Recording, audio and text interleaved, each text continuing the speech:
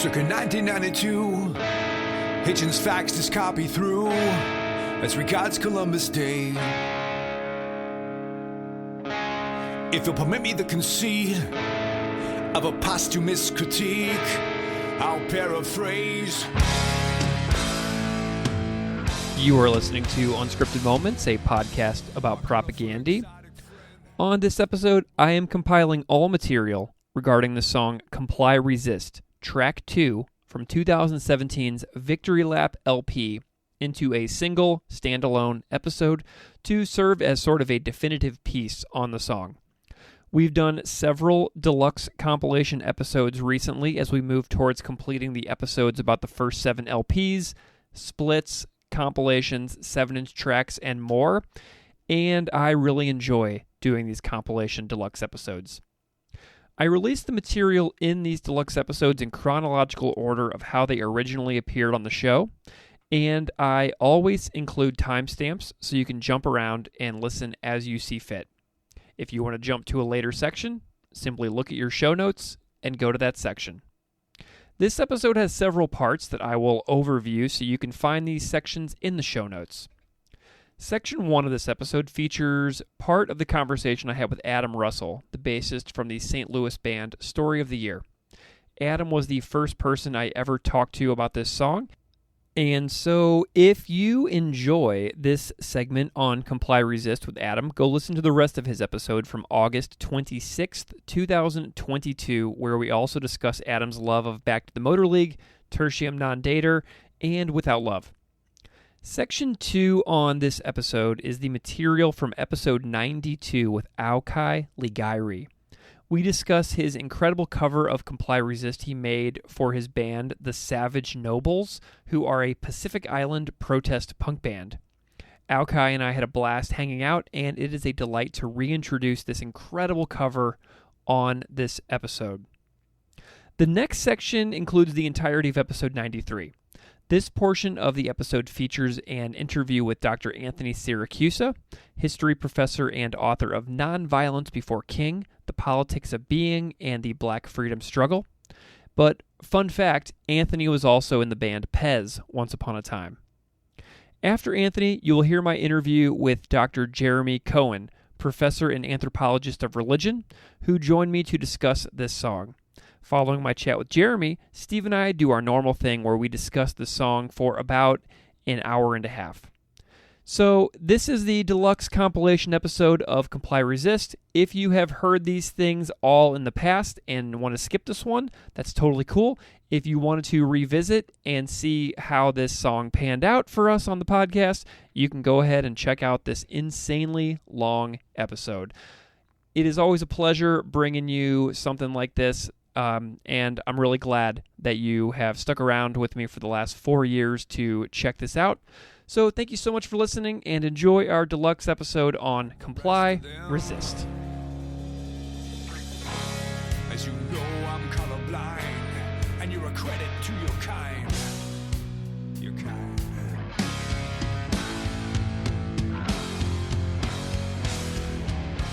The silly talk of resurgence, ceremony, communion with an unconquered natural world. Tell me, where is your gratitude? It resonated so hard in the energy of that song, and by this time, modern propaganda they're fully into this Iron Maiden version of themselves, So it's just ripping, and I would drive to work every day to my fucking retail job with that shit cranked, running late, ADHD style, just like, God damn it, and I'd fucking put that song on. So I'd be all charged up about politics and late to work and everything, and it was just really, really resonating. And then they start to get beyond that song into Comply Resist. They get into there's more layers that you didn't necessarily expect. Didn't necessarily expect from the band. And Chris is doing some things vocally that almost sound like character work. I don't know if maybe he just hadn't done that vibe, or if he was just trying stuff out, but some of it to me sounded like Like he's playing characters. So, like, you know what I mean mean? like in the beginning, Comply Resist? Yes. So, like in the beginning of Comply Resist, to me, it's like almost like a movie intro. Yes. Where there's like an omniscient narrator telling a story over the intro music. Does that make sense? Like, imagine Absolutely. a movie coming in and then a voice just appears over the surround sound in a movie theater. That's to me like what the intro to Comply Resist is. It's that omniscient voice coming For at you sure. through the surround sound, but you don't see anybody on screen. Yeah. And it seems like, I haven't listened to any interviews. I don't know what the specific motivation was, but it seems like there's a little bit of that kind of all over the album where it's more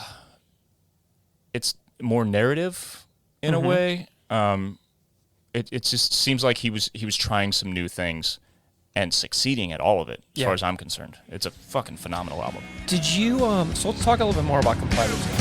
Yeah. Your fourth selection. Kingdom, this fantasy back we bestowed upon your savage emptiness when our cost mistakes were made. But as far as human progress goes, welcome to a slightly higher plane of innovation, opportunity for your troubled communities. The treaties that we broke, the lands that we filched, settlements put to the torch. The children we abuse, all for your own good, of course. Happens to You have, I think at one point, I don't know if you still do, but on your Twitter bio, you had the word skeptic. Mm-hmm. Were you ever a Hitchens guy? Yes, and Me that's too. Yeah, that's why I was taken aback by this song. You know, as lyrics are coming in quickly and you don't understand all of them, little words pop out. And I remember listening for the first time, and as the lyric passed, I thought, did he say Hitchens? Yeah. Did he say Christopher Hitchens? Yeah. In the song? And it intrigued me, of course. And then I kind of went down the rabbit hole and realized, oh, fuck, yeah, this is kind of on brand for Hitch. God damn it. Yeah. You know? Yeah. Because Hitchens and Sam Harris and Dawkins and Dan Dennett, you know, the four horsemen of the Right. the new atheists were so important in my life. Me too. And you may have had a similar experience where you go from being raised as a Catholic, as a believer, and then you question it, and then you're angry. Yep. You're angry at being bullshitted your whole life Yes. and being threatened with hell and all this kind of stuff. So you're fully justified in being as angry as you are, but that's not necessarily maybe the best thing for your relationships or Right. for your public persona per Yeah. se. So I fully went down that road, but it ends up being all good in the fullness of time. And I think what those dudes did at the time for raising awareness about being a non-believer and the fact that it's okay. Yeah. Because in the early 2000s, like if you look at polls back then, on the list of, like a political poll of the groups that are least trusted, that you would be least likely to vote for into office for the presidency, I think was the big study that they did. Yeah. It was Muslims, homosexuals, and atheists. Right. Like, no thank you, America doesn't want you. Right. You know? So we had to be loud. Yeah. You have to have the folks that are kind of like, kind of in the middle, the folks that are, I'm spiritual, but I don't, you have to have the full spectrum all the way up to, fuck you, I'm an atheist. Yeah. You're all fucking stupid. Yeah. So as unhealthy as that is, we needed that to get back to a middle ground where we can go, yeah, it's cool to believe whatever the fuck you believe as long as you're not infringing on anyone else's rights, you're not hurting anyone else. And clearly, being atheistic without theism is just fine. Yeah. We're not pro-Satanism, we're not pro-murder. Right. We just don't believe that. There's no word for someone who doesn't believe in leprechauns. There's no such thing as an a-leprechaunist. Right. It's just like we all know what it's like, and I'm pulling this directly from those dudes. We all know what it's like to not believe in gods. Right. All the other thousands of gods that came before the current mainstream ones and the mainstream ones. If you believe in one, you are an atheist in regard to everything else. Right. So we all know what that's like. It's okay to just subtract one more. Exactly. So these dudes, as flawed as they all are, Yeah. all four of them, rest in peace, Hitchens, they taught me a lot. And Yeah. I grew a lot from reading their stuff, and as I assume you did. So it's in that same spirit of questioning what you believe and what you hold sacred that I took this song and said, okay, this flawed person who taught me a lot really had some shit wrong. You know? So it's just furthering that self-reflection and growth. Yeah, and I reread this essay from Hitchens a couple times, once yesterday and then once this morning, and I was really surprised that Chris lifted some specific lyrics in the song from the Hitchens essay. For example, he says, let me find it. So in the essay, Hitchens says, "You can guess the story. Treaties broken, lands filched, settlements put to the torch, women and children vilely abused." So there are lines in Comply Resist that Chris actually lifts from Hitchens' essay. But, he's got this... Hitchens has got this intro here that I think that if anybody who hasn't read it, you should, because it's only 8 paragraphs. There's not a lot to it. But he talks about the anti-Columbus movement. And so Hitchens starts, "My old comrade David Dellinger, hero of the anti-imperialist movement, telephoned the other day to tell me of the fast he was undertaking to protest the celebration of racism, conquest, and plunder that impended on Columbus Day." And then Hitchens replies, "I urged him to go and break his fast, old thing. 1492 was a very good year." So Hitchens is like, 1492 was actually really great.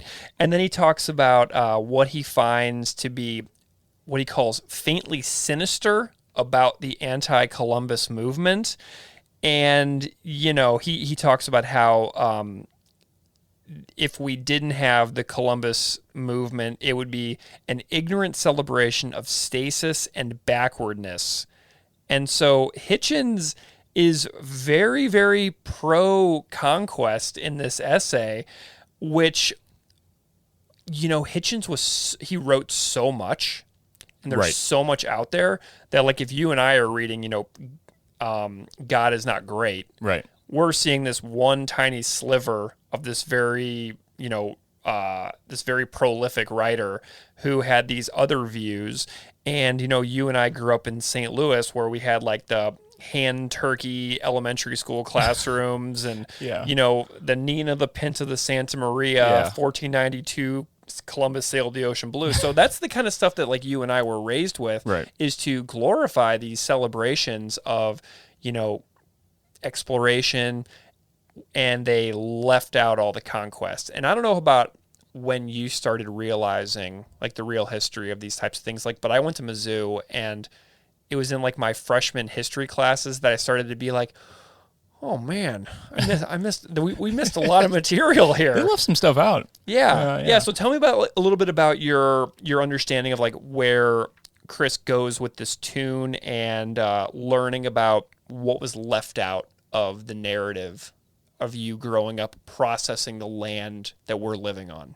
Yeah, that has been a lifelong journey, adult lifelong journey of discovery locally, nationally, and internationally, of course. And the big glaring lessons came from learning what we hadn't learned. All the stuff you're referring to on a national level, on an imperial conquest level. And I remember mid-20s, I guess, I was like, yeah, fuck Columbus Day. It just I just all of a sudden knew it. This guy, like everyone else exploring and conquering back then, was a piece of shit by today's standards. Yeah. Good on them for navigating the ocean and discovering things, cool, but everything else they did was horrific. Yeah. So I dismissed that. It was pretty easy to dismiss that, I guess, at that point in my evolution as a thinker and as a progressive person. Yeah. But it wasn't until more recently that started to that same mindset started to awaken things, and I guess it was when I moved back from LA, where I lived for 4 or 5 years. I moved back to St. Louis, and it was hugely eye-opening because living in a diverse state and city like Los Angeles, California, it's like palpable how much the place is not segregated, how much race isn't an issue. That's not to say that there isn't racism, because it's fucking everywhere. But compared to St. Louis, like coming back here, we're such a segregated city to this day. We have such a horrific history, most of which we aren't taught. And the state of Missouri, we weren't taught that this was a slave state. We were thought that we were in the middle. You know, no, it's bullshit. There were slaves everywhere. We were a piece of shit state then, and we still are now. And St. Louis specifically, learning about the history of segregation and the terrible stuff that went on with the real estate market and realtors. Redlining, blockbusting. Encouraging white flight. Like that was all very calculated and very, very purposeful. Yeah. And I learned about the history of Pruitt-Igoe, the housing project. Great documentary about that, by the way. Yeah, there's the Pruitt-Igoe myth. Yeah. Yeah. We don't know. I would say 90+% of us as St. Louisans don't know that history because it's been kind of pushed under the rug. While meanwhile, it's taught internationally as the worst failure in public housing. Internationally. So yeah, it's like 5 miles away from here. Right. Yeah.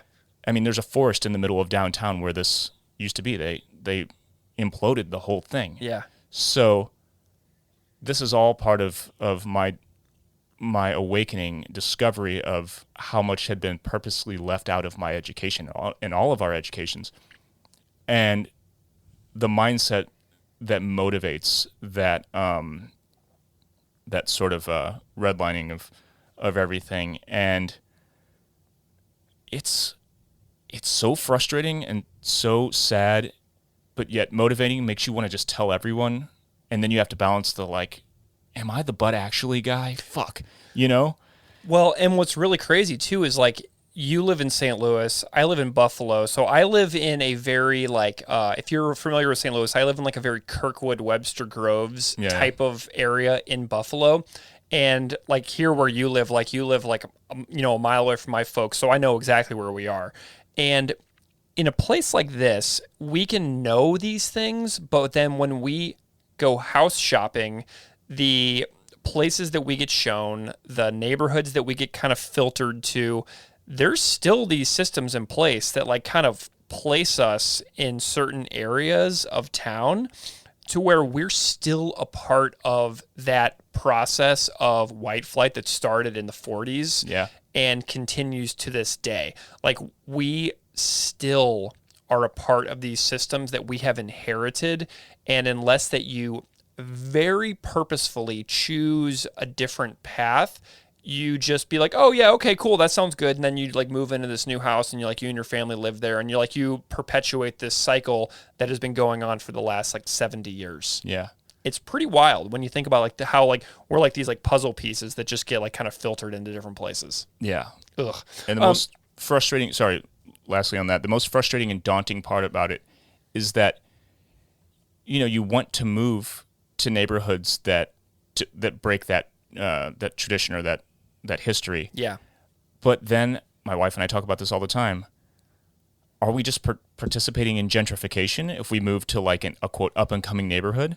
Because ultimately nothing's being fixed. Right. Like, things stay the way they are because we still have school districts funded by tax dollars. We have these systems that will perpetuate this until that changes. Yeah. So it's not as frustrating as living in poverty, but it's goddamn frustrating, and you feel powerless to actually make change. Yeah, and the school district funding models in the United States are one of the major driving forces behind segregation and racism in this country. Like, people buy for the school district, and they have this like notion of what is a good school and what is a bad school, what is a good school and what is a failing school. And there's so much tied up in the history of racism and white flight in these school district boundary lines that people have to do a lot of work to really process that they're not doing. You know, like, you really have to think about it.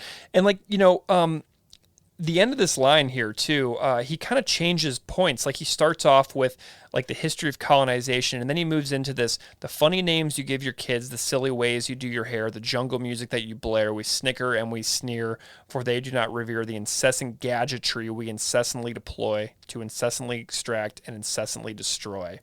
So it's like he goes from like this like historical like 500 years ago view to like something that is like used right now, Right. to continue to divide us, to continue to create judgments and like divisions between human beings, you know? Right.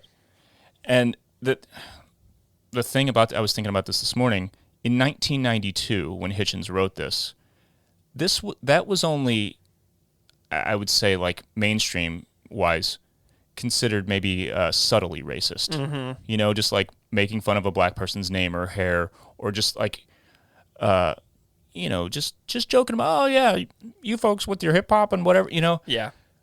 Now that is rightfully so blatantly fucked up and super racist. Yeah.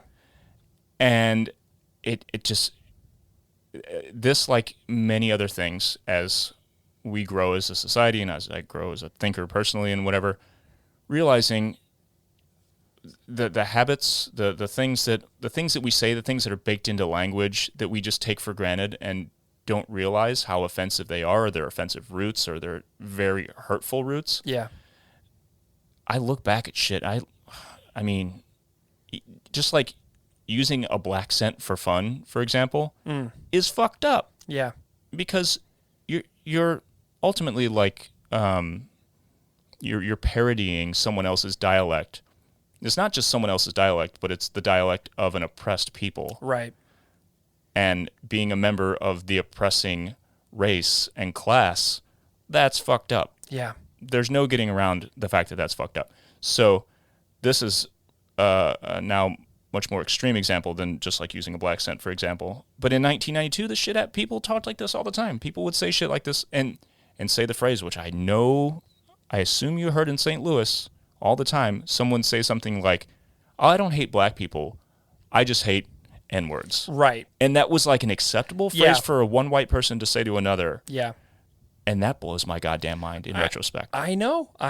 And, you know, we're from the same place. And, like, I heard that stuff for years. And, like, I grew up, like, going to, like, Lake of the Ozarks a ton as well. Yeah. So you, like, take all the aspects of, like, the toxicness of Missouri and you put all the rich, white, suburban people at one lake and you feed them alcohol all weekend. Yep. And then, like, the conversations on those boats at like Party Cove, or when you like go like drop your anchor somewhere and like party all day long. Yeah. It really just comes out because, you know, pre-smartphones, people were just like letting it rip nonstop and being like none of it was recorded. So like they felt free to just say things. And so that's like the kind of stuff that I was just surrounded by nonstop. Looking back, I'm just like, how did I not turn out like this? Yeah. How did I get kind of fortunate and lucky to, you know, go a different way? And it's like music, you know, and traveling and leaving here and going somewhere else for a while to see like different ways that places can process things. Cause like I lived in Mexico and in a city of like 1 million people, and that was extremely eye-opening. And then I lived in England, and then I lived in Canada, and like, so like moving around is one of the most essential things I ever did. It's essential for growth as a human being, period. You can't stay in the same place forever, or you will be that person. Well, Propaganda sends their listeners on an intellectual travel and an intellectual journey. Yes. If we let them, if we move beyond just the totally awesome ragers that they give to us musically, and we dig a little deeper. So, you know, to bring this in for a landing, tell me a little bit about why this band kind of matters to you here and now, like today. What do they continue to do for you and push you to do as a person who cares about the world, thinks, plays music, creates art? Tell me a little bit about where this band kind of fits for you in that. They're one of 2 or 3 artists who have been around my entire adult life, who continue to make music, continue to make new art, and continue to have their finger on the pulse of what's going on in the world in a way that isn't cynical. It doesn't seem tired, worn out. They persist in a way that I think really probably appeals to my OCD and ADHD, which is an engine with an endless fuel tank. Yeah. So it's inspiring in that sense. Yeah. And the music just gets better and better. Like my two favorite bands right now, that are currently active, Propagandhi and He Is Legend. They just keep getting better, and I don't understand how that's possible. So I'm fascinated, I'm inspired, I'm motivated, and I'm filled with like the joy of new art coming out because as you know, you get older and you get stubborn. It's hard to be into new stuff. And if you're a musician who's played thousands of shows, sometimes you just get sick of music. Yeah. So when those rare moments are as special as they are when a new Propagandhi album comes out, for example, it means a lot. Yeah. Well, Chris recently said that he is right now fully focused and committed on making the best Propagandhi record of all time. So I feel like the vibes within the band are probably pretty good if Chris himself is saying that. So I'm excited. But Adam Russell, where can people find you who are listening to this? Where can they find you if they want to follow along with what you do? My personal social media stuff is at Adam the Skull on Twitter and Instagram. Okay. I don't post a ton on Instagram. I'm shitty at social media, but my stories are usually full with reposts or things. It's a good balance between political stuff and just straight Beavis and Butthead bullshit and my band and then my Star Wars stuff. Yeah. And then my podcast, Thank the Maker, a Star Wars podcast, is at Thank the Maker on Instagram and TikTok, at Thank the Maker Pod on Instagram and TikTok, at Thank the Maker on Twitter. Story of the Year is at Story of the Year on all the stuff. And that's it. Awesome. Well, Adam, I have been delighted to be at your home, to hang out, chat about St. Louis, chat about all these great songs, this incredible band, and hearing your stories and how you connect to this band, and to share this moment because like we grew up in this strange and interesting city that we're currently in. So to be able to reminisce and like kind of talk about some of our connections over the years has been a real thrill. So thank you so much for joining me today. Thank you. Thanks for being here. The jungle music that you blare. We snicker and we sneer, for they do not revere. Then says the catch a tree, when it says to lay deploy, to it says to lay extract, and it says to lay destroy. You don't worship us away. Don't you worship us all. Resist, comply. I resist with Aukai, Ligairi.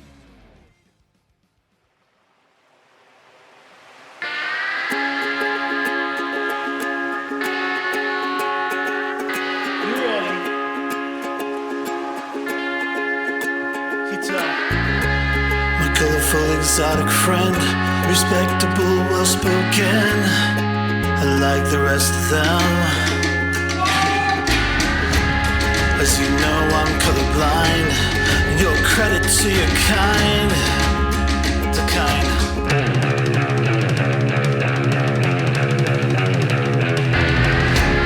Silly talk of a resurgence, ceremony communion with an unconquered natural world. Tell me, where is your gratitude for all we've done for you? This paradise Eden.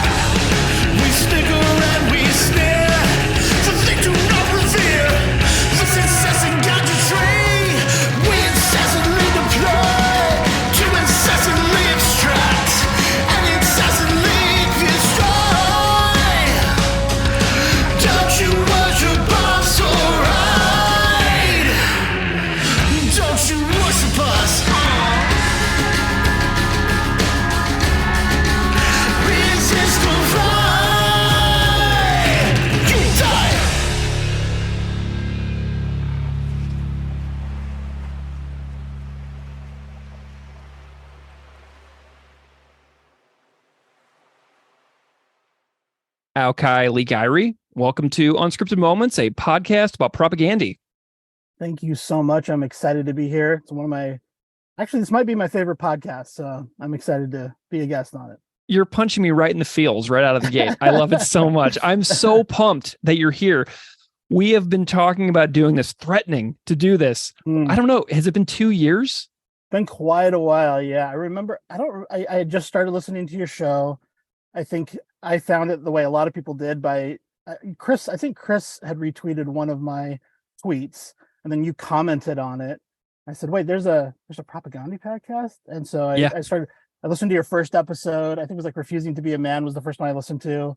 I was just blown away. I couldn't believe what I was hearing. And I'm going to try to say propaganda. No, we're not going to have that conversation you have every time. But I just was blown away by the amount of work you put into it and how thorough it was. And I just loved it. And I've been listening to the show religiously, but he's on the Hitchens episode. But I've been listening to it, but not in order of release. I've just been listening to it based on whatever song I felt like, wanting to really dig into at the moment. So, it's been one of my favorite podcast experiences of this kind of pandemic era, Corona apocalypse era. Yeah, man, I'm so glad. Like, whenever you say that the first one that you really dove into was Refusing to Be a Man, I'm really glad that was your first one, because the amount of work that went into that episode, I mean, it had to have been 70 hours of human labor between Keith and me and Mary and Beeve and Zach and everybody who was on that episode. I mean, that was like a massive undertaking. And so hopefully this isn't another 70-hour job for you. Well, it doesn't matter. It doesn't matter if it is. Like, I love doing this, and I'm just so glad that to have this little like community of like propaganda obsessives out there who I've become friends with. It means like the world to me. And I am so glad that we never gave up on doing this. And the reason this took so long is because I have a tendency to procrastinate songs that I'm sort of afraid of. Do you know what I mean? Like Haile Selassie, Mataka Marisa Kun Rasakan. Like, there are certain songs that I procrastinate tremendously, and Comply Resist is completely a procrastination effort on my part. I get it. I remember I tweeted you at the time and said, hey, when you get around to Comply Resist, please have an Indigenous scholar or someone on the show. And you said, how about you? And I was like, yeah, I don't know about that. But I appreciate you having me on. Well, it's fabulous. And so I'm wondering if you can go ahead and introduce yourself a little bit just to the listeners out there so they know a little bit about you before we kind of dive into this conversation that we're going to have. Absolutely. I am not a scholar. I'm a filmmaker, documentary filmmaker, and I'm a Pacific Islander, and I've done most of my work with Pacific Island and Native American communities in North America, so-called North America. I do most of my work in Alaska currently. I'm working on a television series for National Geographic and BBC called First Alaskans, with an all-Indigenous cast.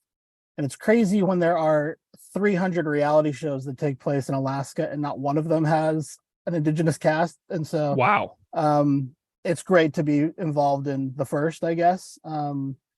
It's like both awesome and sad that I'm working on the first version of that. But so it's for National Geographic Channel. Nobody had ever really seen it because nobody has National Geographic Channel until the pandemic came around. Then they put all that stuff on Disney Plus. So now everybody's seen it. So it's great. So it's really easily accessible if you like the mouse. Like I know Chris does, actually. So I mean, I have Disney Plus on my TV. You'll have to send me a list of titles.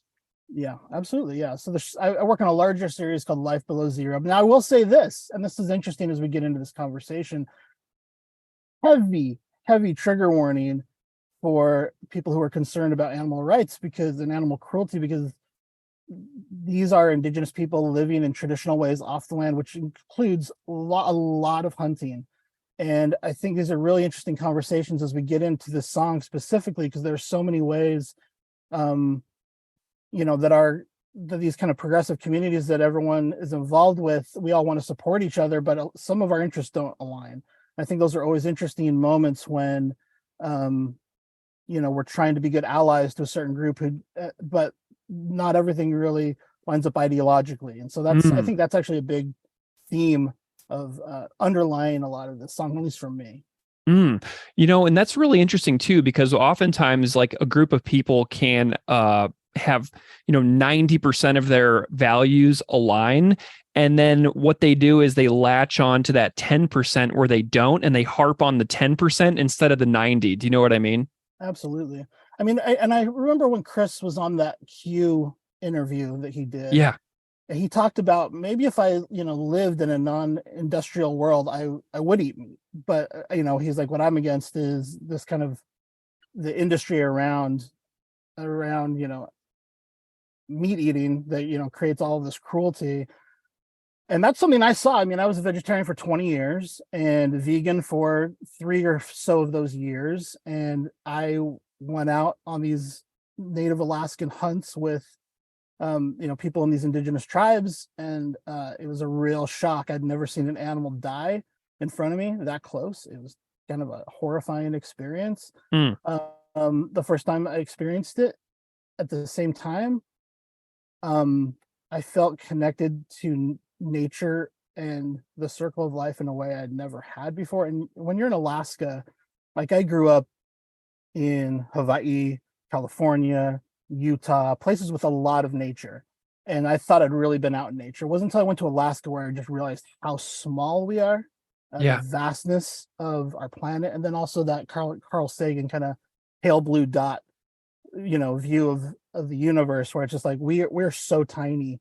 And being out in these situations, I remember this hunter I was with had killed a moose. I'm filming it. And this other thing is I'm unarmed. And so I feel, there's a huge amount of vulnerability where I'm with a camera and there are grizzly bears and wolves and things around us at all times. I mean, even a moose can be very dangerous to a human, And I think when we think of hunting, we think about invading these animals' places. But for these Native Alaskans, this is their place as well. They've lived in this land for thousands of years amongst these animals. They're part of that cycle.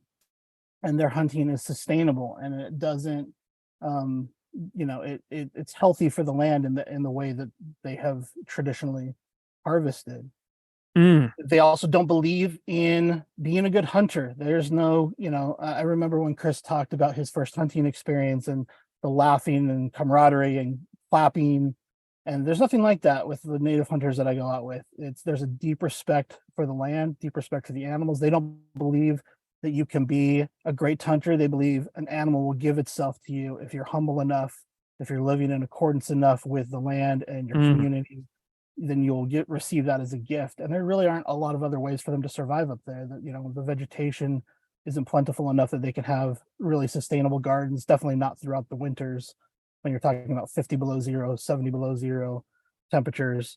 The stores that they have are the size of a small gas station, and Pop-Tarts, you know what I mean? There isn't nutrition available in a lot of other ways. And so, I go up and I'm working with people who, growing up in the 80s, like the Save the Whales and clubbing baby seals, like these are things that are the absolute worst thing you can imagine in terms of interacting with animals. And that's how these people live. I mean, they hunt whales sustainably. And I imagine that for a lot of this audience, that's a really triggering idea. And it was really hard to experience as someone who, had not eaten meat for 25 years of my life. Wow. But it was also, it reconnected me, I think, in a way with, just with the earth. And I felt what it felt like to be human in a more primal way than I'd ever felt before. I'm not like pro hunting, but what I am is I think it is definitely a much more responsible way to eat meat if you were going to than eating a chicken McNugget. It's you have to deal with the viscera, you have to deal with the responsibility of taking a life, and I think it's just much more honest, and it's been an incredibly eye-opening experience for me. It's also helped me connect with my own indigenous roots in the Pacific. It's a lot of fish and things like that are part. I've been out of the Pacific for half a generation and feel very Americanized, but my DNA has been in the Pacific for 5,000 years, and it's a big part of, like, it's intrinsically part of who I am. And you see a lot of health concerns for indigenous groups, and I think a lot of that is people who've gotten away from their traditional foods and eating these really terrible American diets. And I think there is really something to understanding how indigenous people live sustainably on their lands for all of this time, where they were really connected with nature on an island where you had to respect nature in order to survive, because for thousands of years there were not supplies coming in on a boat. Now maybe 80% of Hawaii's food comes in on a barge. Yeah. That was not the case for 5,000 years. So how did people live and thrive? They had to respect the environment, they had to respect the land, they had to respect the animals, and they had to learn how to live within that cycle. And I think that, to me, is the key to this huge climate crisis we're dealing with, is understanding how the indigenous peoples in whatever area you come from, it could be Ireland, but how did the people in those areas learn to live sustainably, before there was this huge industry around terrible, Amazing, unhealthy food. What an amazing job you have, and such an interesting backstory too. I love that you mentioned that you realized your smallness in Alaska, but how growing up in Hawaii, because I lived in Hawaii for a bit, and living in Hawaii is what made me feel my smallest, because growing up in Missouri, in the middle of the continental United States, I was surrounded by land for 1,000 miles plus in every direction. And so I was never at essentially in an isolated spot. And when I went to Hawaii, you can only drive around Oahu so many times right? Yeah. before you feel tiny, because you're looking into thousands of miles of ocean in every single direction. And that is what made me feel my smallest, was living in your home place. Well, it makes sense, because Hawaii is the most isolated archipelago in the world, in terms of being the distance from other places. My family actually immigrated to Hawaii from Fiji. And so in the South Pacific, we're much closer. And but still, the Pacific Ocean is so vast, we don't know the depths of it still. It's really unexplored. And I think, but the way that we're taught to look at it, one of my the people who's really influenced my worldview is a Fijian Tongan scholar named Epeli Hau'ofa, and he talks about, he wrote a really seminal piece called Our Sea of Islands, which can be found in a collection called We Are the Ocean. But he basically talks about how we're connected by water, and we should be defined not by the smallness of our lands, but by the vastness of our oceans, which connect. And so I think for Pacific Islanders, I think the ocean is not a obstacle. It's our highway. It's the thing that connects us to our family, our cousins on these other islands. And we're distinct tribes and distinct groups of people, but we're also one. I like to see the Pacific as one large group of people. I also think, just in terms of, I'm sorry, I'm getting really, it's really good far here, but in terms of political power, we're so small, and I think we get really focused on being Hawaiian or being Samoan. And even within those, if we go to Fiji, every island has 8 tribes, and each of those tribes has their own unique cultures and dialects. And so it's not to whitewash any of the uniqueness of any of those groups, any of those island nations, but I think we're so small. If we could consolidate as a group, we would have much more political power at the international table to have some say in our own self-determination, which is been a big problem in the Pacific. Again, relating back to this song, colonization devastated the Pacific for a long time, and we'll get into that, I'm sure. But it's interesting. For me, the ocean is definitely a connector. It's not a scary, isolating thing.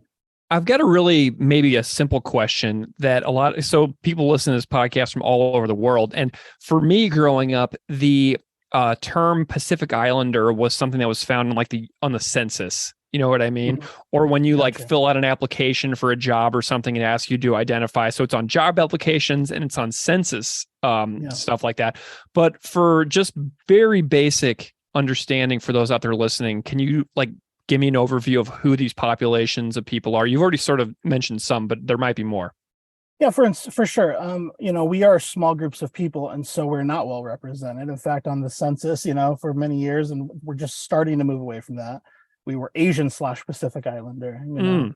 and a lot of like the groups I work with are Asian American/Pacific Islander communities, which is it sounds like a colonization thing, but it was actually founded by Asian and Pacific Islanders themselves to kind of group together as people that could support each other as small minority groups. It's changing now a little bit. I mean, we're in a situation where because of colonization, because of settler colonialism, Native Hawaiians, for instance, are being priced out of their own homes. They Mhm. cannot afford to live there anymore, and so you have there are more Pacific Islanders now living in the state of Nevada than there are in the islands of Hawaii. Right? Wow.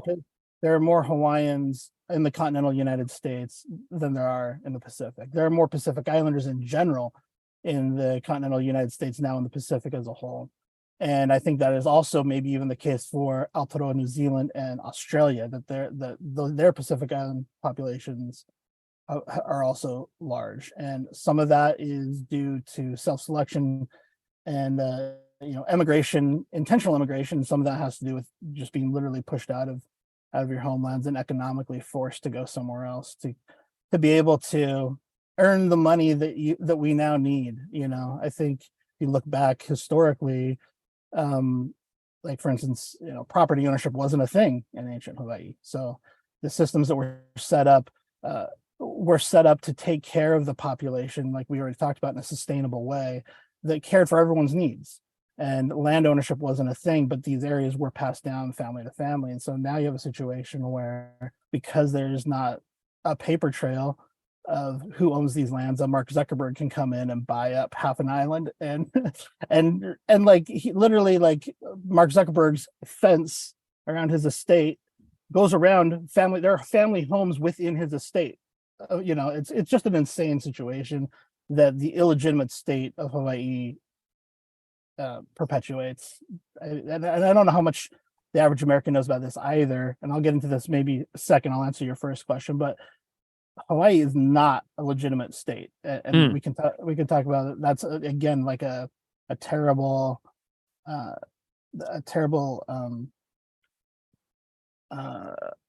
can't, I'm blanking on the word I want to use, but it has stemmed from settler colonialism. Yeah, land grab.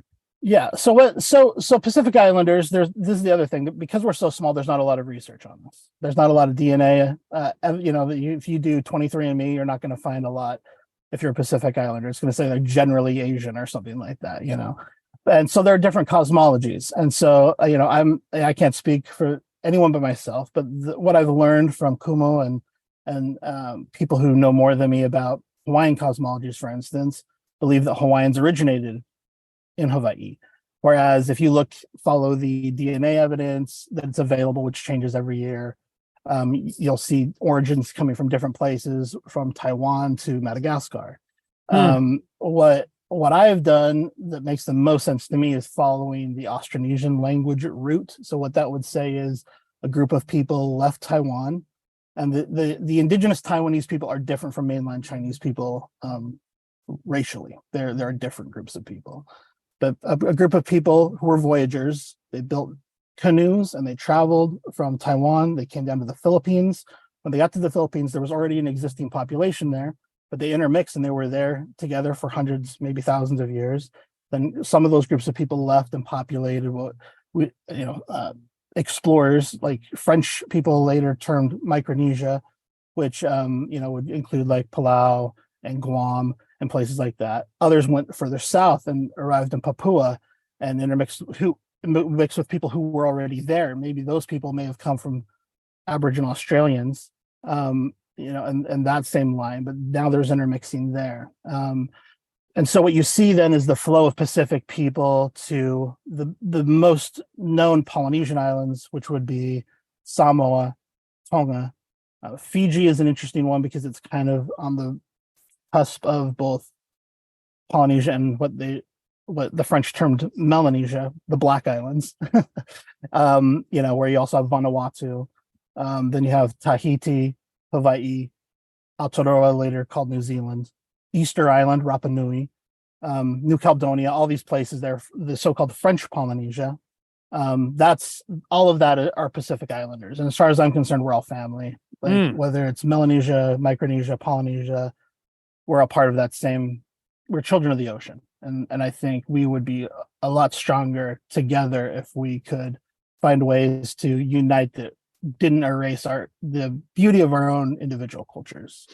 Amazing. That's such a nice overview too, because like now what I can do is I can kind of picture that a lot more in my mind. And I was completely ignorant of the history of Hawaii becoming a state until I went there on spring break during my senior year of college.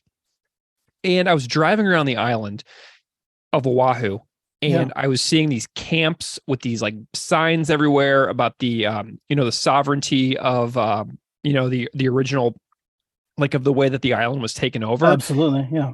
And I was like mind blown. Like I was that much of a moron, just like I had no clue. I just wanted to go on vacation. And so then when I got back, I was like looking into it a little bit, and I found this book called Overthrow by a writer named Stephen Kinzer, who writes about 10 different takeovers of sovereign governments by the United States and its military. And Hawaii is chapter 1 of that book. So it was just like kind of going there and seeing it from my own eyes and being like, wow, something's not right here.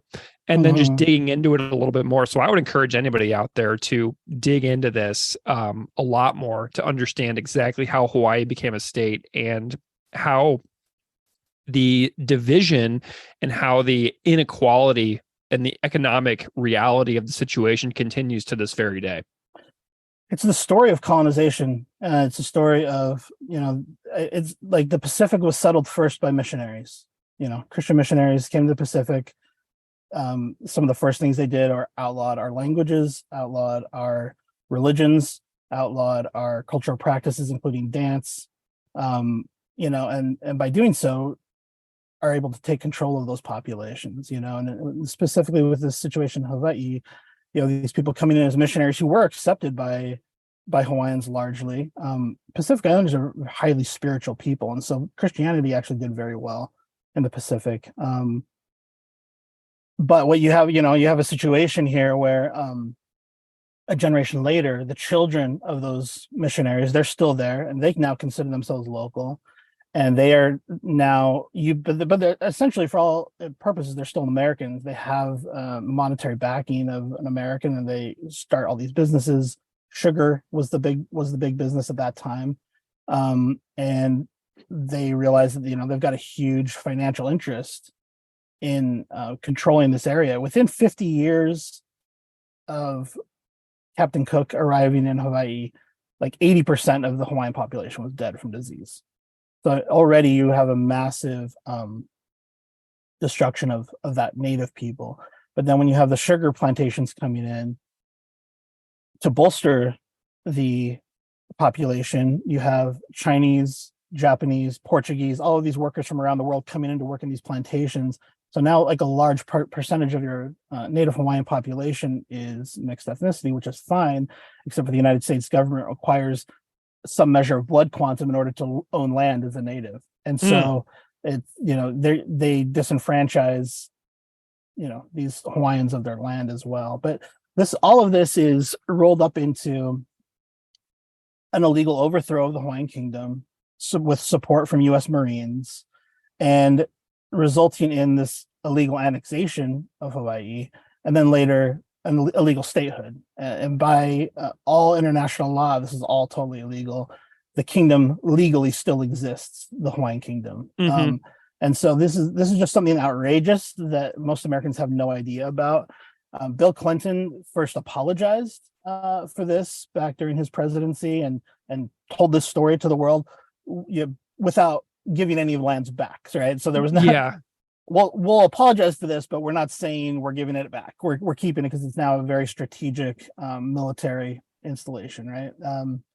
And so, yeah, militarization is also a big part of the Hawaiian story. And, the U.S. military and tourism drive a good portion of Hawaii's economy, but it's not necessary.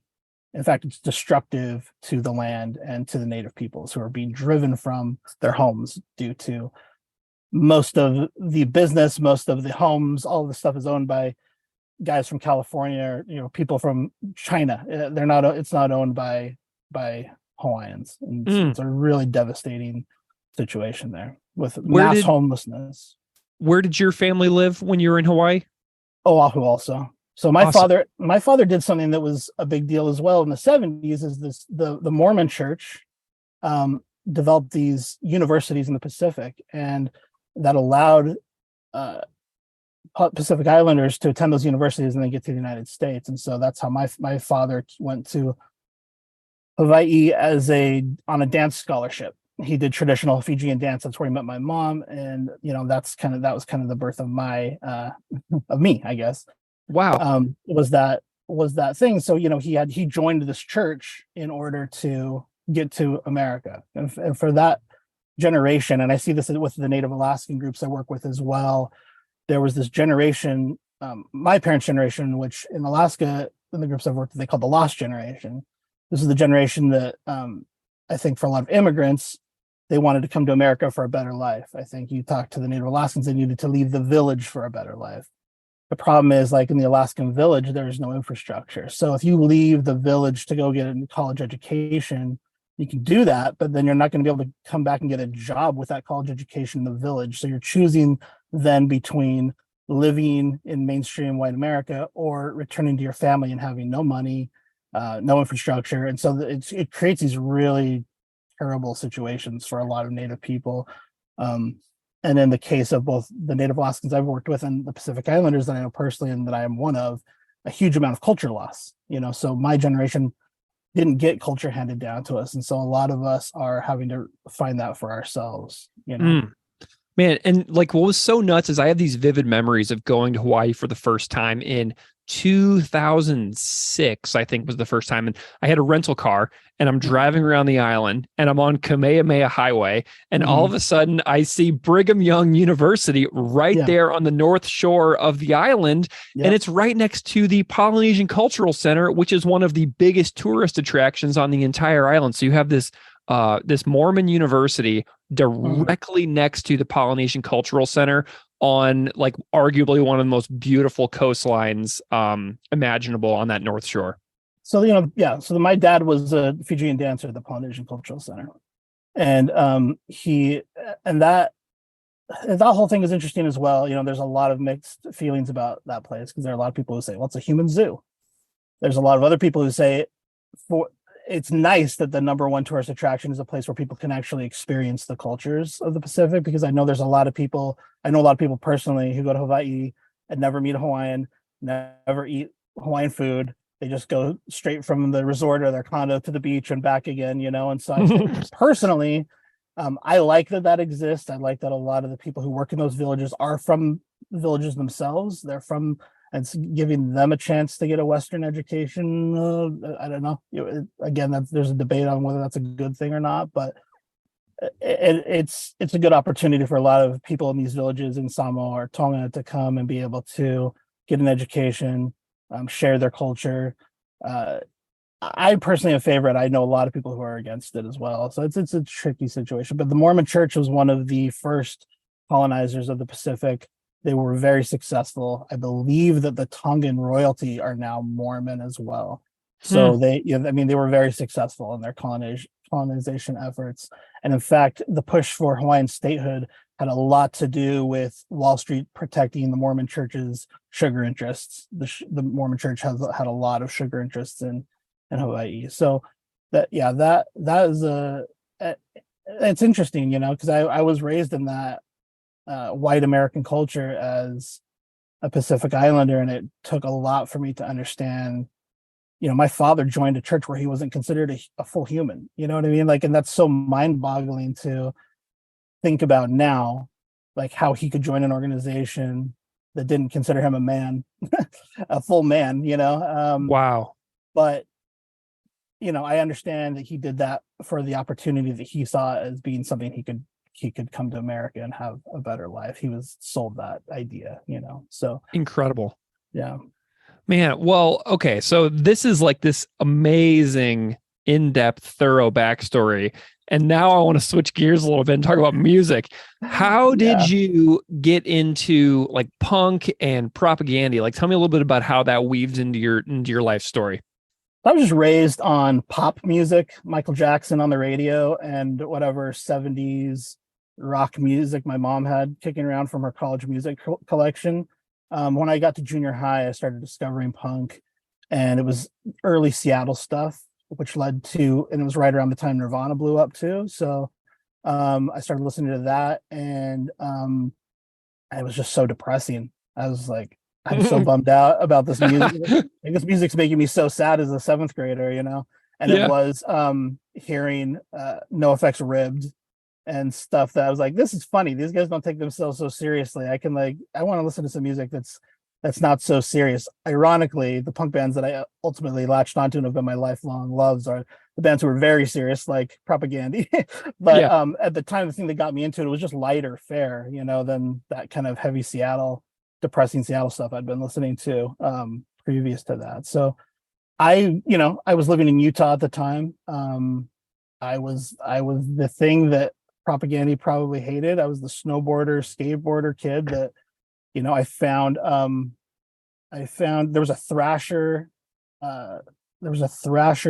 skateboarding video called The Truth Hurts, and it had a Bad Religion song, American Jesus from Recipe for Hate, and it had NoFX Sold Out on it. And I went to the local CD store, and I thought I was buying Bad Religion, but I bought NoFX accidentally, and listened to White Trash, to Hooves and a Bean. And I was like, this is hilarious. My friend had Ribbed, and so I listened to that. I thought that was hilarious. And then I eventually got Bad Religion, Recipe for Hate, and then Backtrack to Suffer. And I was just hooked, and I really liked what I was listening to. Pennywise was one of the first bands I discovered through Yeah. a article in Trans World Snowboarding magazine, so I think I understand why Propaganda would be turned off by the commercialization of punk music through those genres, but for me it was a lifeline in a place where I didn't feel like I had the values and things that I had were not represented by the general population. Like, to me, it was a form of resistance that was really meaningful, Mhm. even in those bands that were so silly.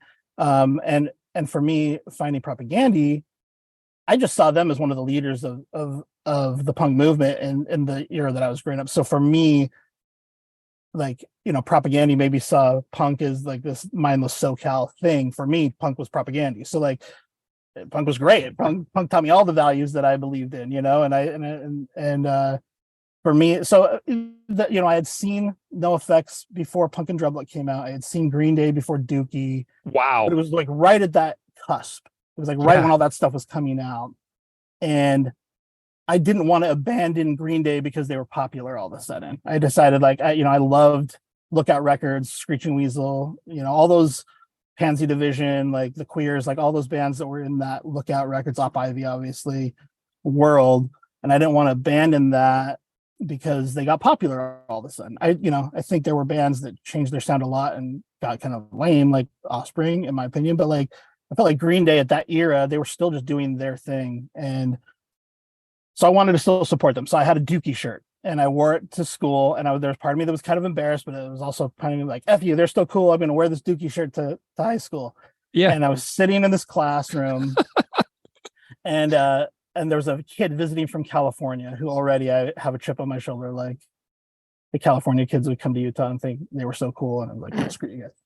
He says, hey, you like Green Day? And I just kind of roll my eyes and I was like, no, already. He's like, if you like Green Day, I've got a couple other bands I want to recommend to you. And I was like, okay. Like, I was just like, I don't want to hear whatever bands you think I'm going to like because I like Green Day. But the two bands he recommended to me were Blink-182, who was just Blink at the time. Yeah. And Propaganda.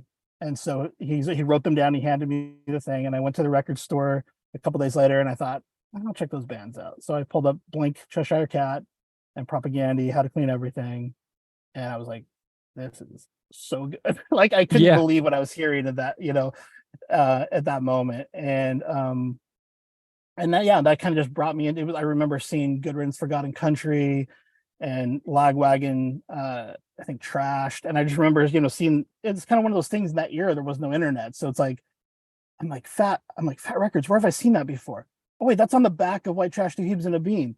Oh wait, are there other bands on Fat Records? And then I'm like going through all the liner notes, and and you're like reading the thank yous and finding more bands through that. And for me, I really appreciated that melodic punk sound. I thought those bands were good, Strung Out and Lagwagon.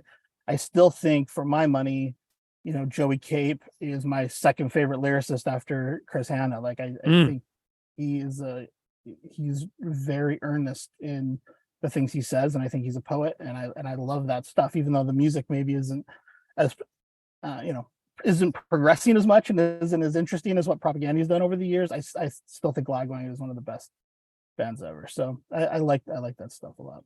Dude, I tell you what, the record that Joey Cape wrote about Derek Plord, Resolve, that came out in like 2005, I think that album is so criminally overlooked for how deeply emotional and incredible those words are. So yeah. I have absolutely no issue with what you're saying right now at all, and I'm in complete agreement. So it was, for me, I was just getting into all those bands, and I was into like the entire breadth of punk that was out at that era, not just that SoCal sound, but like everything. I was just exploring and digging back into the roots and getting into it.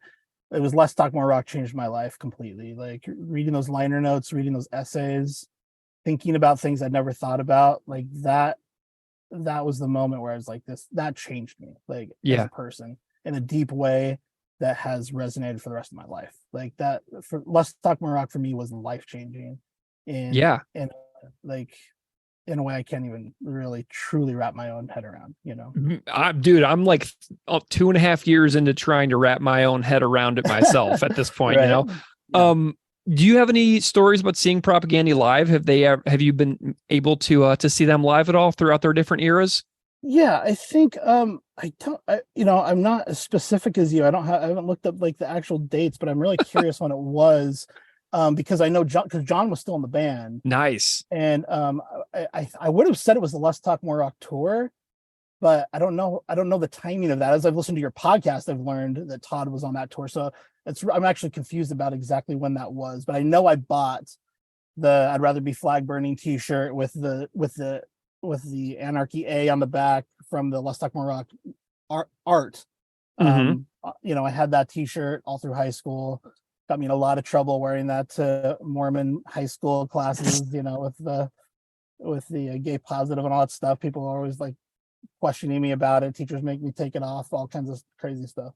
But yeah, I went and saw them at a place called the Bar and Grill in Salt Lake City. And my biggest memory was at that time period, I didn't have a lot of money. And me and my friends would go to the punk shows before they'd start and would hang out and try to meet the band when the band would arrive, and would say, hey, can we help you load in and you can put us on the guest list? That was our move. And the reason for doing that was if we didn't have to pay for the ticket, we could then spend that money to buy a CD or a t-shirt. Mm-hmm. And so that was our goal. So the band was still getting our money, but just not, that was our only way to be able to get like the CD or the t-shirt. So we did that a lot. We did that with Blink, for instance. The Vandals, there was a tour that was the Vandals, Strung Out, and Blink. We did that at that show. We did that with Joy Killer. Nice. With Jack Grisham.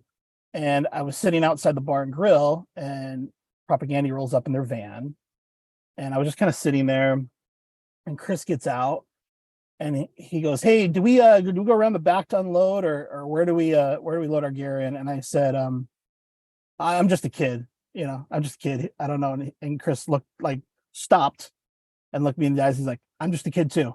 And I like, that was one of those, again, seminal moments that for me, like, was transformative. Like, wow. The way, when he said that to me, I was just like, I love this. I love this guy. I love his attitude. And we ended up loading in with Propaganda. It was mostly working with Jord, like getting gear in, but they were super welcoming to us. Like Salt Lake at the time did not have like good vegetarian options, and so like the only food that the club could provide was a big hummus and veggie plate, but they invited us, so we sat and ate hummus with John, and and talked, and we were huge fans, me and my friend, and so we just got to hang out with them for a couple hours during the load in process. And they said, hey, go ahead and go back and grab a free book if you want. You can get a free book or a free t-shirt, whichever you want. And so we went back, I bought a t-shirt and got a free book from the AK press table.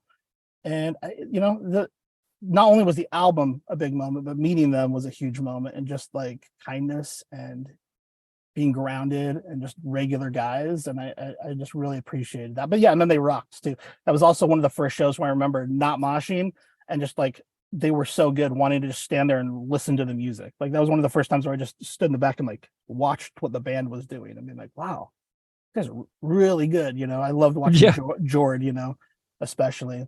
And then I saw them again with Todd for the Today's Empires tour. Also in Salt Lake City. And then because I am just not musically mature, I could not follow them on the next part of their journey, honestly. Like I didn't get it, and I didn't understand Potemkin City Limits.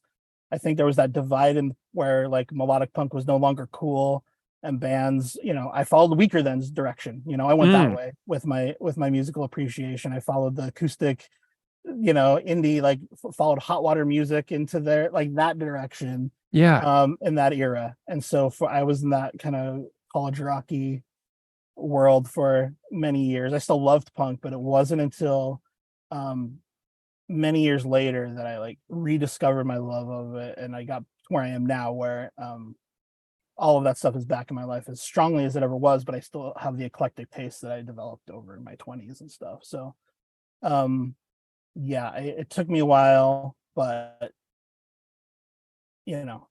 Victory Lap completely won me over, and then that allowed me to go back and appreciate the other albums more than I had on first blush. It's kind of like every time a new album would come out, I'd listen to it and I'd try to find like the one song that kind of reminded me of Less Talk or Today's Empire. Yeah.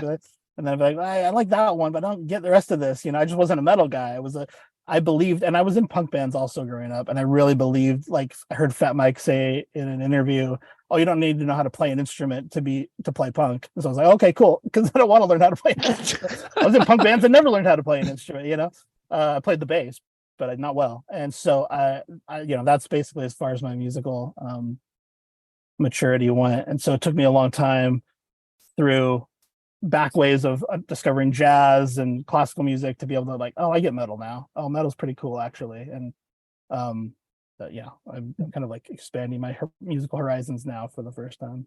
I'm curious about your thoughts on Victory Lap too. So you mentioned that Victory Lap won you over, and I'm wondering if you relate to my theory that they did, the really melodic years, and then they did some really super heavy years, and that Victory Lap is a perfect combination of both of those eras that could not be possible if records like Failed States and stuff like that didn't exist. You know what I mean? Yeah, it's really interesting. So for me, Let's Talk More Rock is maybe the best punk album of the 90s. But now with my deeper Propaganda appreciation, I don't even know if I'd say it's my favorite Propaganda album. It was just so life-changing. It was such a monumental moment in my life. And I also think it's such a good conversion tool, not only for punk at the time, but also for all these ideologies, because the lyrics were so different than they are now. Now they're these beautiful stories. The time it was just like, do this, don't do that. And it was really instructive. And it was actually, for that age I was at, really necessary for someone to speak to me so directly. Yeah. I don't know if I had found supporting cast if I would have understood all the messages underlying it at that age. It really was necessary for me to hear Let's Talk More Rock. But musically, I just like that tone, and I was listening to Chris's podcast recently on his Patreon, and he was talking about the influences that kind of led him there. I'm like, I would love to hear him revisit some of those influences and see what he would do now with some of that stuff, because I just love where he went. But yeah, supporting cast is an example of that's close to my favorite album now. And I probably couldn't even have listened to it 5 years ago. So I've matured a lot and what Victor Lap did is it allowed me to rediscover those other albums, because I could hear the Propaganda that I loved in Victory Lap, Yeah. And then that allowed me to understand what they were doing previous to that better, I guess, if that makes sense. Yeah. Like to me, there's really nothing like the song Victory Lap or Cop Just Out of Frame or Call Before You Dig. Like there's nothing like those songs on Failed States at all. And if you think Right. about supporting cast, Humane Meat is kind of like it. The Bangers Embrace is kind of like it. But like Victory Lap really revisits and hones what Less Talk More Rock was flirting with sound wise. You know what I mean? Yeah, it's hard for me to pick a favorite album, but right now, yeah, I'm so in love with Victory Lap right now. I love everything about it. It's such a good album. I hope they change every time, so I'm so curious what the new album's going to sound like. But I really love Victory Lap so much. Well, I Failed know they're States is the working one I on it. haven't. Failed States is the only one that I haven't been able to fully. But your podcast has actually been huge in this department. It's made me consider all these songs that I hadn't listened to, including How to Clean Everything, songs that I kind of screw that era. Dude, Help me yes. reappreciate How to Clean Everything as well, which I pretty much abandoned. I tell you what, man, a few of my favorite episodes that we've ever done have been on Pigs Will Pay and Leg Hold Trap, songs that were recorded for How to Clean Everything but didn't make the final record. Those are two of my favorite episodes we've ever done because I got to talk to Conrad Sichler for Leg Hold Trap, who sang for John K. Sampson's high school band. I remember And then the Pigs Will Pay episode, that was one of the most deeply moving series of like research for the episode that I've ever done for the entire podcast is like those two songs. So like those episodes that did this had the same exact effect for me, even though I was the one making them. Yeah, that's amazing. That's what a gift. And also I can imagine you're burned out on it by now, but you're doing great. I really applaud you what you're doing. I think you're in the way that Chris seems to struggle with whether or not he is having an impact. I think it's very clear to me that I know the impact he's had on me, and I really believe you're also having a major impact on people because you're helping them discover intricacies of like this really important band as well. Like I really applaud you for what you've done with this podcast. Man, thank you so much. It's honestly the creative thrill of my life. Like That's seriously, awesome. I don't mean that I mean that as hyperbolically as it sounds. It is the creative thrill of literally my entire life is this show. So I want to talk about Comply Resist now. Yeah. You chose, as you mentioned earlier, you picked this song way back years ago when we started the show. And we've kept in touch here and there. And we're always like, yeah, haven't forgotten. But then you threw me a curveball. I thought you were just going to be like on the episode. And then a few months back, you were like, I really want to make a cover of this song. And I'm like, man, hell yeah, do it. Because the covers have become seriously some of my favorite things about this show. There must be 50 of them in the show by now. It's insane. And so tell me why you decided to embark upon this extremely challenging idea. So people have already heard the cover way back in the beginning of the episode. Tell me, why you decided to pursue this instead of just like being a guest on the episode itself. Well, it was really a selfish reason. I had this idea for a band I wanted to do for many years, and it was just I couldn't actually visualize it. Like I said, I'm not like a really trained musician in any way, so I knew what I wanted to do was take Polynesian sounds and put them in a punk context.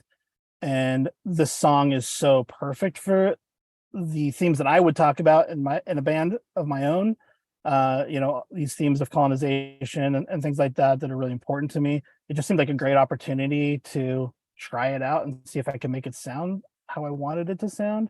It's still not exactly like what I would write, obviously, because Propaganda are geniuses, and also I have just different influences and stuff, but it's really close to what I was trying to pull off, and it was just a good exercise. I've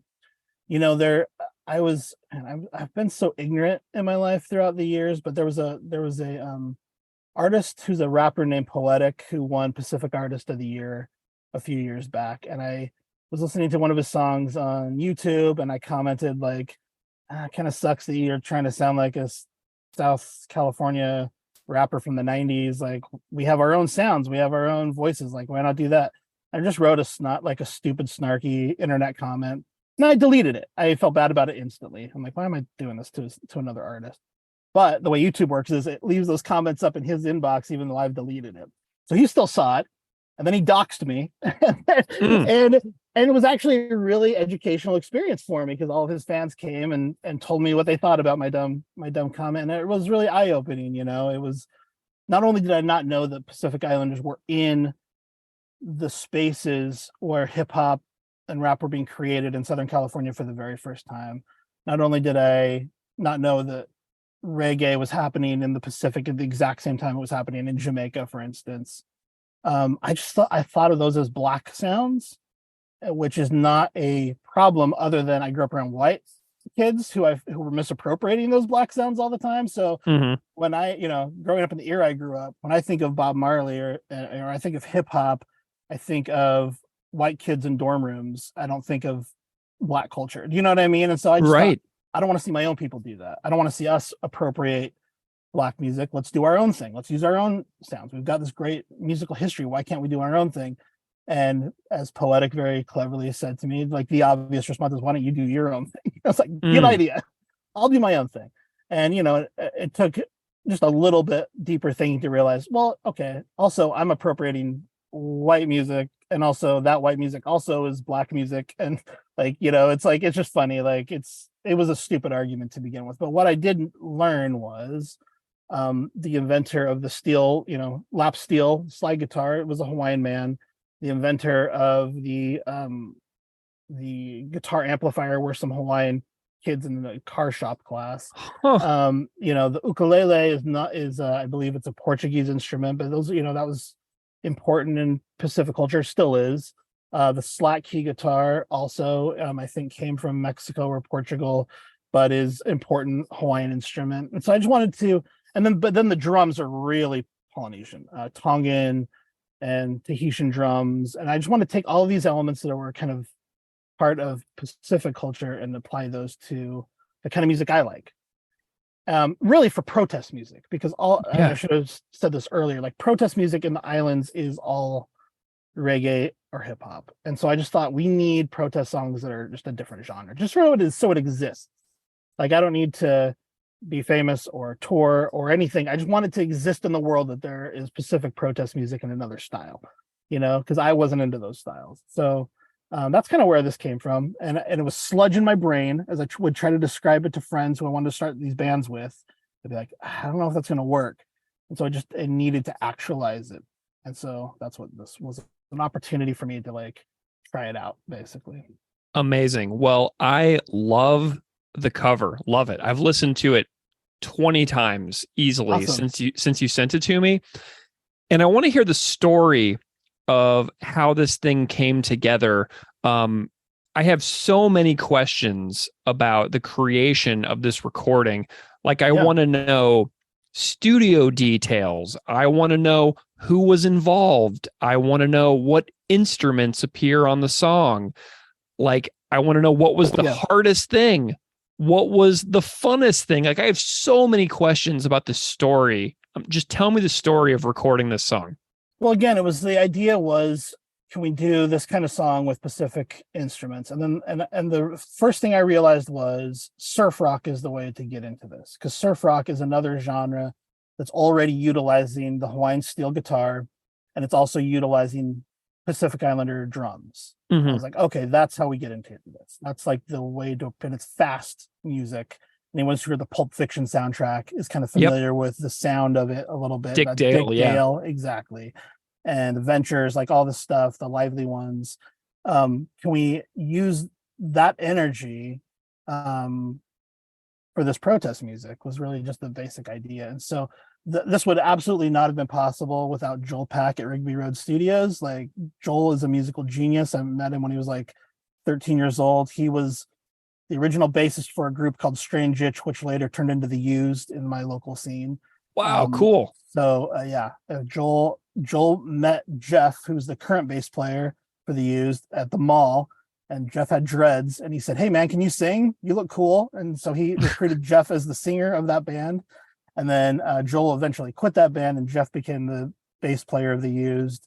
But Joel was in that early incarnation of that group, and He also had a major record label deal with Maverick Records, and was totally screwed when that record label closed just as his album was coming out. Mm. Warner Brothers said, we're going to keep Alanis Morissette and the Deftones, and everybody else were dropping. And his album was like a few days, I think, from coming out when that happened. So, Oh my God. what he's done is he's taken his musical time. He still does that band, Broke City, and they're great. He also does some solo work that's great. But he's taken a lot of that energy and he put it into Rigby Road Studios, and where he records and produces a lot of amazing bands. And he was just my friend who I knew who was a musical genius. And I just said, if anybody can help me figure out the sludge in my brain, it's Joel. And he basically single-handedly helped me one by one, like work through each of these instruments, work through each of these parts. He came up with some really cool ideas. Like there's a moment where Chris is like, and he turned that into and he heard that Dick Dale guitar slide in that kind of thrashy stuff Chris was doing, and connected those two ideas, which to me makes the song. Like I was like, that was brilliant, you know. There's another breakdown in the song where it's like the silly names you give your kids. In my mind, that was going to be the Wipeout. If you've ever heard the song Wipeout, Yeah, just to how it's like just like that ongoing drum thing. I'm like, I just want that to just only be drums, like pull out all the guitar. And it was Joel's idea to be like, why don't we use like actual jungle sounds here? Like you're talking about the jungle music that you play. Why don't you put in some Polynesian vocals into this part? And so we ended up using a ha'a, which is the Hawaiian version of the haka, which people would probably be more familiar with from New Zealand. yeah. So he had some really great ideas that made the thing, and his instrumentation, his genius as a musician helped nail a bunch of these parts that I could not have figured out on my own, just simply because of I just couldn't. It's kind of like I just had all these ideas in my head that I couldn't figure out what they would sound like, and he helped me get those all down. And yeah, so we just went through the song piece by piece. I'm like, this should be this instrument, this should be that instrument, and it's all the ones I mentioned. You know, it's a Hawaiian steel guitar, which is cool because Joel also grew up in Utah, and his grandmother was a colonial settler in Hawaii. She was a mathematics teacher at Brigham Young University, and she bought this Hawaiian steel guitar there in 1979 that he now owns. And so I think he saw this as his payback, like his penance for his grandmother's actions was to like perform that Hawaiian steel guitar on this song. So I thought that was beautiful, a nice gesture of his. And so that appears on the song. There's ukulele, there's Tahitian and Tongan drums. There are guitar sounds like a Telecaster that's, you know, very much in the Dick Dale style. And then something wasn't quite working because the Propaganda song is so dark. It just wasn't quite fitting the tone I was going for. So we ended up changing the tuning, like it's in drop C. We changed it so that the timing was a difficult thing. Was getting the tempo, changing it to a single tempo was really difficult, but that's one of the things we did to make it work better for the style. And then another of Joel's idea was let's throw in that surf rock drum kit in a couple spots. I didn't want to do that because I wanted to really stick with the Polynesian drums. But he's like, this will sell the surf rock sound you're going for. Because that's what I wanted it to sound like, almost like at first people think like, oh, is this a surf rock song I've never heard? Like that's kind of what I was going for in my mind. And it was getting into that same tempo and then throwing in that 60s drum kit, like he called it the that thing you do drum kit, into a couple parts. I think it really worked. And one of the things he said was the Venn diagram of where George drums and Polynesian drums meet is very tiny. There's not a lot of similarities there, but what is there is triplets. And so that's really where we chased those moments and tried to feel like it was like that Propaganda stuff was in those, using a lot of those triplets in the same place as Jordan was using triplets. So that was the big thing. And then then around that, utilizing those big traditional Polynesian drum sounds. What else? I think the vocals are a little bit more wet than I would prefer. And I know Chris also doesn't love like overly produced vocals. And I was a little bit annoyed at first because I was like, oh, my vocals are pretty raw and this sounds like a little juicy. And he's like, yeah, but it's got to sound kind of dreamy and hypnotic because that's the vibe of the surf guitar. And the vocals can't, like, they have to kind of like be a little bit dreamy too. So we went with a little bit more wet vocals than I normally would prefer. But it was, again, this was experimentation, because this is basically what I'm doing is I'm starting a Polynesian protest band, and I wanted this was the proof of concept for that for me. So incredible. Did you use Chris's Patreon playthrough video for this guitar riff? Because that guitar riff that he does, where he's like doing a little marching sound with his pointer finger and middle finger, as like that main riff. Like, watching him do the playthrough video, I'm like, this is insane the way he plays this. And I'm wondering if you had any thoughts on like the guitar performance and how you went through that. No, that again was Joel, and he just is a genius, and he just nailed it. I had Unbelievable. no issue with it, which is crazy because we all know Chris is a genius. So, Joel's just insane. He's super skilled, and with the bass, it pretty much follows the bass, but it has more of like a 808 bass, like subtle dance hall tone. It's a little bit different, but we pretty much followed that.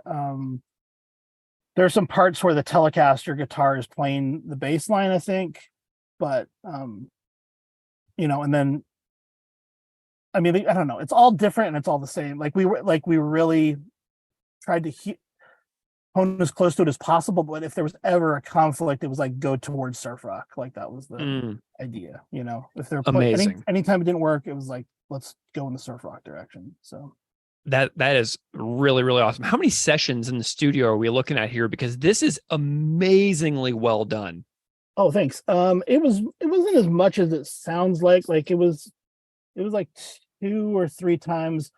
It was maybe like 2 times actually recording. Plus, I did vocals separately in a hotel room and then on GarageBand, and then sent them into the studio. But a lot of the time was just figuring it out. So there's probably an additional 2 or 3 days in the studio just trying to like, how do we do this? You know what I mean? And I was very lucky to have Joel as a friend and have his own studio space where we could play around, and he could really try stuff out and run it by me, and we could nail that concept. What an incredibly joyful experience to be able to do this with your friend too. You know what I mean? It was great. It was really fun. Yeah, that is incredible. I do want to chat about the lyrics for a while, if that's okay. I would love to. I am just like, so much of the what is this song about has already been discussed, right? Mm-hmm. You've gone over so many stories that really resonate with the heart and soul and the message of this song, in my view, just based on like the personal life stories and the stuff that you've already talked about. So I'm wondering if you can just start off by broadly to me, like what this song like means to you, what you learn from it, what it asks you to think about. Just kind of start there. So for me, this is one of the only Propaganda songs that I didn't learn anything, if that makes sense. Like for me, this was my life. Like and what this taught me was more about what I've learned from Propaganda more broadly, which is how to be a good ally. Mm-hmm. And I think I knew this kind of confirmed everything I'd wondered all these years. Like, am I doing this right? Like, I care about all these issues, but they're not really my issues. Like I care about gay rights. I care about trans rights. I care about animal rights. I care about all these things, but sometimes I feel like I'm outside of them. Like they're not really my place. It's not my lane. I just want to be supportive. I want to like do the right thing, So, and it can be overwhelming to like tackle all of the world's problems. It can be very heavy. It can make you feel very hopeless. It's a lot to tackle.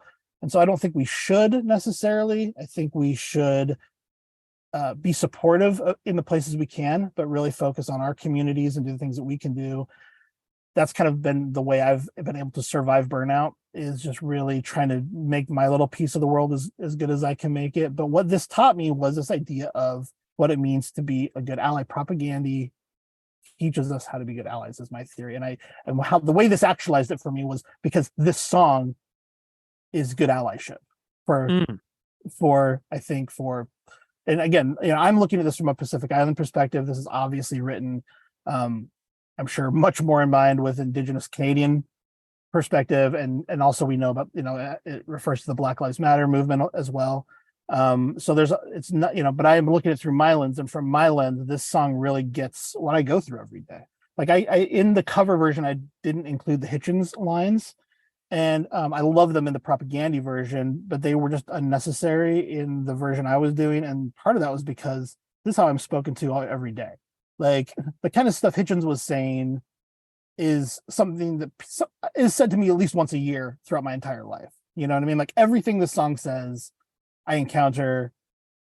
I would say when I was in my teens, I probably encountered on a daily basis, like in high school. Now it's more like on a yearly basis, but this is the kind of things that people in my position are confronted with constantly, you know. And so you know, I also think about what's the, I can't believe I'm blanking on the song name right now, but the Swastikas and Clan Robes song. Oh yeah,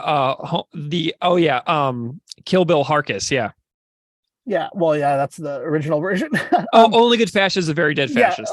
Yeah, exactly. I remember, you know, I don't musically, that was not a song that I particularly enjoyed, like sonically, but I remember being in high school and in the car with all my white friends and them singing along to that song and me feeling safe because they were. Like, I remember that feeling of like, these guys don't like racism. And this is like the first time I'm like seeing that actualized. I don't know if that makes any sense, but like having them say, you can wear my nuts on your Nazi chins, and like having a bunch of white guys shouting that around me made me feel safe around them, you know? Yeah. And I kind of feel safe when I hear this song too. Like somebody gets it, somebody gets what I'm going through. And I guess the extrapolation from that I'm trying to make the connection of very poorly is that this increases my faith in the way I've been taught by Chris Hanna throughout my life to interact with other communities in need, because he did this one so perfectly. Like he spoke to my needs so perfectly in this song. It gives me more faith that I can be a good ally to women, or, you know, to other at-risk groups in the ways that like I've been kind of, I've learned. Literally, I mean, it's sad, and I've done my own work, obviously, my own research. I've tried to become educated in my own way, in my own reading, but really Chris taught me everything that is the foundation for my worldview. You know what I mean? And Totally. and so you worry putting your mind into anybody's hands, you know, and am I doing this right? Am I being like during the Black Lives Matter movement, that was an important thing. Like, am I being a good ally? Like, I don't know if I'm doing this right. I think for brown people, there's this additional thing. It's like, hey, we're all struggling too. And there I saw a lot of people during that era in the communities I work in kind of resisting it a little bit. Like, why are we focused on Black folks when we're also struggling really bad, you know? There was some resistance to that. And, you know, and the response to that was, yeah, but this is the group that's needed the most, kind of. And I think in the Pacific, we see similar stuff. Like there's, all of the Pacific is struggling, but a lot of the discourse is Hawaii centric, and how are Hawaiians being affected? And even you see a lot of racism from Hawaiians to other settler groups from the Pacific, you know, from Micronesia particularly. But you know, there's a lot of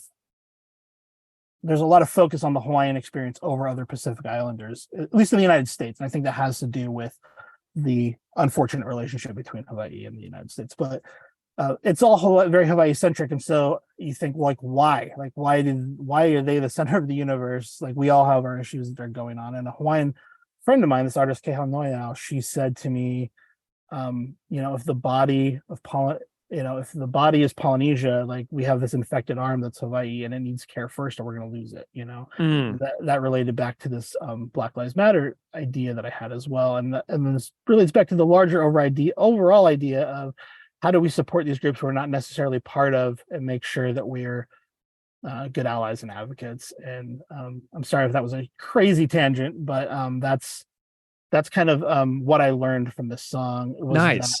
The advocacy I learned from propaganda was probably good. It was probably a good way to be oriented toward the rest of the world. And like I trust the allyship I learned through this band due to how well they pulled this one off for me. That's such an interesting point that you see this as good allyship. Like I really have never even thought about it like that. So I'm really glad that you kind of nailed on that point really hard for me, because I was like, oh, interesting. Okay, great. Because what art is good allyship is a really good question for anybody to consider.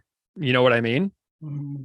Now that's got me thinking a lot. Did you ever have any interest in the work of Christopher Hitchens at all? Because as a white guy in the Midwest who was growing up like in a certain religious community, finding a book like God Is Not Great was like, I remember it very distinctively as being a fairly important moment in my own like thoughts and thinking and intellectual journey with regards to thinking about religion.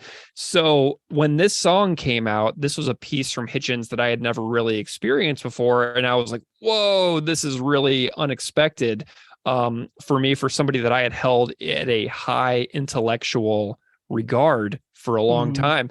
And I'm wondering if you had any like experience with his work at all, or if that was a part of your life or not. Well, so I was raised in this really strict Mormon context, and so someone like Hitchens would have been like a terrifying person to discover. For they would have been someone who would be talked poorly about, and like he was an evil person within the communities that I was raised in. Right.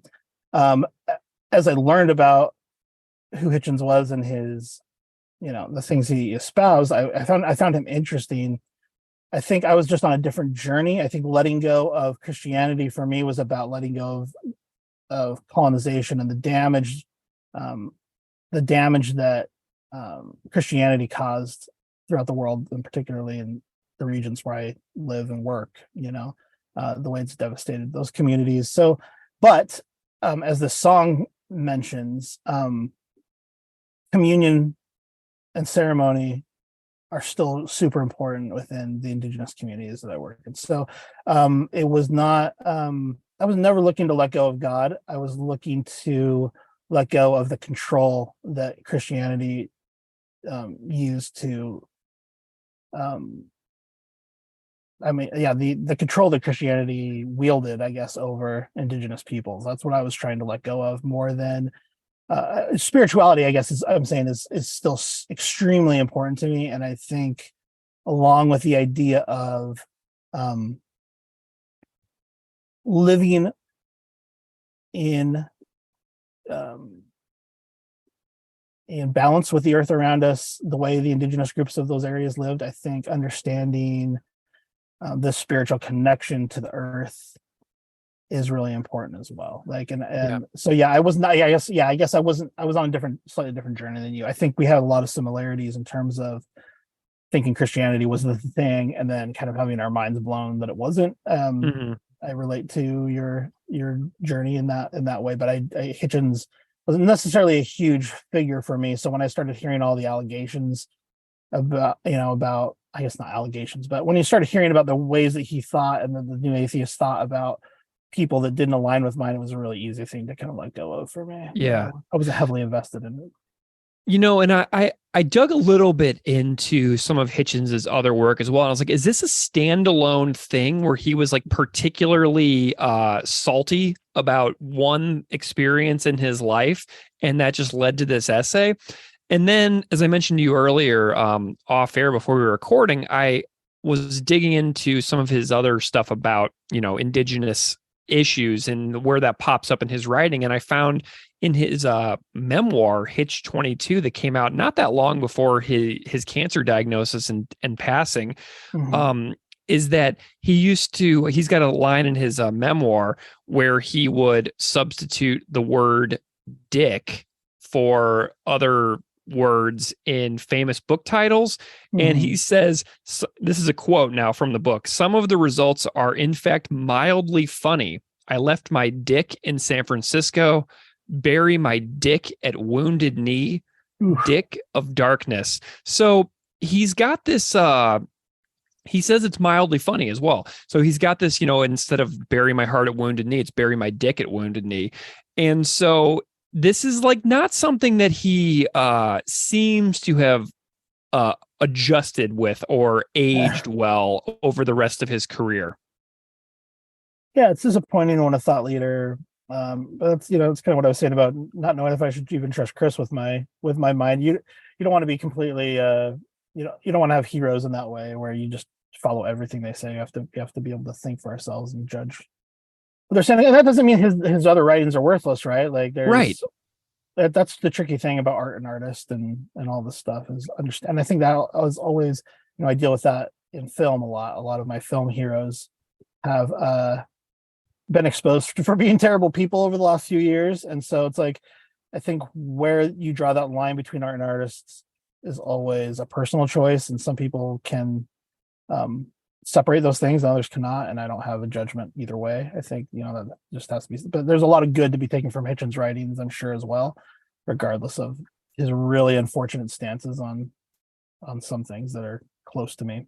Yeah, there's a professor in the U.S. He's an anthropology of religion professor named Jeremy Cohen, and he is a Propaganda fan. He follows the podcast. He wrote an essay in 2017 called Christopher Hitchens, an Ode to False Idols, where he takes what Propaganda did in their song, and he writes a little bit about what Hitchens has done in his work. And he's like, basically, the gist of the article that I walked away with is that everybody needs to figure out their own comfort level about cherry picking what you like and discarding other things from people whose work you read. And essentially, it's just good intellectual exercise to be able to, seek to find good, but also to, move on essentially from things that you're like, this is not okay with me. Right. That's really interesting. Yeah, it is. I think it's definitely a personal journey we all have to go on at some point, unfortunately.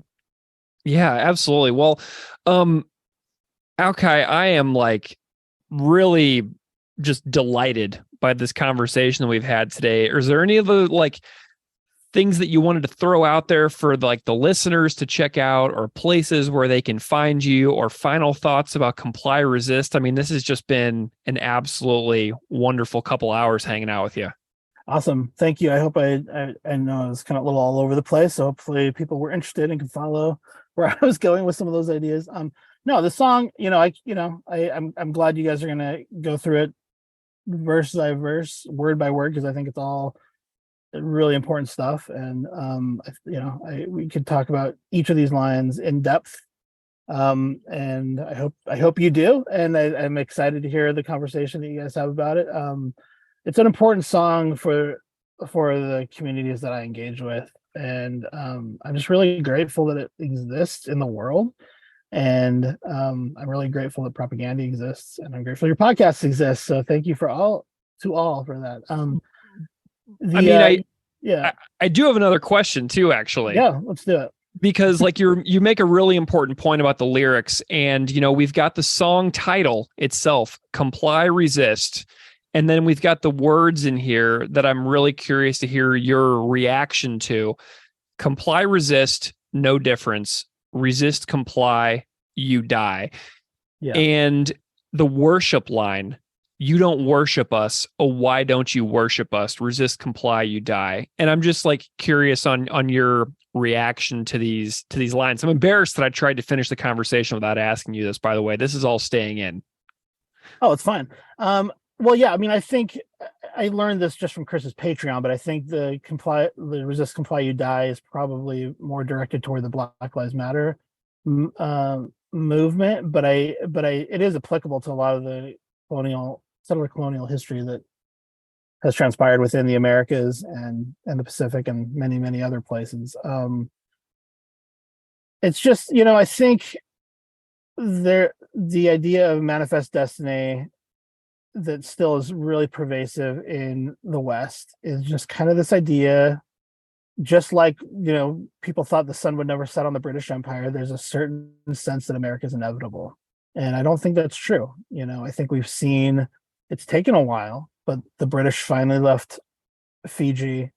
The Germans left Samoa. The French are still in Tahiti. The Americans are still in Hawaii. But we see places like Barbados finally removed the Queen. Jamaica finally removed the Queen. Change can happen, and I think the restoration of the Hawaiian Kingdom is like a place where a lot of that effort is being put right now. That America should not be there. The Pacific needs to be demilitarized and decolonially. You know what I'm trying to say. You Yeah. all know what I'm trying to say. Yeah. No, but I think that the inevitability of that, it's just kind of like, doesn't matter what you do, it's gonna, it's inevitable. And I think that's what they want you to believe. And I would just say, don't believe it, like, from the perspective of colonialization, like, we have to fight back, we have to resist. Our culture is our resistance, and we have to fight for this stuff. And I think now, I don't know now if that applies to black teens who are being pulled over for wearing a hoodie or whatever the situation, like, maybe I don't know. Well, I don't know what to do. I don't know what we do for them. And it's a sad, terrible situation that's going on in the United States with policing. And it's a really complicated subject. It's a whole separate conversation for me, but it's really awful that is the case. Whether you comply or resist, your fate seems to remain the same. It's rough. You don't worship us away. Don't you worship us? That was the kind of line there was a couple places in the song where I had been hearing that wrong all these years, and so I kind of recorded it a little bit different when I did my version of it. And just because I was like, oh, that's what it says. Oh, I thought it's so I just kind of recorded the version that I thought, because what I liked about because that was a big thing, right? The Captain Cook, he came to Hawaii, immediately brought mosquitoes there. So first of all, F him just for bringing mosquitoes. Like, that sucks. But also brought, a lot of disease, sexually transmitted diseases and otherwise, to the islands. From that moment on, there was, he believed that he was worshipped as a god. And that was another thing that happened when missionaries went to Aotearoa, New Zealand. One of the chiefs saw the coming of the missionaries as some fulfillment of prophecy. And the word of that was used as a way to baptize and convert people throughout the rest of the Pacific. There's this idea that the white man is God. And I think a lot of that is because we're being told these stories through white history. And I think the stories that are passed down through our stories, or the history that's passed down through our stories, at least in the Pacific, does not align with kind of the Western history book versions of worshiping the white man. And the reason I liked the way I recorded it and the way I'd always heard it was that it sounded very diminutive. Oh, don't you worship us? Oh, you cute little sweetie. Like, that's kind of how I saw it, as diminishing these little silly islanders who worship us. Like, don't worship us. We're not the gods. Worship this Christian God. They'll keep you in line. But anyway, that's kind of how I take that section. Amazing. Well, is this your favorite song on Victory Lap? Not even close, actually. Why? Tell me your favorite. Well, I love the lyrics because they speak to me personally so much. And I know, Chris thinks this is like a perfect song, which is great. I think, like, it's so funny because I think songs that I maybe wouldn't have given as much attention to because of your podcast, like Call Before You Dig, has become like a kind of a favorite that I wouldn't have I am obsessed with Call Before You Dig. I love that song. Cop Just Out of Frame is one I would love to hear Crash Test Dummies cover. Oh. Like, every time I hear the beginning of that, I'm like, what if the singer of Crash Test Dummies was singing? This would be so hilarious. Yeah, dude, they're from Winnipeg too. I know, that's what I'm saying. Let's get the cover going on that. No, the one, I'm a father, and so Adventures in Zoocosis completely wrecks me every time I think about it, let alone listen to it. Yeah. I know it's maybe I've heard that the band thinks it's not quite finished, or maybe not its best version. So I would say, hey, make another version on the next stuff. Let's try it again. Like, I love that song. It's one of my absolute all-time favorite Propaganda songs. So many. There's so many I love on this album, but I would probably say Zoocosis is my favorite if I had to pick one. Amazing. Okay, well, through Zoocosis, I recently realized that I think that one of my only Victory Lap, the song Victory Lap is also amazing too. Obviously. Amazing. Like Zoocosis, I was thinking about this the other day. I was like, man, what is my like major need in life? And I feel like one of the major needs that I have is that I die before my child. You know what I mean? I was like, Yeah. Zucosis like made me have this like complete life or death existential crisis fairly recently. And I was like, wow, I feel like out of all the things in the world that I need, that's one of the things that are like top 3 needs for the rest of my life, you know? Yeah. And I need, totally. That's Is to be crazy. survived, That's a heavy idea. I know, man, to be survived by your children. Like that's like that's one of the things that I got that's hitting me in the heart lately. So I'm glad to hear your ranking there of Victory Lap, the LP itself as a whole. But some of those ones, man, like Cop Just Out of Frame, I think is probably my favorite song on the record, which is hilarious because it's the first song we ever did, and I've never revisited it on the podcast. But I'm like, every time I hear it, I'm like, this is completely perfect. But anyway, that's my little tangent. But Aukai, where can folks find you if they want to follow along with your life and work or get in touch? I'm on Twitter, but I don't really use it anymore. I don't know. I kind of burned out on it. Yeah. The only place I'm really at now is on Instagram. At AukaiViti. It's AukaiViti. And I post there occasionally. I'm not really super online. I'm making a couple films right now, so when those come out, I'll be doing more socials to promote them. But that's the main place I'm at, is on Instagram at AukaiViti. I'm also on Twitter at AukaiViti, but I use it less frequently. And I'm also on Letterboxd, because I did a movie podcast for 7 years, so I have a lot of people who are interested in whatever random movie I've been watching lately. But yeah, you can find me there. I would love it if people would. And I'm doing more of this kind of musical project now. Like I said, this is the proof of concept. It's allowing me to recruit Pacific Islanders who play heavy music to embark on this journey. And I'm doing a little EP called Bamboo Propaganda. Bamboo Propaganda. That's going to be 2 covers of some propaganda songs and 2 covers of this hip hop artist named Bamboo. Amazing. And then then after that, originals. So I hope people will check out this little musical idea I had of kind of a Pacific punk protest music thing that right now we're calling Savage Nobles. Kind of a play on the Noble Savage idea. But yeah, I'm super excited about it. So check that out there. And my film work is also there. And check out Life Below Zero, First Alaskans, but please be super aware for this community. Like, there's a lot of death on it. The mouse likes blood, and it's respectfully done, and it's within these cultures, but it's not for everybody. And I really, really warn people, like, it's explicit. So please tread lightly if you're going to go down that path.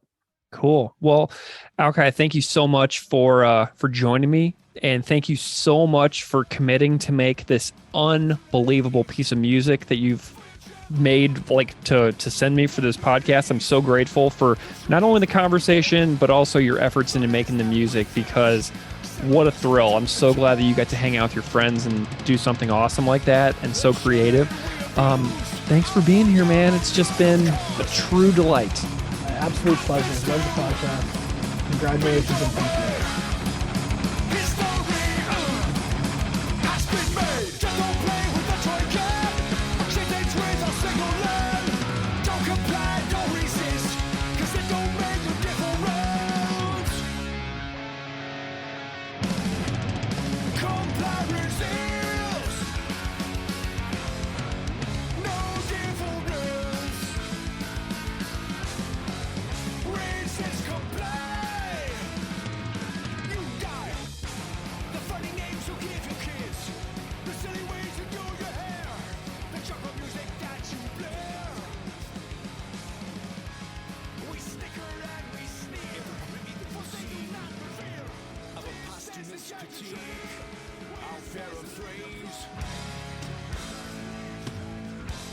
You are listening to Unscripted Moments, a podcast about propaganda. On this episode, we are discussing Comply Resist, Track 2 on 2017's Victory Lap LP on Epitaph Records.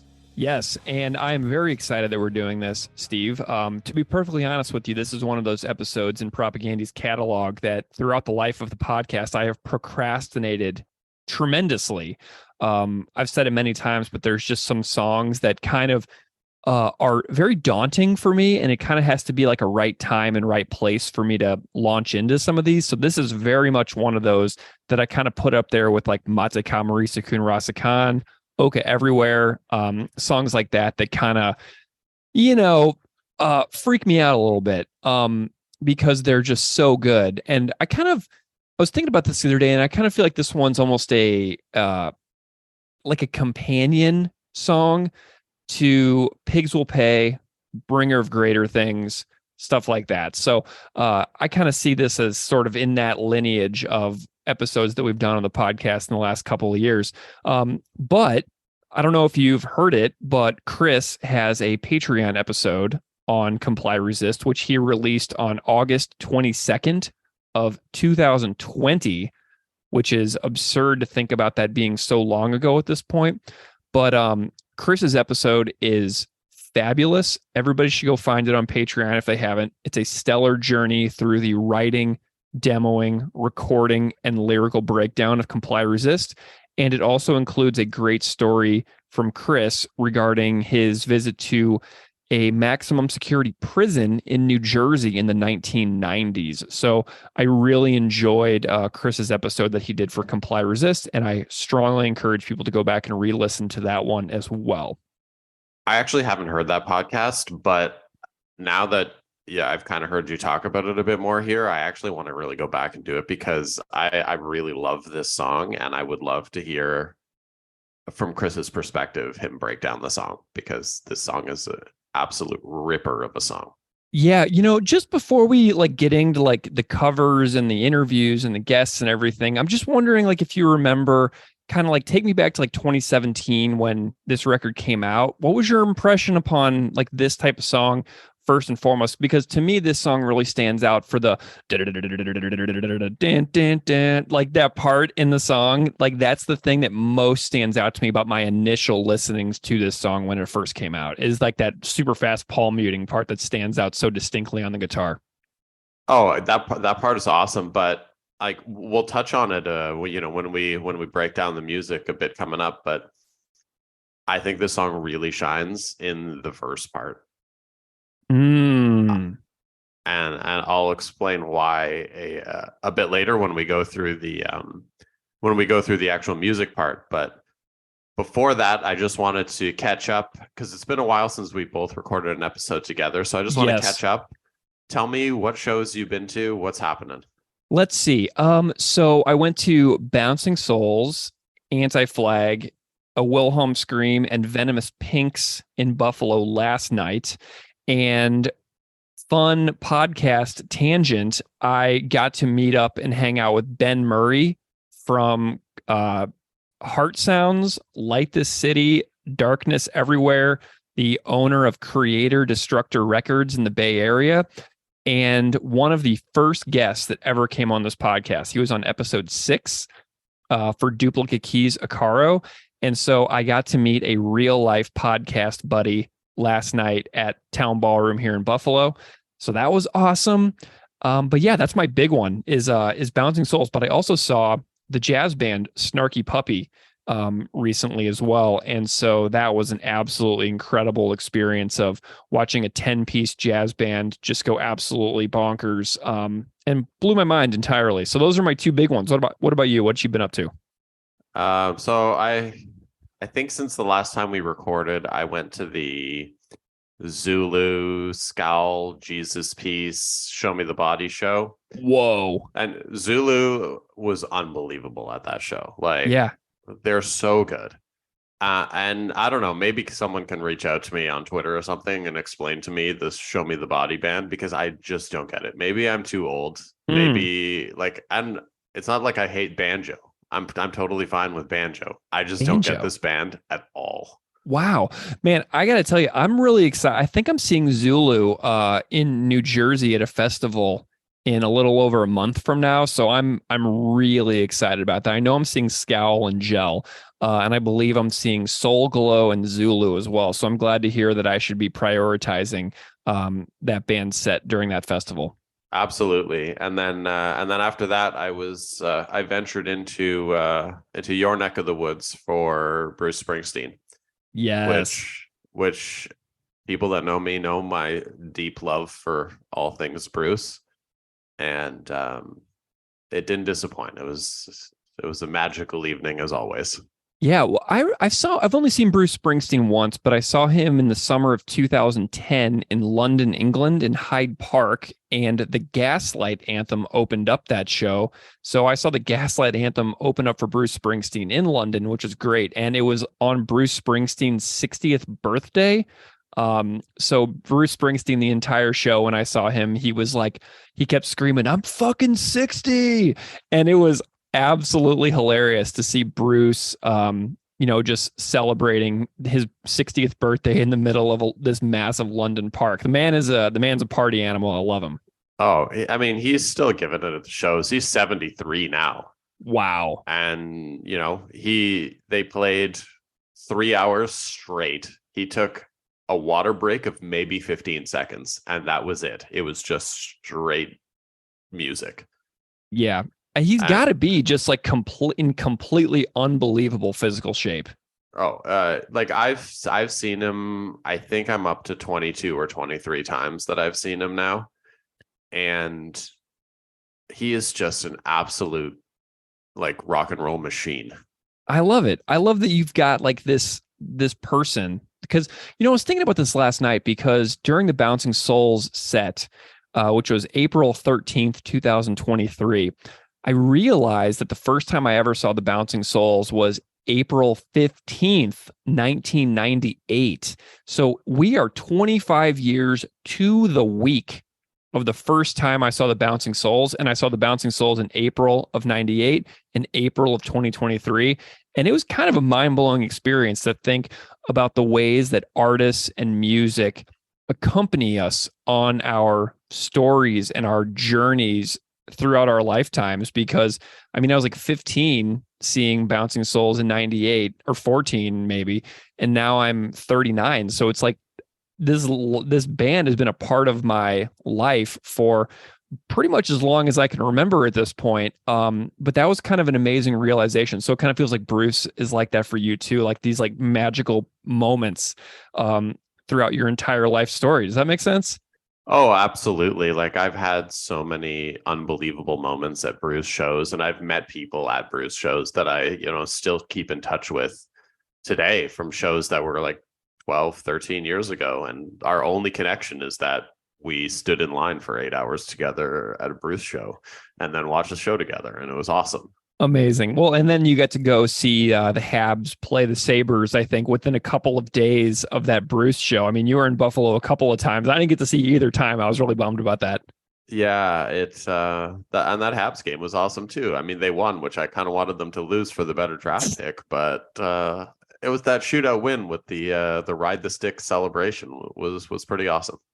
Yeah, and everybody here in Buffalo who's a hockey fan is really celebratory right now, because we've got this hot new goaltender, Devin Levi, who's apparently kicking butt here in town. So I'm happy for the hockey fans of Buffalo for the future. So, that'll be a good time. Maybe we can hit a game next year. I'll try to figure out when your schedule and mine align for a Habs Sabres game next season.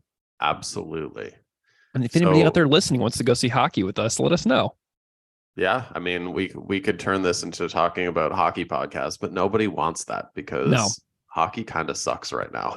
I don't know any. I have to say, like, I love watching live hockey, but I do not keep track of what is happening. So I am the last person to ask. But yay, hockey! Go hockey! Yeah, I need hockey. If I could just speak to you, hockey. I need you to just clean up your act and not be so full of awful people. I think that a lot of people share that sentiment.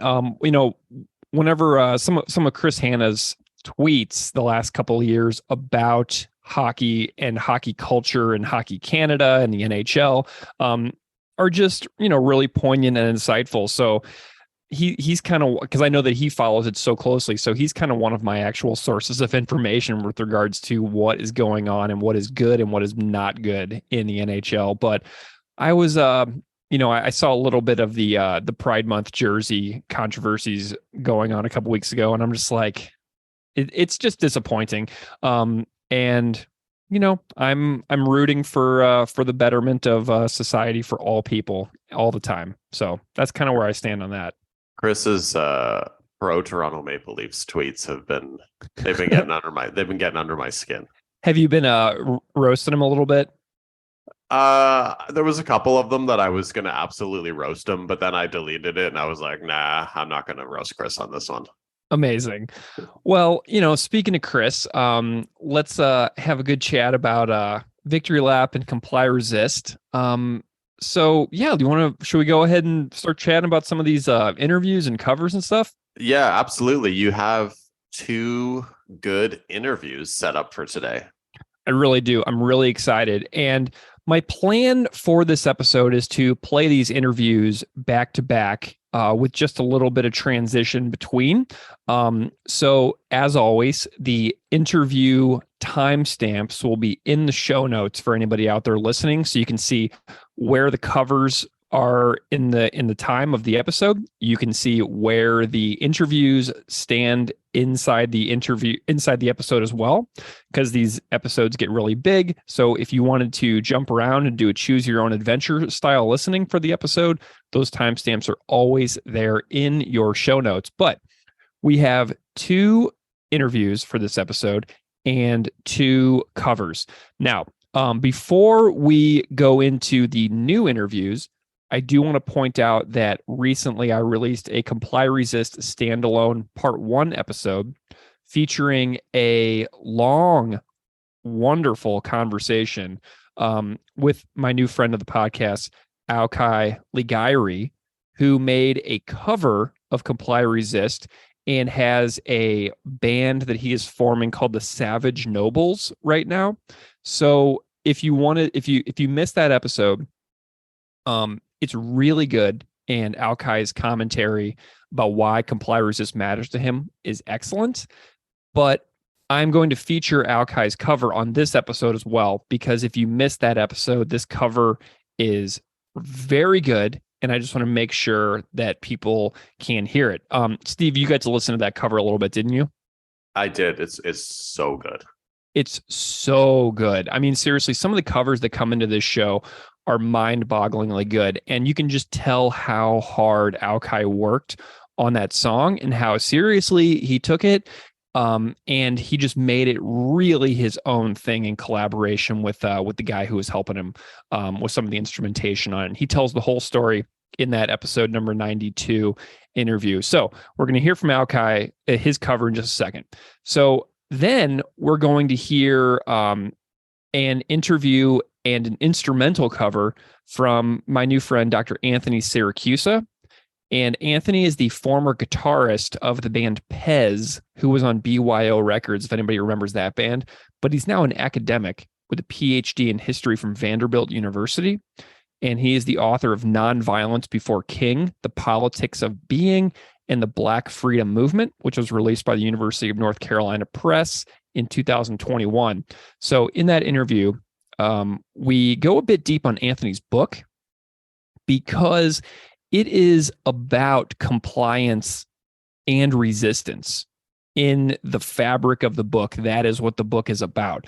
So Anthony's academic life as a historian is directly tied to the concepts of compliance and resistance in history. So we discuss his academic and historical research, then we work our way through the song itself and the concepts underlying compliance and resistance. And Anthony's just got great energy on the interview, and I know that everybody is going to love it. So Anthony also contributed a musical cover to this tune.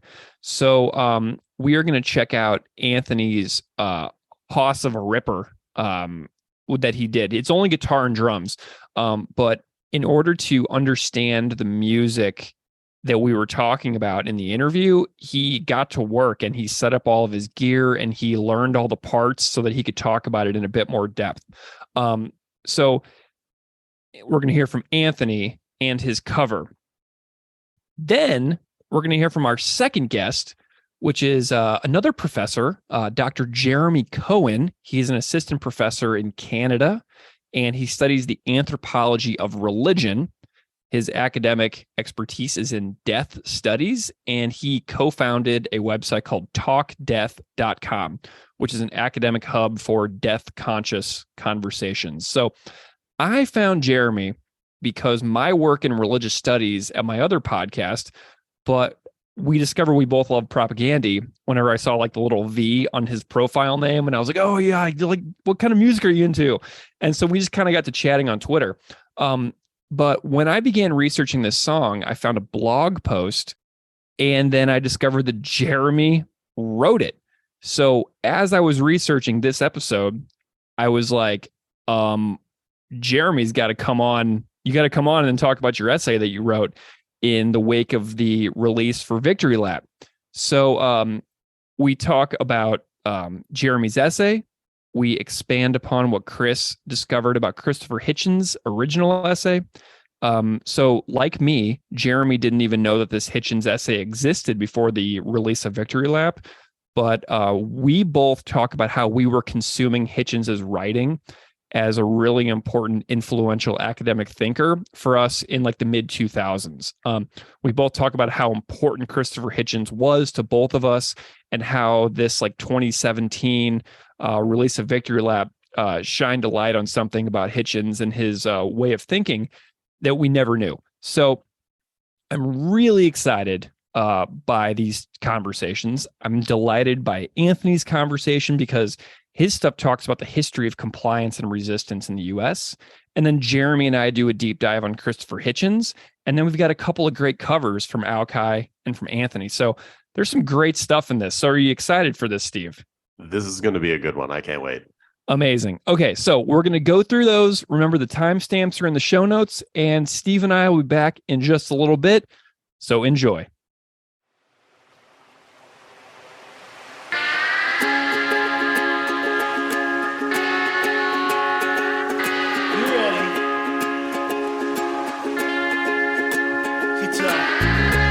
My colorful exotic friend, respectable, well-spoken, like the rest of them.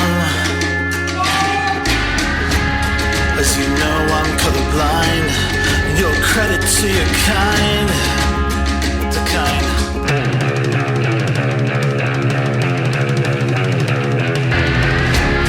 Silly talk of a resurgence, ceremony communion with an unconquered natural world. Tell me, where is your gratitude for all we've done for you? This paradise, Eden, empire, the kingdom, this fantasy epoch we bestowed upon the savage empty lands where the course mistakes were made. But as far as human progress goes, welcome to a slightly higher plane of innovation and opportunity for your temple communities. The treaties that we broke, the lands that we filched, the settlements put to the torch, the children we abused, all for your own good, of course. So happens, be the way history has been made. Just don't play with the toy gun, or translate without signaling. Don't comply, don't resist, 'cause it don't make a difference.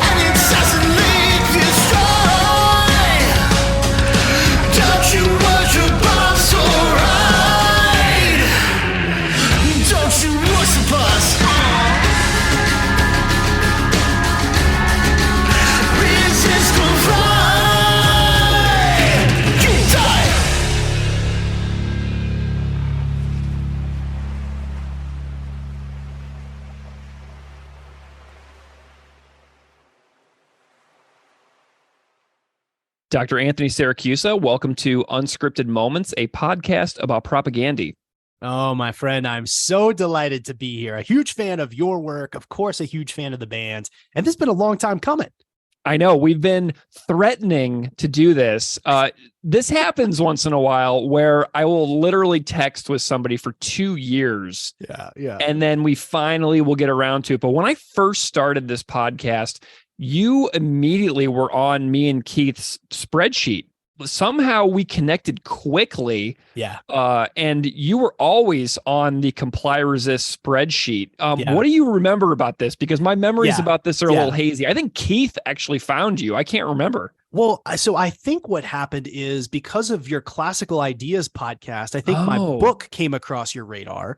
And it was from an academic perspective. And I think you reached out. I have to go and look at the messages. And when the Propaganda podcast first came out, I was so stoked. And so it was kind of this convergence. The book came out, the podcast started, we began communicating, and you asked me, like, what songs would you want to do? And I sent you 4 or 5, but I demonstrated a strong preference for Comply Resist, which we'll get into here shortly.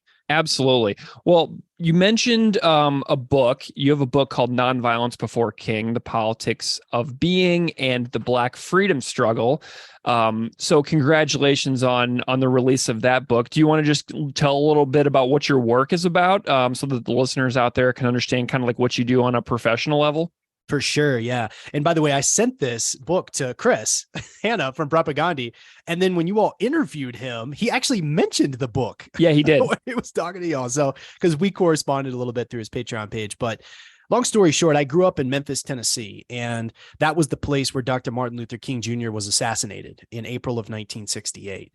And being a young guy, of course, we all have to be from somewhere, right? So I grew up in Memphis, and like many people, I was like, oh, I can't wait to leave Memphis. But bingo. Yeah, me in St. Louis, I wanted to leave. The whole time I was there, I wanted to go. Right. And then as I got older, though, I started to realize, wow, Memphis is kind of a unique place. And it was a number of factors. And the first one was being 10, 11 years old, like all school children. I got in a big yellow school bus. They took me to the National Civil Rights Museum in downtown Memphis. This is the place where Dr. King was assassinated. It's at the Lorraine Motel. It's been turned into a museum. And I remember going in there, and they had a full-sized Ku Klux Klansman's robe inside of a giant glass case.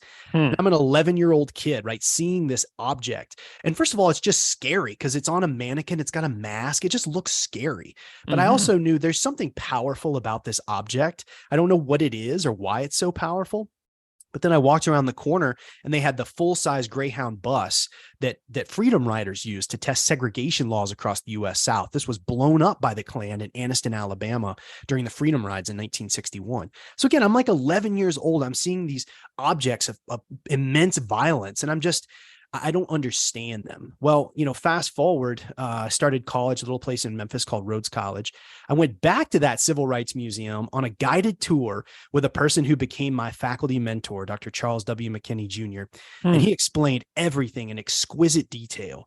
And basically, Greg, what I decided was I wanted to study African-American history because I wanted to learn more about myself by way of learning about the place where I came from and the world historical forces that shaped that place, Memphis.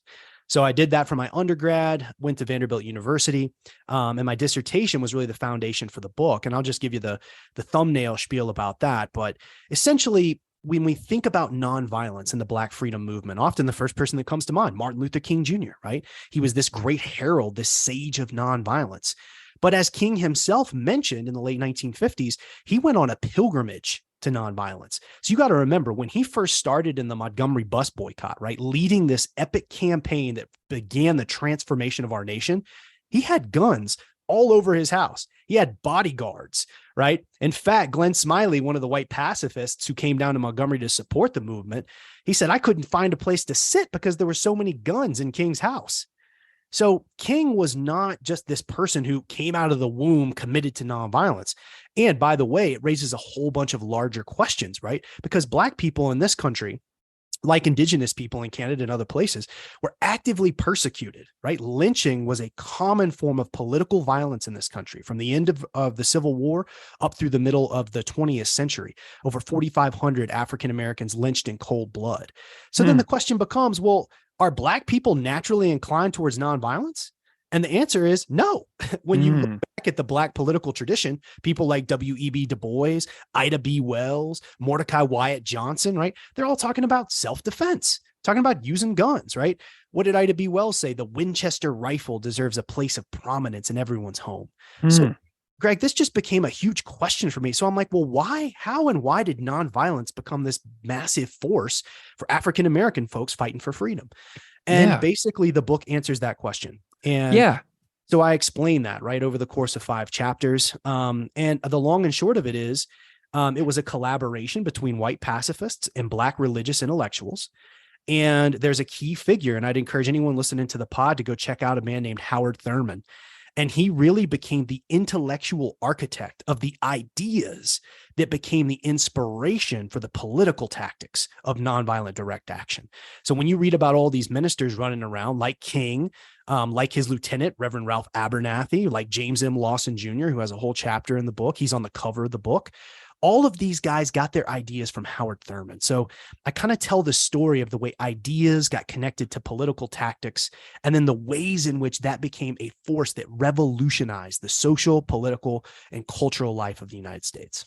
Amazing. Yeah. And I'm looking at this, the index right now. And so I love the topics that are presented here. I wonder if you can talk a little bit about the race and the problem of pacifism chapter. Like, tell me a little bit about this, because this really jumps out at me, because whenever we think about the racial history of the United States, which goes to, go all the way back to the settler colonialist approaches of, taking over the entire continent. It goes all the way back. What is the problem with, pacifist reactions whenever we're talking about issues of race in the continental United States and Canada as well? For sure. Yeah. And there's a big reason that I start the book with this, because this is the crux of the issue. So long story short, when the First World War broke out in 1914, 1915, you had a number of white folks, a lot of them Quakers, but not all Quakers, many of them Protestant religious people who lived in England at the time. And they said, we're not going to go along with this war. This is a senseless war. It goes against God's will for creation. And we're just not going to cooperate, right? We're not going to fight this war. That pacifist ideology in that moment, because it's hard. I mean, as a teacher, to put yourself back into the shoes of people in 1914, 1915. The First World War was literally a world war, right? In terms of the West. And so to put yourself back in those shoes, right, for people to say, we're not going to fight this war, it just started to spread, and it came into the United States. And you basically had a lot of white religious people. And what they said, Greg, was, because Jesus said, lay the sword aside, right? If you live by the sword, you die by the sword. Because Jesus practiced nonviolence, we cannot, in good conscience as Christian people, we cannot fight in the war. Now, here's the problem with pacifism. What's going on in the United States in 1914? Well, you're getting close to a period called the Red Summer of 1919, right? Where you have widespread violence, right? The Tulsa massacre that happens in the early 20th century has gotten a lot more airplay recently. It kicks off that show, The Watchmen, on HBO, if you've seen that, right? Yeah. There's massive, rampant, consistent, patterned, predictable violence being doled out against Black people. So if you're an African-American person in 1915, and you've got white people looking at you and saying, hey, you really need to not use violence, that becomes an unethical position. And so this is where Howard Thurman enters. And he says, it is not ethical for a white person to tell a Black person, don't use violence. When I've got white people shooting up my house, I got white people trying to lynch me for registering to vote. But what Howard Thurman says is this. He says there's something that is genius at the heart of pacifism, and that is the will to love everyone. And he says, but we've got to turn this into a creative, nonviolent force. So he says, these white people telling us we should be nonviolent, that's not going to do it. But how can we, as African-American folks, look at our religious traditions, our roots here in this country, our cultural traditions, and build something that could be powerful enough to transform the conditions of our lives, defined by Jim Crow violence, lynching, and segregation? So that begins that process. I like what's at the heart of pacifism. I don't like the unethical racial components of that. And so that's really where African-American folk, particularly Howard Thurman and others, start to say, we are going to create an active nonviolent force. And of course, they look over to Gandhi as an example. But one of the things that I point out, right, is that here in the United States, there are domestic organizing and political traditions that they draw on, that they feed from. And that includes the labor movement, right? That includes thinking about the women's rights movement. There's a whole legacy in this country going back to the settler colonialism days of nonviolent civil disobedience. So how do they draw on those traditions and pull it all together and turn it into this force of nonviolence? That's what the book is really about, but it starts with that central problem, race, and the problem of pacifism. Absolutely amazing. There's a lot of other figures listed too in the book that maybe not everybody knows some of these names. Like you talk about James M. Lawson Jr. You talk about Pauli Murray. Some of these names are brand new to me whenever I review your work. And I'm a person who has read things. I'm not completely ignorant to a lot of the topics that you discuss in the book, but some of these are brand new to me. What are there any other overlooked figures that you feel like people should be, paying more attention to as far as like the legacy of the civil rights movement and the history of racism in the United States that you found in your research? Yeah, for sure. Yeah. And I'll talk just briefly about these three figures that you mentioned. And I'll start with Bayard Rustin. If you don't know who Bayard Rustin is, you do know his work because you are familiar with the March on Washington. Bayard Rustin was the organizer of the 1963 March on Washington. But there was also a 1941 March on Washington, organized by a man named A. Philip Randolph, the head of the Brotherhood of Sleeping Car Porters, the largest and first Black union in the United States. So Bayard Rustin, he was the most important organizer for Black freedom in the 20th century. Full stop. He was also a gay man. And part of the reason that we don't know as much about Rustin today is because not only was he marginalized during his time period, meaning literally Roy Wilkins from the NAACP, he said, King, I'm not going to work with you, Martin Luther King, if you've got this guy Bayard Rustin running around here, right? And King, unfortunately, succumbed to that and said, Bayard, I got to keep you on the outside. But guess what? King's first book, Stride Towards Freedom, that he wrote after the Montgomery bus boycott, Bayard Rustin wrote that book. Bayard Rustin's fingerprints are all over the movement, but we can't acknowledge the ways in which he contributed in our popular minds because he was marginalized then and continues to be marginalized now. So that was one of the most fun parts. Oh, and I got to tell you this story. So when Bayard passed away, he was life partners with a man named Walter Nagel. And when the book came out, I got an email from Walter Nagel, and he said, I've just read your amazing book about Bayard, and I just wanted to let you know how much I appreciate it. And it's one of those things you do. That's why you do this work, right? In some ways. And so Bayard Rustin, and I'll just a teaser here. He goes to jail for 2.5 years for resisting the Second World War, the good war, the war to end fascism. He says, I'm not fighting in this war because he's a pacifist. And when he gets into jail, it's a segregated jail facility, of course. So what's the first thing he does? He organizes a desegregation campaign. Uses nonviolent civil disobedience in federal penitentiaries to try to desegregate the jails. He was that kind of good troublemaker, to quote the late, great John Lewis. So Bayard Rustin, look him up. There's a great biography about him by John D'Amelio, who's a gay historian, a historian of the gay experience. And it's called Lost Prophet. And it is so compelling. I encourage everyone to just pick that book up, listen to it on Audible, whatever you want to do. The other figure I want to talk about is Pauli Murray. Pauli Murray was trained as a lawyer in the mid-1940s. She was a phenomenal thinker, went to Howard University, grew up in North Carolina, and she started the first Freedom Ride. Before any of the other organized freedom rides, right? We think about 1961. In 1941, she and her friend, Mac, and I say friend because it was probably her lover. As it turned out, Pauli Murray was a lesbian. We would have actually used categories now to think about her as non-binary in terms of gender. Those categories weren't available to her then, but she and her friend Mac, they were asked to move to the segregated portion of a bus in 1941. They refused to do so. They got put into a jail cell in Virginia, and it became this huge hubbub. And the NAACP had been looking for a case, like, how can we test these segregation laws?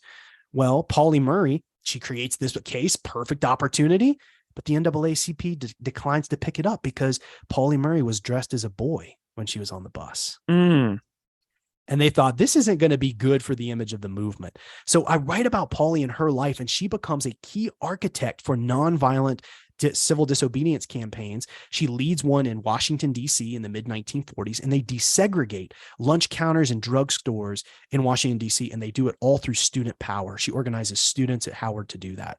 Incredibly important figure. Last thing I'll say about her legal legacy, her arguments that she developed in law school, those became the foundation for the legal challenge to end segregation in the United States, known as Brown v. Board of Education. So again, a critical figure. Her fingerprints are everywhere, but she was marginalized in her lifetime, marginalized today. Last thing I'll say is about James M. Lawson Jr. He is still alive, 93 years old. He organized the Nashville sit-in campaigns in early 1960. And often we think now about wave after wave of protesters sitting down on lunch counter stools, being arrested or beaten up, and then another wave comes in, sits down, takes their places. James M. Lawson patented that technique for overwhelming the system. And he did it in Nashville, and he did it by drawing on the traditions I've been talking about, Howard Thurman, Bayard Rustin, Pauli Murray. He stood on their shoulders. He drew on their ideas. And it was really, I argue in the book, that Nashville movement that became the tipping point, right, between a nation that was committed to segregation and racial violence and one that said, we're going to transform these conditions. Wow, amazing. And there's so much in there about the story of how people were told to comply with certain directives and what types of resistance were made available to them, and how they processed in real time and those strategies of what it means to resist unjust actions and or comply with the ways that society was expecting them to go with. Amazing. Yes. Thank you so much for that overview of the book, because there's so much in this book that is relevant to what I want to go into next. And I'm going to weave us back to those key terms, compliance, resistance, here in just a minute, because you are a professor of history. You did some historical research on the place where you come from to make it a more meaningful experience, to contextualize yourself within the world, I would imagine, as well. That probably was a very helpful research that you went through. Tell me a little bit about music and the role that music plays in shaping that same thing, because I feel like there's there's something super important. You have context, but then I also feel like music has a role here too, which we're going to get into. Absolutely. And I'm so excited about digging into the comply, resist, the terminology. And I know we'll come back to that because I've got some things that directly tie back to the civil rights movement. And I want to key in on that. And the whole second half of the song that we'll get into in a minute too is super relevant. So go ahead and take it away. For sure. So let me just say a little bit about music. So I grew up in Memphis, right? Home of the blues, birthplace of rock and roll, B.B. King, Stax Records, Isaac Hayes, all these amazing people, Johnny Cash, Jerry Lee Lewis, Elvis Presley, right? So Memphis is a music city. And that was so present for me growing up. And of course, music was central to the civil rights movement. Song, right? There's a great book by Shauna Redmond called Anthem, and she breaks down key songs, including the song We Shall Overcome and the role it played in the civil rights movement. So music, super, super important. I was introduced to punk music. We were talking earlier about our shared love for Metallica. So I was a Metallica fan, right?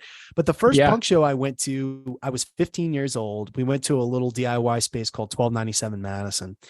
And it would be a place that would, live in my memory as this incredible place, not only because it was my first DIY show, because we ended up playing shows there. I was in a number of bands in Memphis. The first one was called The People's War. So if you search The People's War Memphis, the Southern Punk Archive has actually just archived our first demo tape and our first 7-inch and all that stuff. So is that John Rush? It was Jonathan Lee was our singer, and we put out a record on Coalition Records, is where our first 7-inch came out, a little DIY label based in California. So it was great. It was a great experience. Then I joined a band called Bury the Living. So I started playing drums. And I think fans will appreciate this. I started playing drums, and I remember the first time I got together, I was like, how did that go? Did it sound okay? And they were like, sounds great, man. Just play faster. Yeah. And so that became the mantra. And I'll return back to that with my cover that I did with Comply Resist. It's a fast song. So that was how I really got into it. Eventually got into a band called Pez with two Z's, probably one of the better known bands. They were a touring band on BYO Records based out of California, the Stern brothers out in California.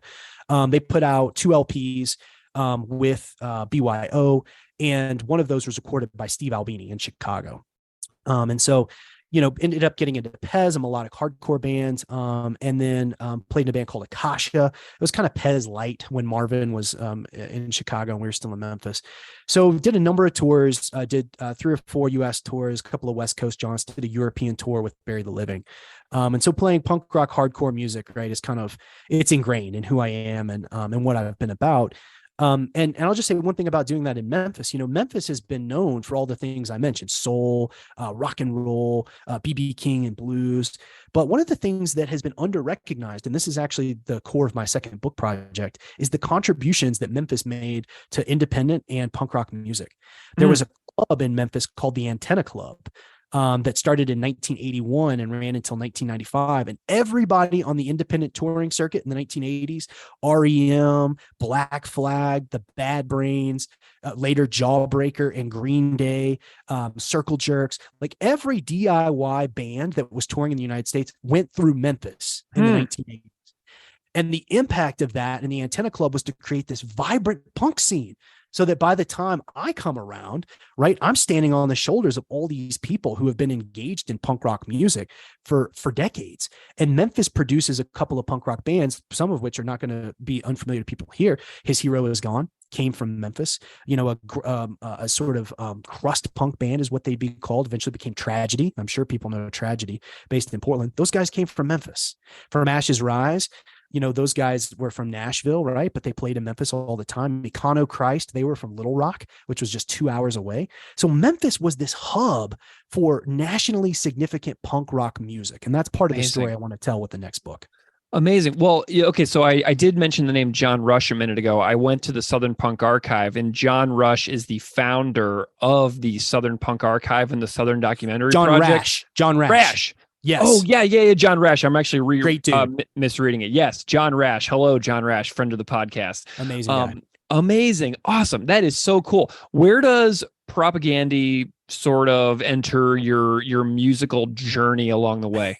I'm laughing because I'll tell this story first. I actually reached out to Propagandy in 2002, maybe 2003. It was right after Today's Empires.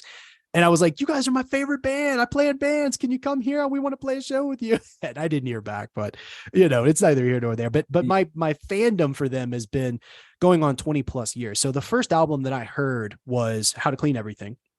And, Haile Selassie Up Your Ass was just kind of this, amazing song for me because, you're a young kid and you're like, yeah, F everything. And religion's this like source of evil. And by the way, I love Chris's new version of that. And I love the way he owned his own kind of racism, right? Related to the original iteration of that and how he thought about the Bad Brains and all that stuff. So I love how he evolved, but that was the first album that I heard. And, just the line, like, you can stick that flag up your fucking ass. Like just all of that stuff just really appealed to 15-year-old Anthony. Right. So I'm hearing Propagandy in the late 90s. Less Talk was not my first album that I was introduced to. And in fact, it was an album that I only came to much later. In fact, the album that really captured my imagination was Today's Empires.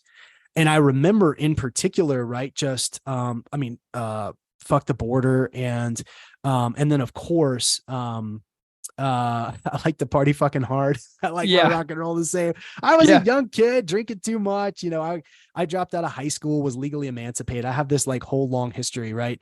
But when I heard that, I was living in an apartment with some friends of mine and just absolutely loved the direction that it was clear the band was taking in the early 2000s. Yeah. And basically, Greg, since that point, I've gotten every album right when it comes out, get super into it. I'm a huge Potemkin City Limits fan. It's not my favorite Propagandy album, but it probably is like maybe my number 2 record. Supporting Cast, of course, Victory Lap actually is, I think, maybe their best record. So yeah, I've been a fan for 25-ish years. And just continue to grow, honestly, in appreciation and love for the band. Have you ever gotten to see them live before? Yeah, so I saw them twice, both on the Victory Lap tour. I don't know how I went so long without seeing them, although I will say, Greg, I'm not sure they ever played in Memphis. Yeah, they're hard to see live. And so and I'm not sure how often, frankly, they even came to the South, to be honest with you. So I saw them in Nashville in 2017. It was pre-pandemic, maybe 2018. Victory Lap, fantastic. And the thing that impressed me after that show, they came back out on stage and like were talking to people in the audience. And I just had never ever seen a band do that. It just, that blew me away when I saw them. And then the second time I saw them was at a club that has the unfortunate name of the Oriental in Denver. And I was right up front. It was on the Iron Sheik tour. So was that pre-pandemic? Yeah, it was. Yeah, pre-pandemic. So maybe like 2019, early 2020. Yeah. And I was right up front and just absolutely loving life. So yeah, I've seen them a couple times. Amazing.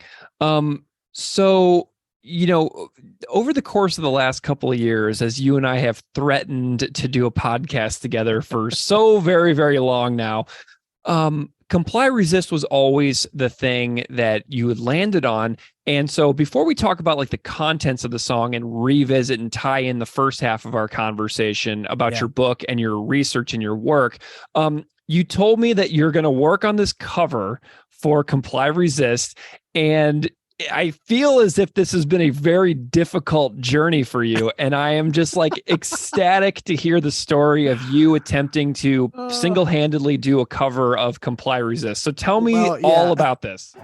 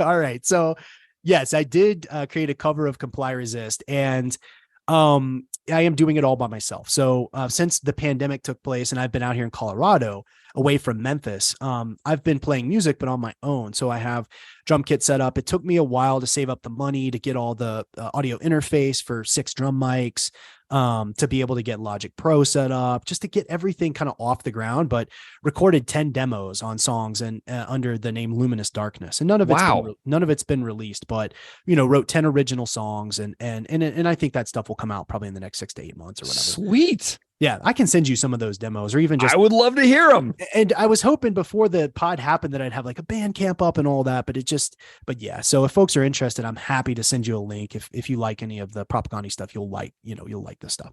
Cool. So I had finally got everything set up, and then I was like, yeah, I'm gonna record a cover of Comply Resist, and I think we decided we'd work on that like in the last 6-8 months. That was a more recent goal. Yeah, because I think more folks you've been interviewing have been doing covers. So I was like, okay, how the hell am I going to do this? Right. And so typically what I do when I record is I start with the drums. So let me back up. I'll write riffs on the guitar. Yeah. And then I'll even write second guitar stuff over it, and I'll just record that, and I'll have the template. But then to record it by yourself, you have to be able to record the drums first. And so with Comply Resist, I had to play all the drum parts first with nothing else, just a click track. And so that took a while to get the drums right, because it's a hard song to play on the drums. It's very fast. And when you hear the cover, I think it'll come out with this episode, you'll hear I ended up playing it faster than the actual song itself. Just because, I was playing Nuclear Speed. So laid that down. And then the guitars were not easy to learn. And there's a lot going on with the guitars. And there's, of course, 2 guitars.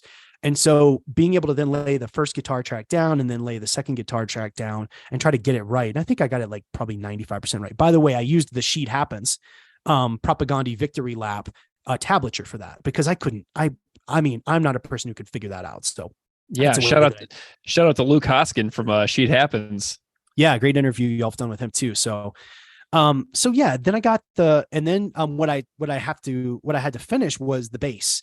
And got the Sheet Happens for that, right? And then laying down the vocals, and not having the pretense that I could sing like Chris. I mean, that's the thing. Whenever you're doing a cover song, you just kind of have to find your own voice, and you got to be yourself. Totally. Exactly. Kind of follow the path that was laid down there. But yeah, it was quite the project, and took longer than expected, and doing it all by myself, recording it all at my house. But man, it was fun. I felt really satisfied after it was done, because I was like, this was some hard ass work. It's totally incredible.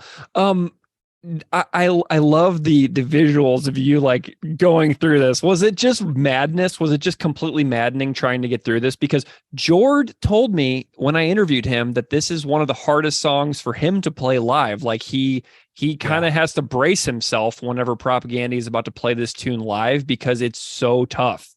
Yeah. So yeah, I thought a lot about Jord throughout this process, because it is not easy, and it's extremely demanding. And we always called, like, when you're really working on a song in band practice, we call it gym practice. And this was a gym practice to end all gym practices, because first of all, I wanted to make sure that I was getting the drum inflections right, because there's a lot of drum inflections throughout the song that articulate alongside the vocals.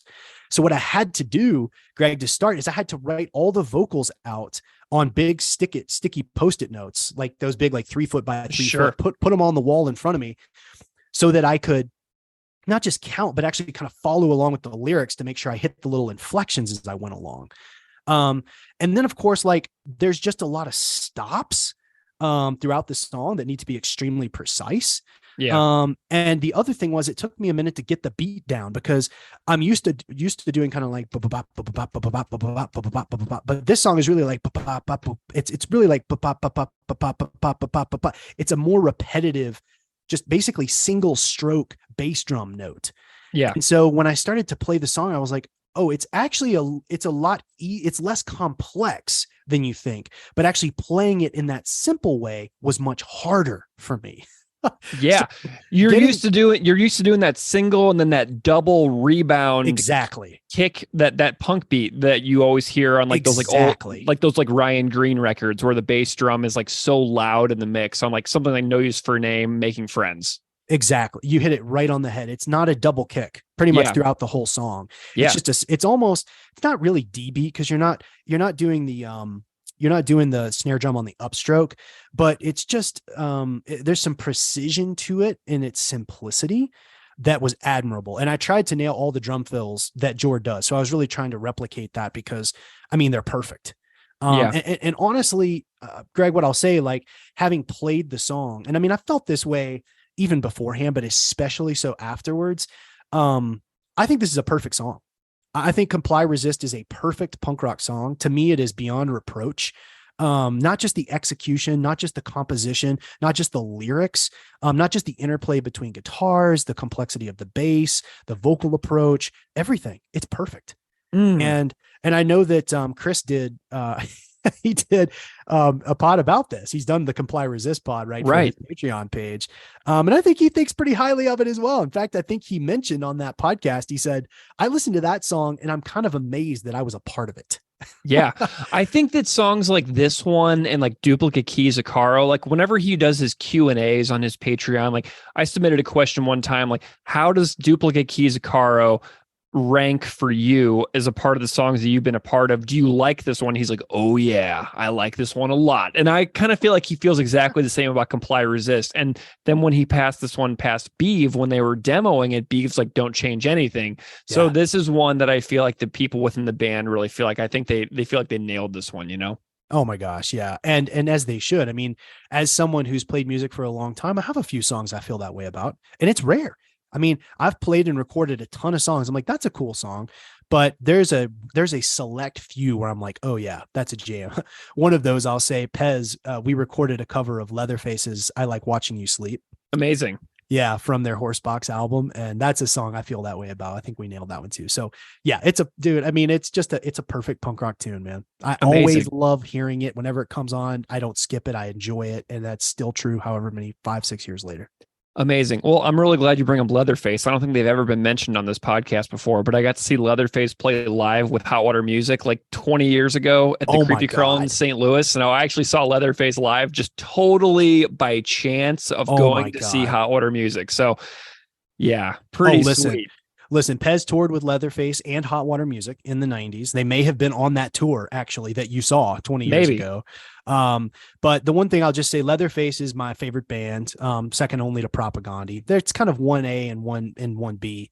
And I just have to give a shout out, Andrew Lang, also known as Laney, the drummer for Leatherface, on all of their albums except their very last one, passed away this week. So really sad to see that. Of course, Dickie Hammond passed away, and Frankie Stubbs is really the only surviving member of Leatherface still around. So sad week for punk rock music, man. But if you don't know Leatherface and you listen to this podcast, I'd actually encourage you to start with the Hot Water Music Leatherface split LP. It's a really good place to start. Frankie's voice takes a little getting used to, but it is, to me, some of the best punk rock you'll hear.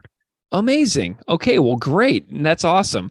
Okay, so Anthony, in the very beginning of our conversation, we talked a lot about your research, and we talked a lot about the history of, nonviolence and the history of the civil rights movement in the United States. We talked a lot about what was going on with the messiness between nonviolence and resistance, right? So we've got the name of this song, which I think really ties in very well to a lot of your own career and research, and just many incredible connections. Tell me a little bit about your connection to the title of this particular song. For sure. Thank you for this opportunity, because there's a direct connection to exactly what I think the sentiment of this song is about, between my research and between what Chris is writing here. And I just want to sort of take you to the portion of the song, the very last line of the song, or towards the end: comply, ? Resist, ? No difference. Resist, ? Comply, ? You die. Now, why is this important? I want to share a quote from Charles Payne. He's a luminary civil rights historian. He wrote a book called I've Got the Light of Freedom. If you like anything of what I've talked about today with civil rights history, buy this book. Get it on Audible. It's called I've Got the Light of Freedom. It's the best book about the civil rights movement. Full stop. I have a PhD. People can disagree, but it is. In that book, Charles Payne talks about the organizing tradition in Mississippi. And one of the things he writes about in terms of the long organizing tradition among Black folks in Mississippi, he has to give you this backdrop of violence. You can't understand what it looks like to resist, to try to transform the conditions that are ordering your life, to try to change Jim Crow, unless you understand the context of violence, of segregation, of Jim Crow. And one of the things that he says there is, he says, when it came to violence against Black people in Mississippi, the point was, there didn't have to be a point. You could be killed because some ignorant white man didn't like the color of your shirt. You could be killed because he didn't like the way you drove a wagon. The point was, there didn't have to be a point. Why is this important? Why does this relate to comply resist? When you think about these systems of social control, right? So in this case, Chris is writing a little bit about indigeneity, but he's also making explicit references to Tamir Rice, right? In terms of a toy gun, right? When you look at these systems of social control, there's all these rules. So go into a school, right? And learn English and forget your native language. Learn our religious customs. Abandon your religious customs, right? Comply with white supremacy. Make sure that you cross the street when a white person is coming. Make sure that you drink at the white water fountain, right? Or the black water fountain, rather. Make sure you follow these rules. But you know what, Greg? At the end of the day, it doesn't matter whether you follow the rules. It doesn't matter whether you comply. It doesn't matter whether you resist. Because when power has absolute power, when it's drunk on power, it can do whatever it wants, whenever it wants, because it sets the rules and it decides when, even if you followed all the rules, I'm still going to punish you. And that, to me, is what is bound up at the heart of the entire history of colonialism. It's what's at the heart of segregation and Jim Crow in this country. Yes, you can be perfect. You can dress nice. You can get a good education. You could do all the right things. And guess what? At the end of the day, it still doesn't matter. Comply, resist, no difference. Resist, comply, you die. Oh boy. Yeah, there's so, and this song has two halves, right? Do you feel like there's like a first story and a second story in this song? For sure. Yeah. And of course, I pulled up the letter or the facts, the essay that Sure. Christopher Hitchens wrote here. And if folks haven't seen that, it's from 1992, the Christopher Hitchens essay on the anti-Columbus movement. And the song explicitly references direct quotations from this Christopher Hitchens essay. Yeah. And so that's just the intro. That's where the song starts, right? And some of this stuff, right? My colorful, exotic friend, respectable, well-spoken, unlike the rest of them. As you know, I'm colorblind. You're a credit to your kind. That stuff's not coming out of the Christopher Hitchens essay, but what it does is it reflects the tone of the essay. And so I think Chris Hanna does an incredible job, right? In introducing us to that vis-a-vis this kind of imaginary, right? This imaginary perspective. But then he gets right into it, right? Eden, empire, kingdom, right? Those are directly out of the Christopher Hitchens essay, right? And so he's drawing right on that. And so is that next section, the boundless epoch we've bestowed upon your savage empty lands. Of course, mistakes were made. As far as human progress goes, welcome to a slightly higher plane. Innovation, opportunity, those are words directly out of the Hitchens essay, right? Mm-hmm. So is treaties we broke, lands we filched, settlements put to the torch, children's, we abused, right? Those are coming right out of the Christopher Hitchens essay. Yeah. So yeah, that's really the first part of this song, right? And to me, gosh, and I know y'all get into this, but the way the music interplays with the lyrics, right? The treaties that we broke, the lands that we filched, like the intensity of it. You feel the intensity of it. You think, my God, right? I can't believe we did that. So the song is just set up through that first half, right? In this kind of amazing way. And then you're right, it pivots in the second half of the song, right? And this is where you start to see some references, not just to indigenous communities or the Canadian legacy of colonialism. Now we're starting to talk about a U.S. context. We're starting to talk about anti-Blackness, right? The funny names you give your kids, the silly ways you do your hair, the jungle music that you blare, right? Yeah. And you can see the ways in which those things all connect, but specifically, even right before that, don't play with a toy gun, don't change lanes without signaling, right? Yeah. Those things, like literally, those were at the crux of what led to unarmed African-American men being murdered by police at police stops. And Mhm. I'm from Memphis. And so Tyree Nichols recently being beaten to death by 5 African-American police officers. And I don't know if we have time to get into the complexity of all that, but certainly have thoughts about that, right? That is just another example. And Chris makes a direct reference to this. And what's actually the most sad part about it all, right? Don't change lanes without signaling. Don't play with a toy gun. It's not like he's just talking about those things that happened before 2017. Mhm. This is stuff that continues to happen repeatedly over and over again. It's patterned, it's predictable, it's consistent. So yes, Mhm. there are, I think, 2 sort of separate sections of the song. The first being around the anti-indigeneity coming out of the Chris Hitchens piece, and then the second starting to reference the U.S. context. Yeah, well, and you think about the toy gun too. It's not even just men; it's children, right? So we have the Tamir Rice reference with the toy gun, is what I'm seeing there too. So It's across age. It doesn't matter if you are a literal child or if you are a grown-up man in your 30s or 40s. It's just kind of transcends age too. Trayvon Martin was 15 years old. Mm-hmm. Excuse me, 17 years old. Right? He's not an adult. Right. I mean, so, and yeah, you mentioned Tamir Rice. I mean, these are children, right? 12-year-old African-American young boy. Yeah. So no, you're right. You're right. That's an important clarifier. We're not just talking about men or adults. Yeah. Yeah. Did you have a personal history with the work of Christopher Hitchens when you were younger at all? I didn't. I did do some reading about him in preparation for the podcast today, and just seems like an extremely complex person. Yeah. Whose views evolved and shifted over the course of his life. And it wasn't super consistent, right? Was super supportive of LGBT rights, right? But also super like Second Amendment. I mean, there's just a lot of ways that when I looked at him as a thinker, he didn't appear to fit into a Manichaean paradigm, right? Either one thing or the other. Yeah, I think that he kind of thrived in that space. Like he was a very well-known contrarian figure where I think that he kind of reveled in the active argument itself. Like I think that that's kind of where he thrived and oftentimes would kind of lean into that. So I'm wondering, I was thinking about this earlier when I was talking to somebody else about this song, and I was wondering if maybe he would change on his views of this 1992 thing, which was released literally on the 500-year anniversary of Columbus's voyages in 1492. So it's just one of those things that I knowing his complexity, I'm wondering if there would be a shift in his tone over time and a softening or a doubling down. Yeah, which obviously we can never know.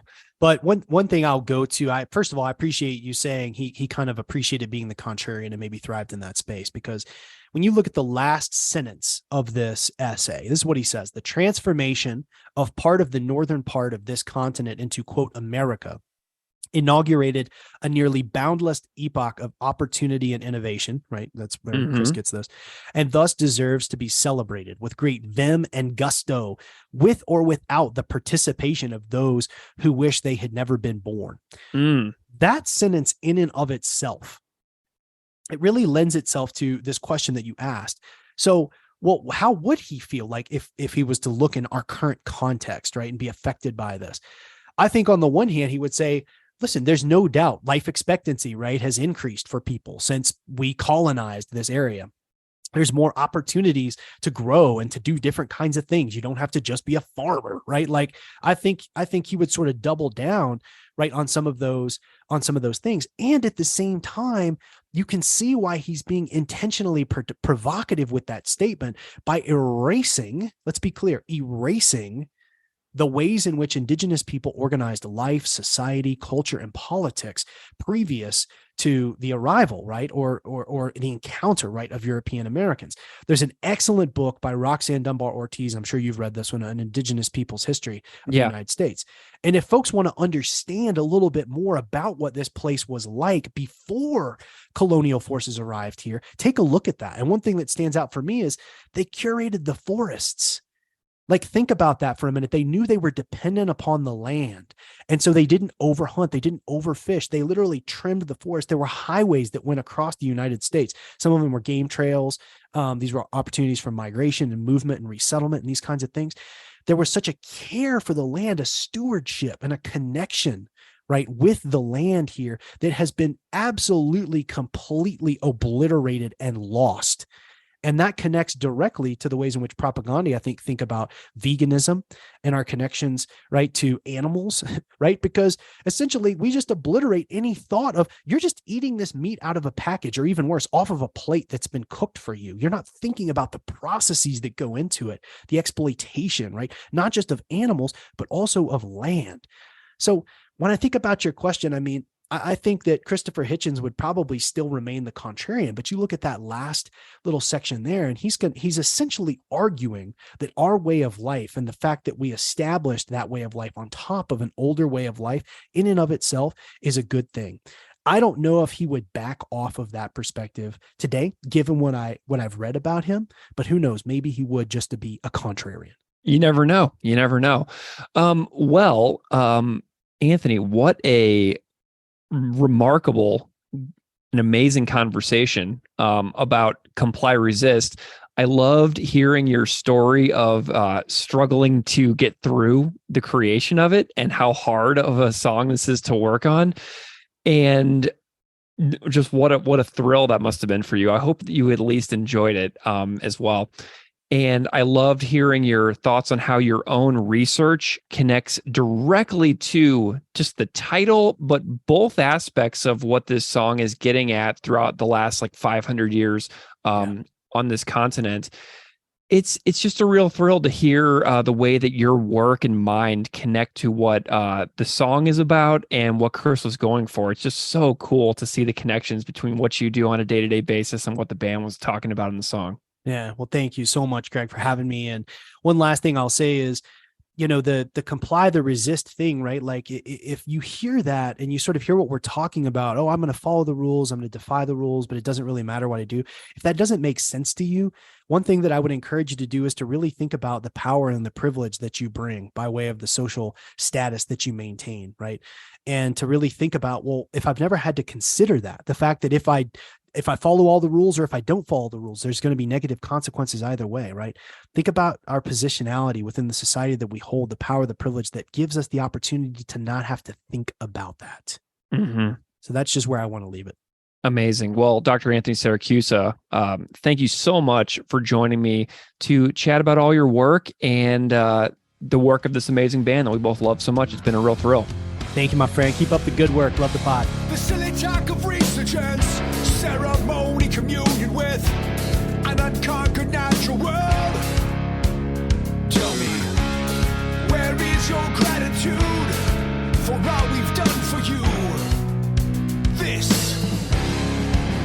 paradise in earth, empire, kingdom, this mercy back we bestowed. Dr. Jeremy Cohen, welcome to Unscripted Moments, a podcast about propaganda. Thank you very much. I am very happy to be here. I'm delighted that you're here too, and I'm so glad that you're excited. It's very wonderful. Happy Friday. So, Jeremy, I'm wondering if you can just spend a moment and introduce yourself a little bit to the audience so they know a little bit about who you are and what you do in the world. Yeah, so I'm an assistant professor in the Department of Religious Studies at McMaster University in Canada. And I am an anthropologist of religion. My main research focuses on new religious movements and communities who are trying to live forever.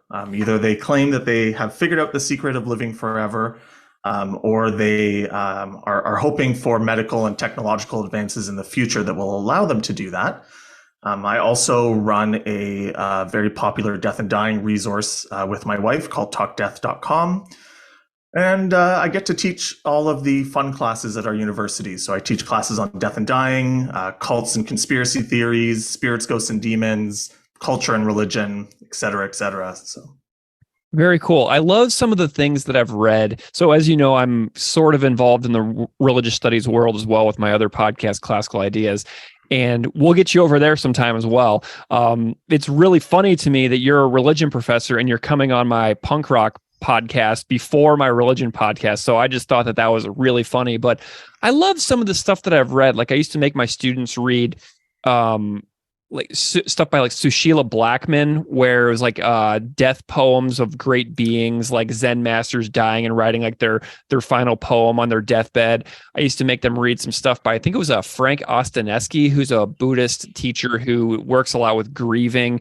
So that's a really fascinating field that you're in, and I'm really excited to chat about that on the other podcast in hopefully the not too distant future. I just think it's funny that you're a religion guy and so am I, but we're talking about music instead.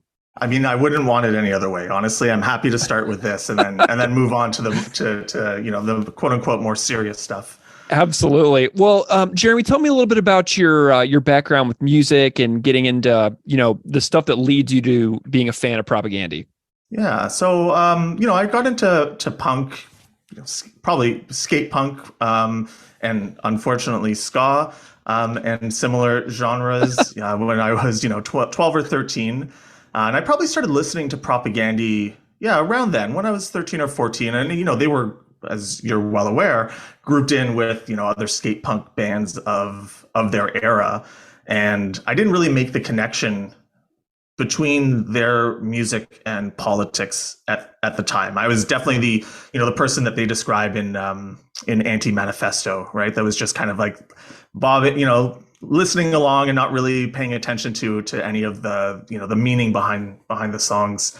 But yeah, I started listening to or listening to Propagandhi was probably the first time that I was ever really introduced to radical politics, and I think that really came to influence the music that I was listening to generally, starting to listen to Bad Religion and Oi Polloi and I don't know, not that those are three very different, types of punk, but yeah, it wasn't very long before the Propagandhi's message started really creeping into my head. And Propagandhi has been, I think, really pivotal to the trajectory that my life has taken. And I think that a lot of that really is rooted in today's empires, tomorrow's ashes. I think that was, there was a lot of things happening at that time, geopolitically, but also just in my life personally. And Propagandhi gave me a language to be able to think about politics, think about my life, and think about even 9/11, think about September 11th. And I grew up in a really small town outside of Montreal in a school that had 300 people.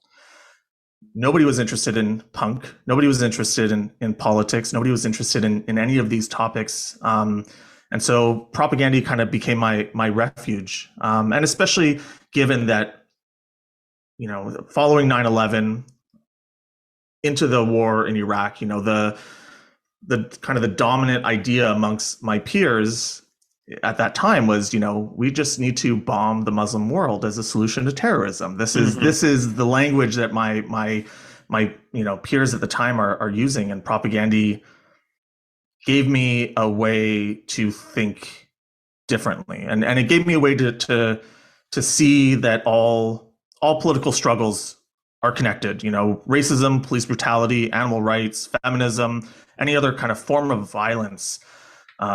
It was a really kind of foundational part of my life. And I'll just kind of end off by saying that, I've been, and I'm not saying this as to pat myself on the back, but I've been, vegan now for 17 years. And it is Propagandhi's fault. Wow. I every time we've had a professor on here, I have to stop and wonder, did Propagandhi have an influence in making this person pursue an academic path and like a life of the mind? Do you blame them for your career trajectory? I think so. I think honestly, I really do. And it is because of the like I said, the language that it gave me. Given where I grew up, I always aspired to move to the city, move to Montreal, and find a group of friends that shared my values. And those were the values that Propagandhi introduced me to. And so I really do see a connection there. I can trace that trajectory very clearly. Amazing. Well, Jeremy, I've known for a long time that you were a big fan of the band, just based on Twitter encounters and interaction like that over the last couple of years. And so you have to understand my joy and my shock when I began researching the song Comply Resist from Victory Lap, and I found an article written by you very shortly after the release of Victory Lap. So Victory Lap, as everybody knows, came out September 29th, 2017. And 4 days later, October 3rd, 2017, you release a short article on your website called Christopher Hitchens, An Ode to False Idols. So your turnaround speed is stunning. I mean, incredible. when I realized how close to the release day of the record is, I was like, wow, Jeremy connected with this song instantly, in a way that, like, I'm much more of a slow burn. So I'm glad that you had such an instantaneous response to it. So we'll get into the article in a second, but before we go there, I want to know about your background with the work of Christopher Hitchens, the subject of the song "Comply Resist." Yeah, absolutely. First of all, that quick of a turnaround time, not always a great thing. Sometimes it's good to sit on material for a little bit, but as we'll get into, I felt very strongly about the topic of the song. So yeah, honestly, my background is also in the New Atheist movement. I really became interested in the New Atheist movement sometime around 2006, 2007. I think the first book I read was Sam Harris's Letter to a Christian Nation, followed by Dawkins' Blind Watchmaker, and then God is Not Great by Hitchens. And I read Hitchens' book and then, really fell in love with his work, in this topic. The critique that the New Atheists were making at the time really resonated with me as someone who is still trying to find their way in the world. And I'm someone, I have a learning disability, and sometimes in the past, I felt very insecure about my intellectual abilities, and the New Atheist kind of gave me a direction that I could really focus on, which has always been a difficult thing for me. Focus has always been a very difficult thing for me, and so it gave me a direction in that way. And at the time, their argument that so much of the world's problems lie at the feet of religion seemed like the logical conclusion to, my years as a teenage anarchist and, the weird kind of post 9/11 left-wing political conspiracism that was really popular at the time, and something that I was really attracted to as a teenager, and this kind of, I guess, unthinking distrust of mainstream narratives. And religion seemed like the most mainstream narrative that our society has. And so there was this kind of contrarian spirit that Hitchens definitely helped, create that really spoke to me. The New Atheists were actually, and Hitchens especially, were what motivated me to start taking courses in religious studies, because I wanted to learn how to better debate religionists. I was watching all these YouTube videos of debates between Hitchens and various priests and rabbis and imams, and I wanted to learn how to better debate religionists. So I took some courses. I took a course on the history and kind of cultural context of the evolution creationism debate. I took courses on the religious movements, learned the historical critical method of biblical scholarship, and learned about the anthropology of religion, and realized that the religion that the New Atheists were pointing to is this straw man, right? And then the idea that Hitchens has of religion, is this straw man. They are reacting to American evangelical Christianity and this Western fear of Islam, which then kind of came in to stand for religion generally. And nothing will disabuse you of these sorts of ideas than taking courses in religious studies. There's so much parallel between your experience and mine. Like, the Sam Harris's first book and God is Not Great were books that I actually read both multiple times. Like, I reread them, and looking back on it, it's just such an interesting way. But I'm really glad that is part of your story that shares with mine, because looking back on some of the things that those guys have done in the years since that I kind of like wasn't really super into or agreed with, it made me a little squeamish about my own fawning over them years ago. Like, you know what I mean? Does that make sense to you? Like, I used to really revere these guys, and so it really kind of was interesting to watch where they went next, and also to discover other things about them that I wasn't so like adoring of, Oh yeah, absolutely. I always feel like I need to add a qualifier when I'm talking about any of these authors.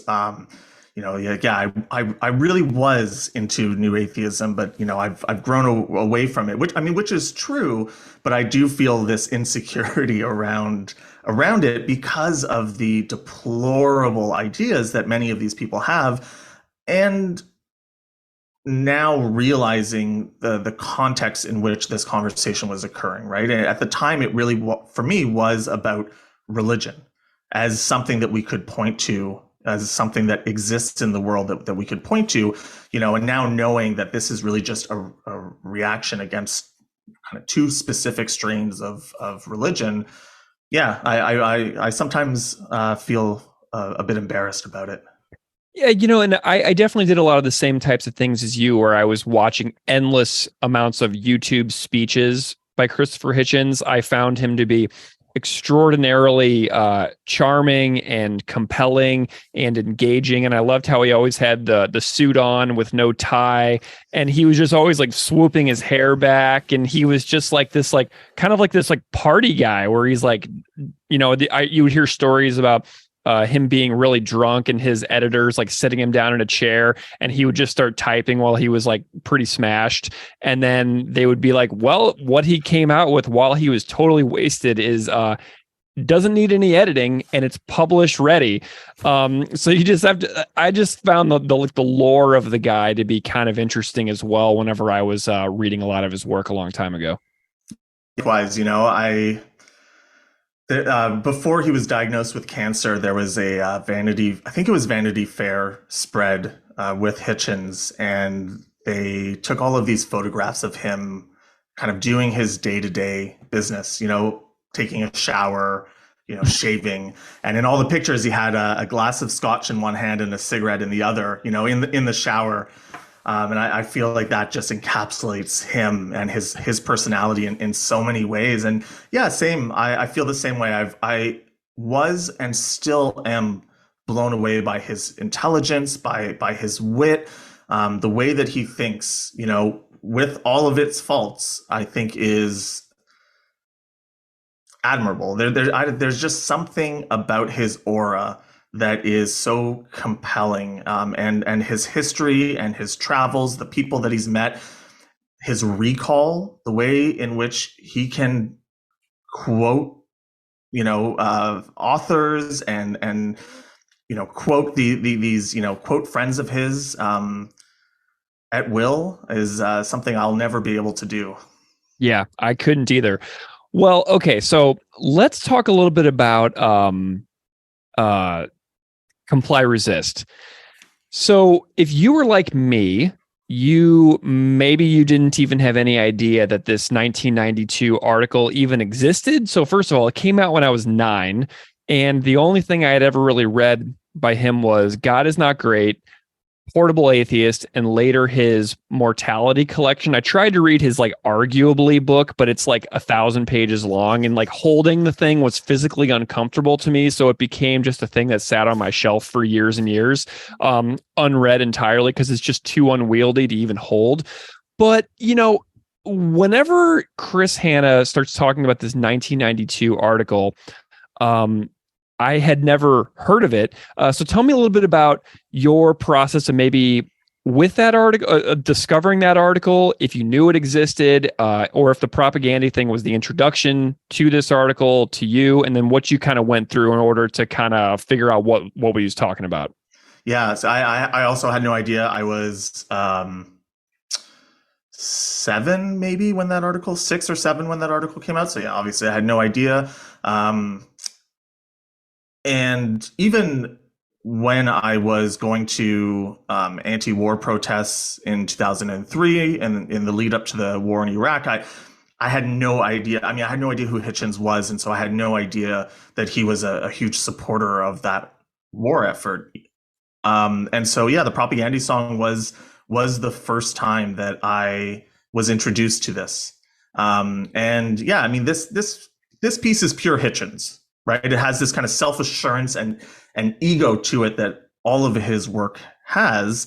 The problem is that it is attached to a pretty abhorrent idea, right? And it speaks to, I think, a certain trend among certain intellectual circles that one's expertise in one domain means that one can be an authority in others, right? Which, to be fair, is sort of the role of the op-ed author generally. Mm-hmm.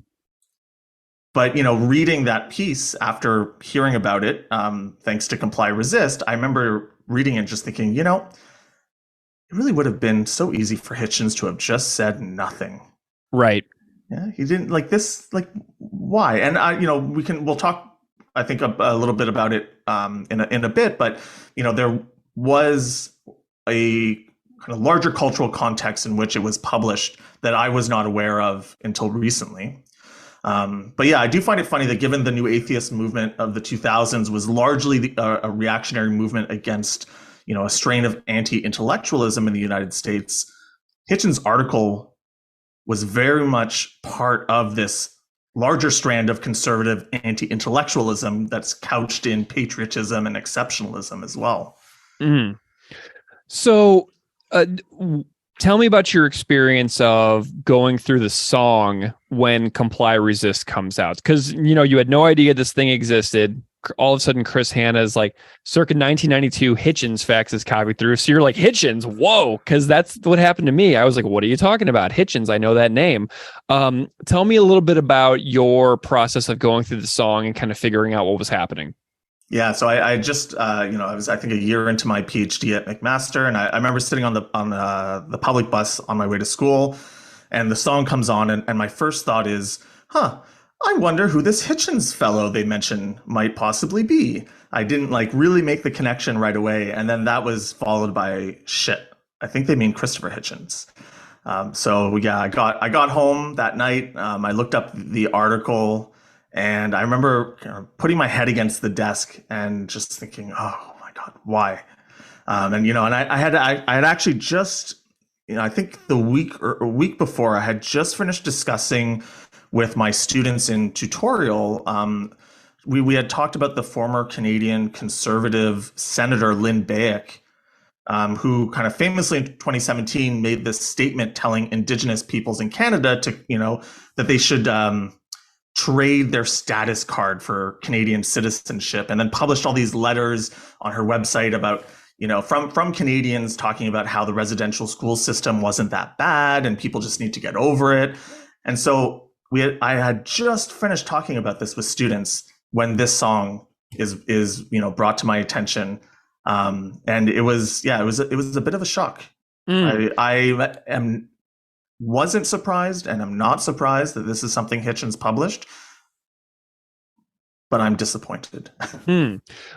So I'm curious a little bit about your thoughts on the article too. So one of the main things that, first of all, it's really interesting that Chris lifts lines from the actual essay for the lyrics: treaties broken, lands filched, settlements put to the torch. So Chris actually uses pieces of the actual essay for his lyrics in the song, but then the approach isn't what listeners of the song might take away, because Hitchens's argument is that the things that are the treaties broken, lands filched, burned settlements are being done by Indigenous tribes against others.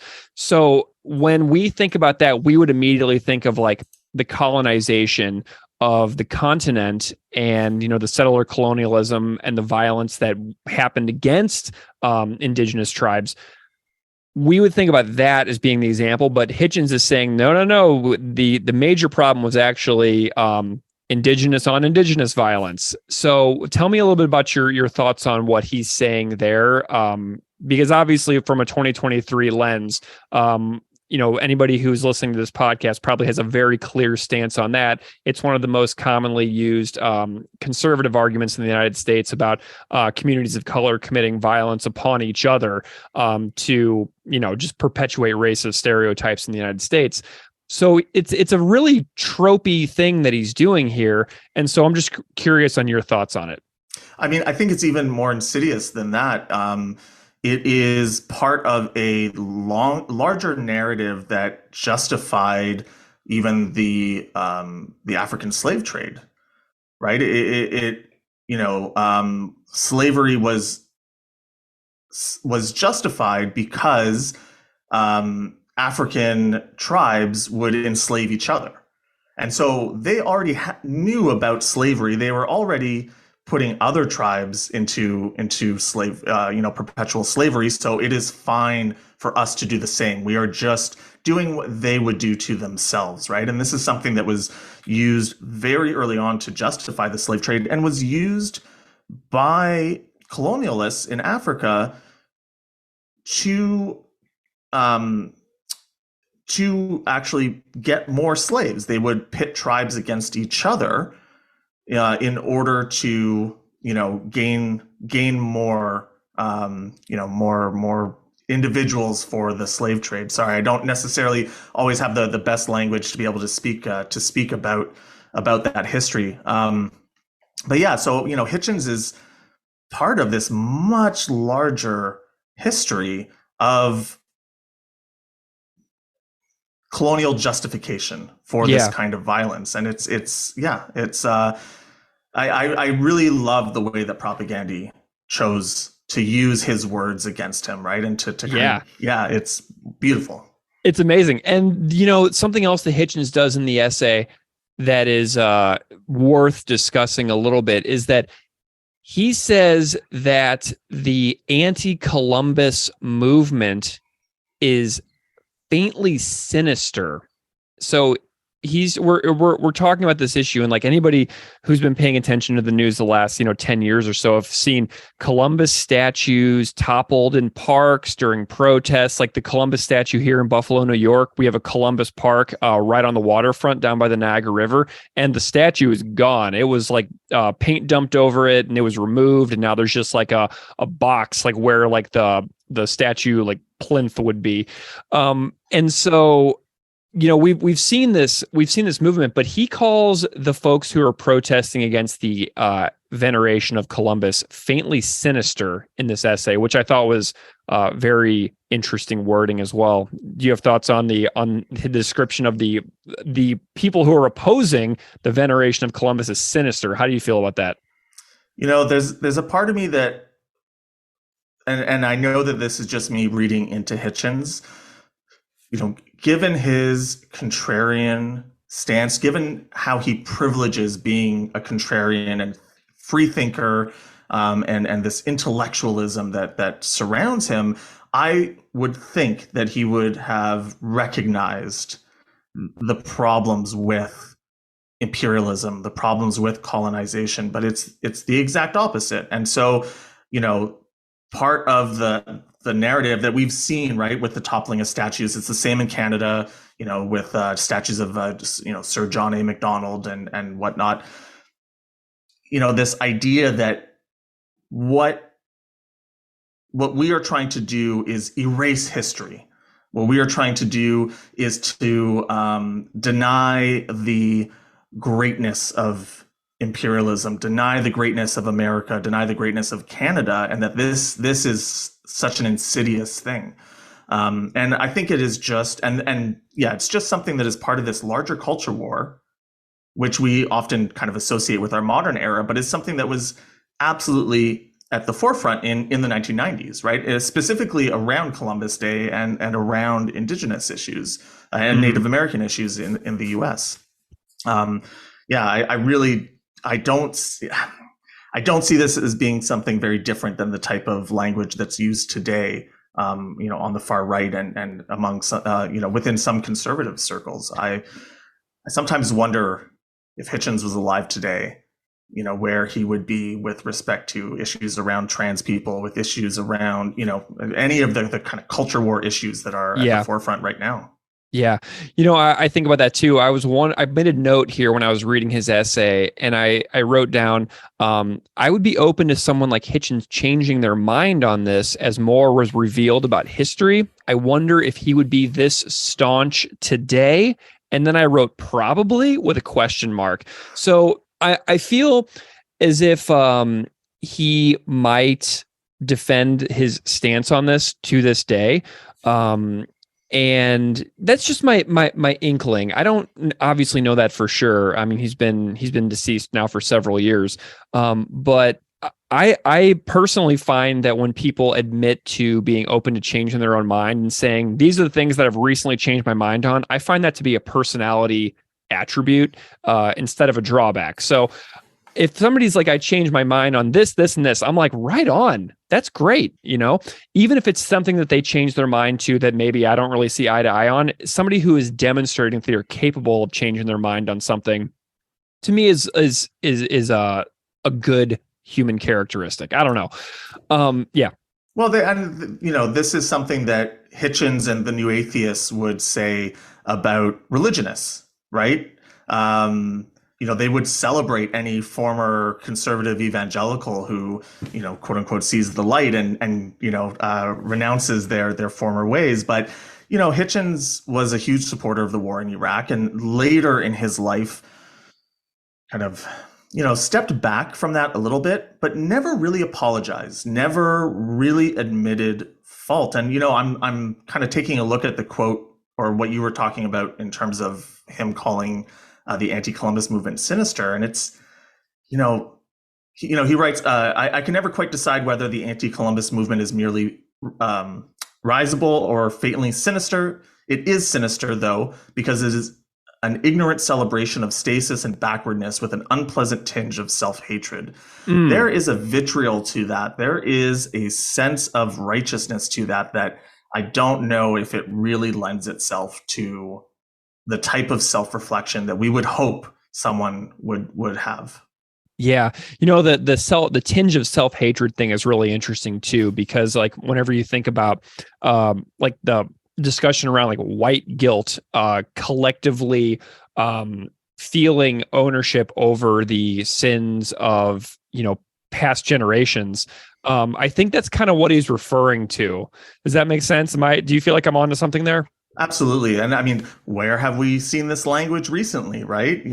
With Black Lives Matter and the whole CRT debate, this is such a long-standing narrative and rhetoric coming from this group. And so, yeah, no, I read it that way as well. Yeah. And the whole like notion of whenever you acknowledge problems in society today, there's like a movement of people right now that are saying, we are in by far the best point of human history that has ever been, a time to exist. This is the best life has ever been on this planet. And so I'm like, okay, but we still need to talk about how we can be even better, even if you concede that like things are generally pretty good, but things have gotten really weird the last couple of years. I would have been a lot more inclined to agree with that statement in 2019 than I am in 2023. But there's a lot there. It's just such a complicated and endless conversation.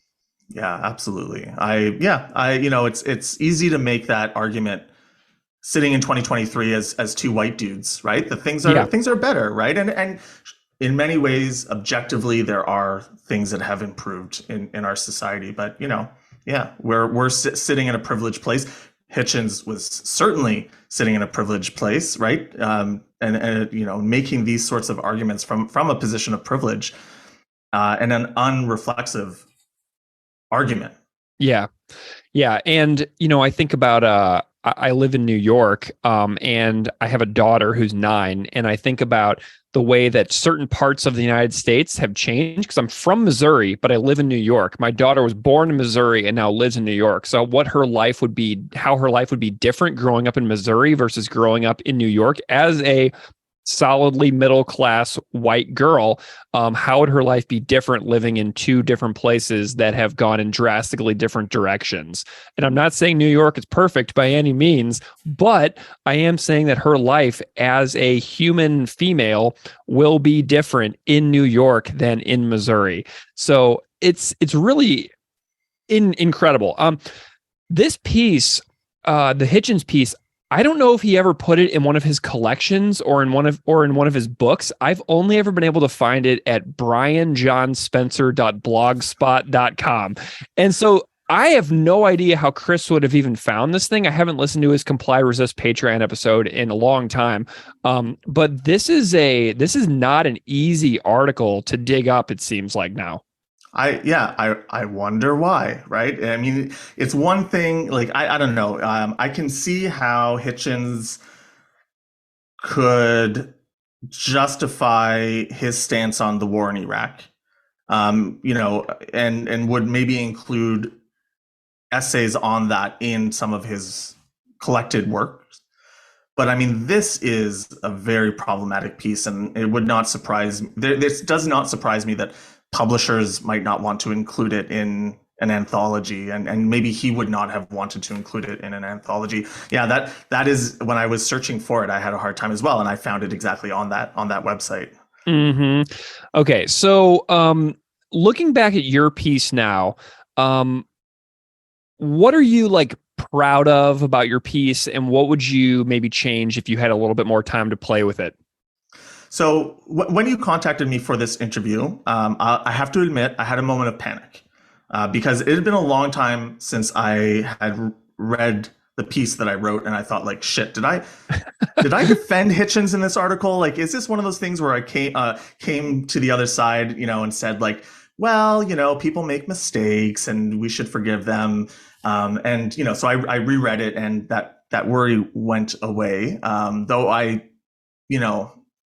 do think I could have taken a stronger stance. I don't think that I necessarily sat on the fence, but I think there are ways that I could have made it clear that maybe there is something to be said about abandoning our idols when we find out that they hold such problematic beliefs. And to be fair, I wrote this in 2017. I wrote this in 4 days.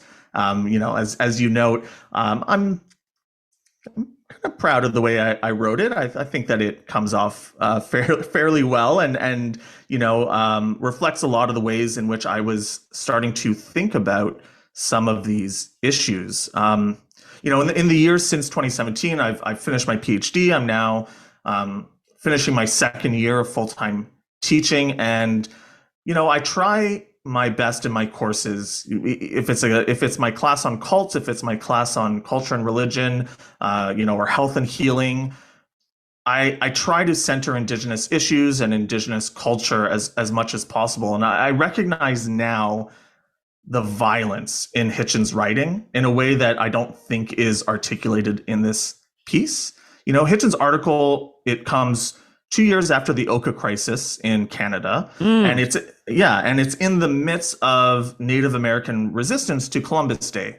And by writing this opinion piece, Hitchens contributed to our kind of stock cultural knowledge around Indigenous issues, and did so for the worse. And 1992 was the quincentennial of Columbus's arrival in the quote unquote New World, and I didn't realize this when I was writing the article in 2017. My article itself was kind of a reactionary article, and something I really felt like I just needed to get out there. Hitchens' article is problematic for many reasons, but given the context of it as part of this larger culture war between, the sense of American exceptionalism and greatness, and then the legacy of and continued genocide against Native Americans, against Indigenous peoples in Canada, it adds a weight to it that I would put front and center were I writing this now in a way that I didn't necessarily in the article. Yeah, and the timing of it too, 1992, 1492, I didn't even think about that. So that's brand new to me right now, and like a real-time revelation of being the 500-year anniversary.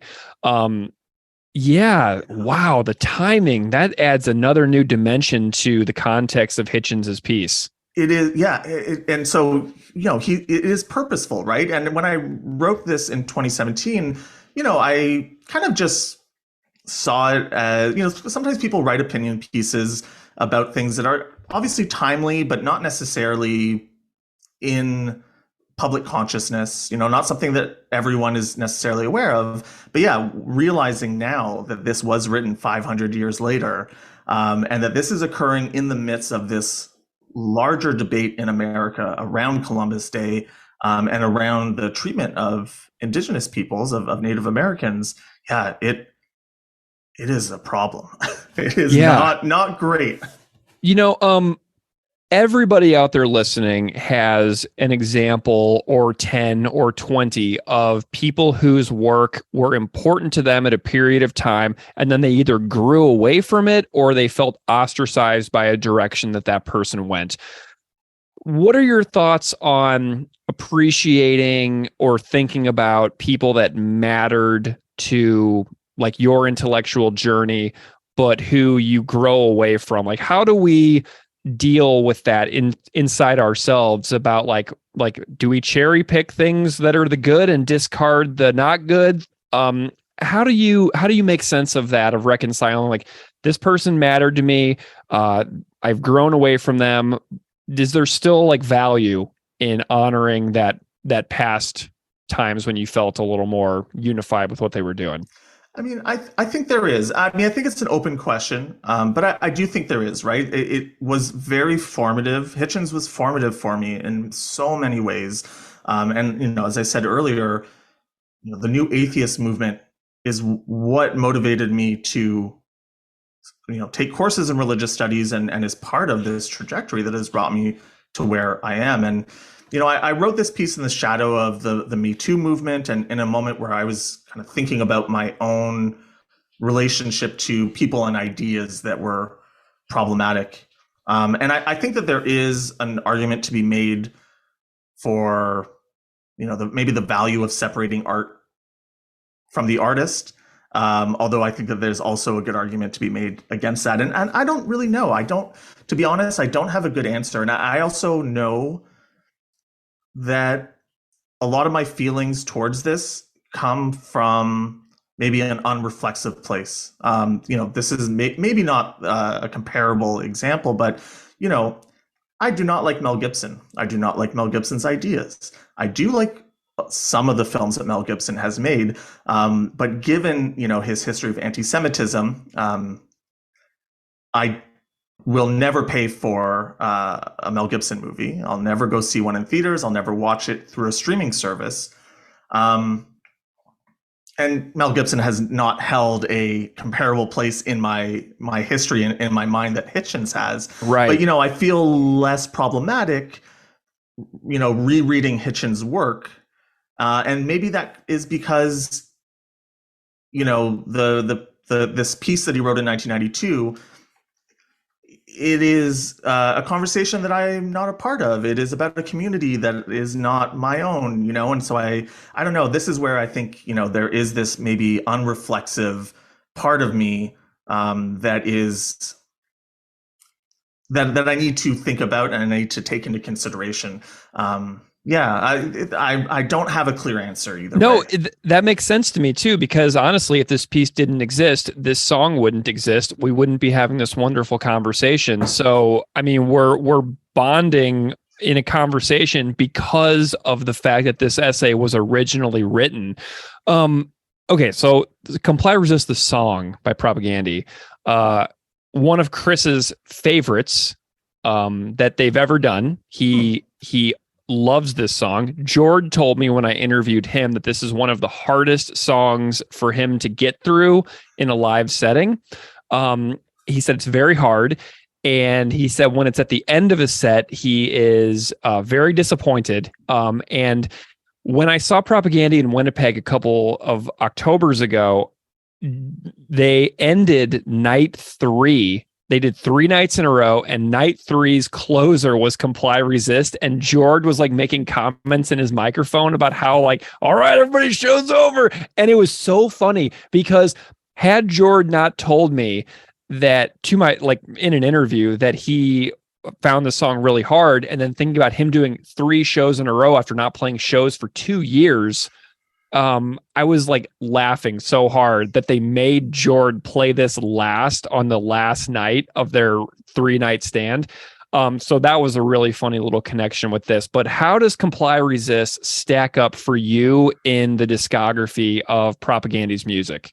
Yeah, that's a good question. You know, one thing I'll say as well is, you know, I like the story that you just told, and I think it, you know, I mean, poor Jord, but yeah, I do think that it speaks to something that's really important in this conversation, especially for people like us, which is to kind of sit in the discomfort, right? Sit in the discomfort that the writing of someone that we admired, once admired, creates in us. Sit in the discomfort, because that is the close, that is, I think, a really important thing for us to be able to do.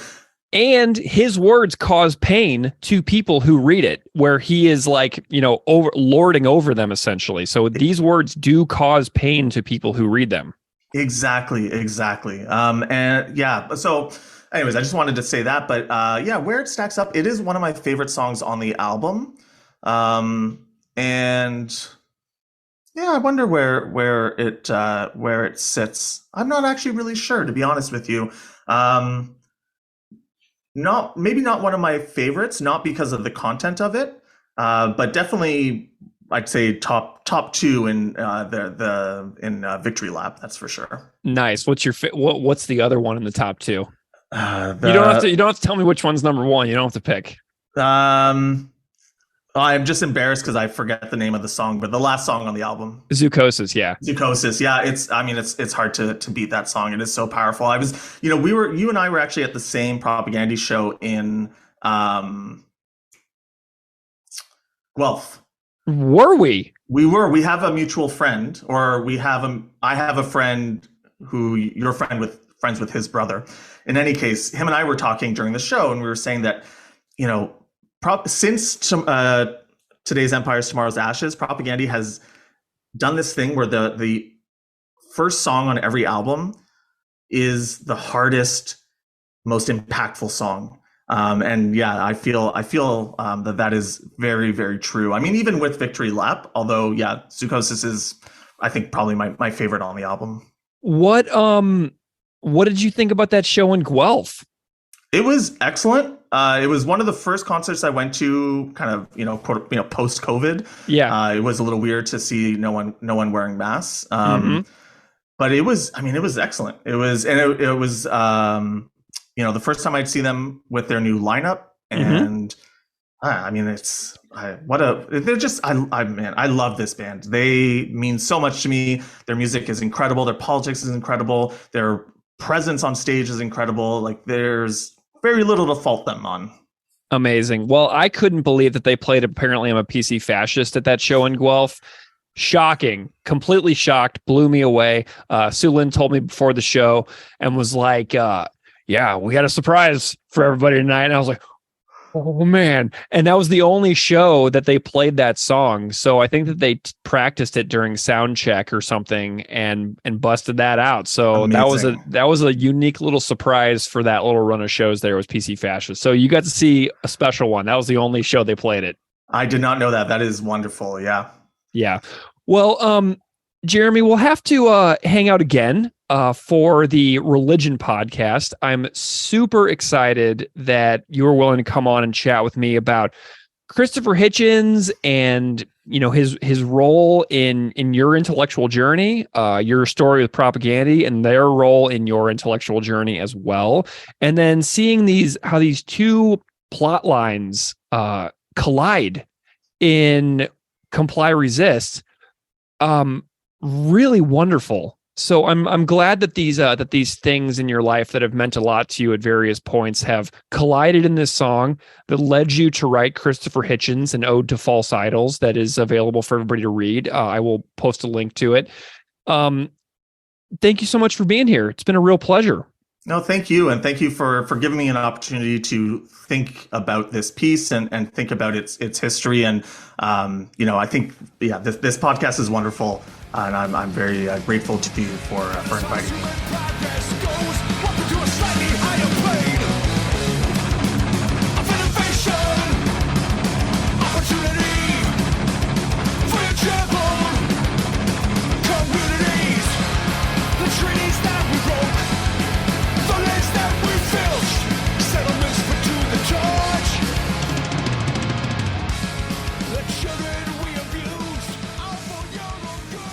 All right. Thank you so much to Aukai, Ligairi, Dr. Anthony Siracusa, and Dr. Jeremy Cohen for all of their wonderful contributions to this episode.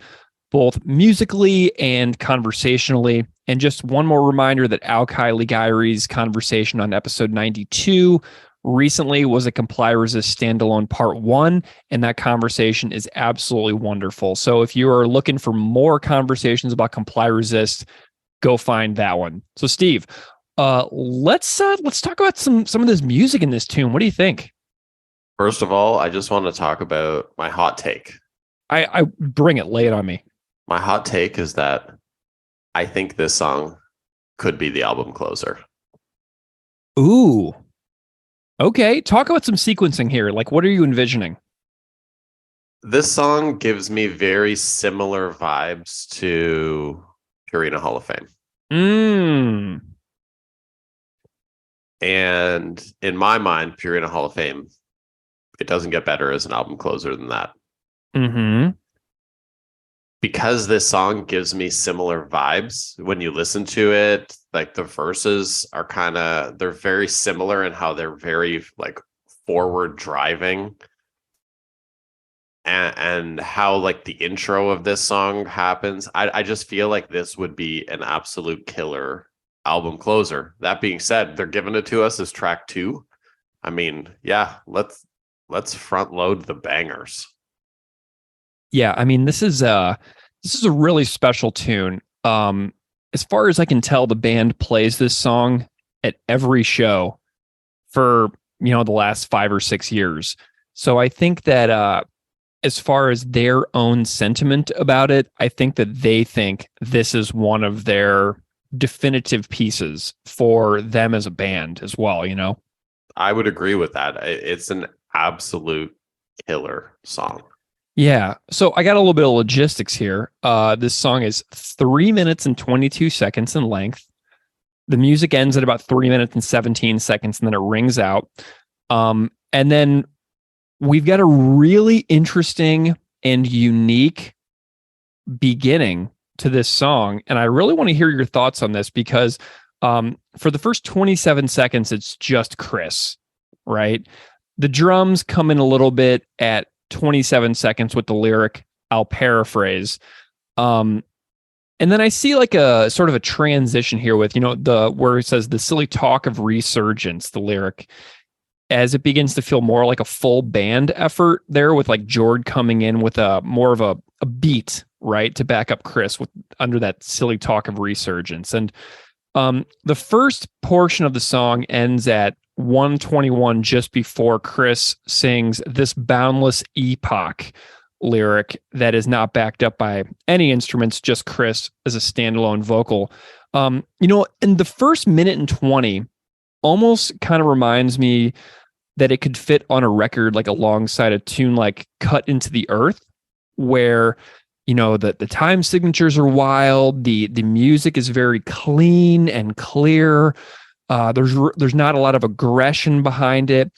And, I think I said that like on Cut Into the Earth that I could see these guys playing this style of stuff more as full standalone pieces in their later years. If they're ever like, we're 75, we want to cut out the speed. I could see them doing this kind of stuff if they were playing music, 20 years from now, is like these elaborate, slowed down, very experimental, longer pieces. So this first minute and 20 of Comply Resist is really super unique for this band. And I'm just wondering if you can help me break down this first minute and 20 or so. So the part that's just Chris at the beginning, it's like you said, very unique, but it's got such an element of like importance and grandeur. Like, that like when he intros the song like that, that it's going to get real. It's just setting up the story for everything that comes after it. And it's such a great way to set up the context of the rest of the song. Then when George's drums come in at 27, his drums sound unbelievable on this song. Mm-hmm. Like, they sound huge. Yeah. And that only adds to the grandeur of this intro. Right? So I think, up until the 121, and then at 123, that's when that main verse riff kicks in, which is absolute killer. Oh yeah. Killer part. Yeah. Like I said in the very beginning of this episode, my ears, my stupid, immature musical brain really latched onto the palming, but honestly, that riff that Chris is doing under the verses, where he's got this like little march feeling. It's like with like his pointer finger and his middle finger. He's got something going on where he's like alternating on the strings. And I had never seen anything like that. Like I had to watch like the playthrough videos and really pay attention to them, watching them play this song live. But there is something about that riff that he's playing under those verses that is so much more impressive than just that really fast palm muting part, Oh, it absolutely shreds that part. Like you hear that and you're just like, yes. I love it. It's, to me, that's the part musically that I love most in this song. That verse guitar part is unbelievable. Yeah. Did you try to play it at all? Like, does that make sense? Like what I was saying about like how like the pointer and the middle finger just kind of like going back and forth. Like because I had really never seen anything like that before. I watched the video that you had sent me, but I haven't had a chance to pick it up and noodle around with it on the guitar. I've been focused on a lot of other guitar stuff recently, but yeah, I mean, let's be real here. I'm going to try and rip it off. Nice. Dude, I totally overlooked that part for years and years in favor of that audibly very clear, super fast palm muter part of innovation, that part. But to me, like the riff with the alternating pointer and middle finger is far cooler than just the super fast palm muter part that sounds awesome. But like when you really break down the technical aspect of it, which one is a lot more amazing? And to me, it's the one that is so cool that's hiding in plain sight under the singing that I had really never heard about. And, I can't talk about music as well as some people that really know the guitar. So I reached out to Tim from Protest the Hero. I was like, Tim, what do you think about the guitar performance on Comply Resist? And Tim shot me back a brief message, and he watched that playthrough video that I sent you where Chris is playing this on an acoustic guitar. And first of all, we were both laughing that acoustic guitar is just so... It's just such an odd looking acoustic guitar that I've never seen that kind of acoustic guitar before. It looks like a Spanish guitar on like the headstock and the tuning pegs. But it's just such an interesting guitar. But Tim said, I like the voicings used on the high chords at the beginning, just slight variations on the same chord. I also did not think the fast part was played like he is doing it. Definitely looks easier than what I expected, but all in all, unique composition and all the riffs tie together nicely. So Tim was like thinking it was going to be harder looking than what he wound up actually seeing in the video. So just kind of goes to show Chris's genius in that regard, that it sounds super hard, but Tim was like, whoa, it might be a little easier to play than I was anticipating. So that's kind of cool as well to hear like the way that Tim's guitar brain works with regards to breaking down the guitar in this song. Special shout out to Tim for being an awesome dude. I think it was close to 18 years ago when my old band were going out on a weekend tour. I remember going to Tim's house to pick up the Protest the Hero van because they lent us their van for the weekend. And Tim saying, you guys hit the oil change limit. You guys got to get an oil change while you're on the road. Nice. That's hilarious. And, that's a fair deal for Tim for doing some preventive maintenance on their vehicle. Absolutely. Tim's an awesome dude. Fun fact, I'm seeing Protest the Hero in St. Catharines, Ontario in 1 week. So I'm very excited for that. So by the time this comes out, I will have seen Protest the Hero very recently with their new drummer, HK, who I believe is in a band called Intervals in Ontario, and also works at Sheet Happens Publishing. So I'm excited to see the revamped Protest the Hero lineup next week. That is awesome. Yeah, man, I'm excited.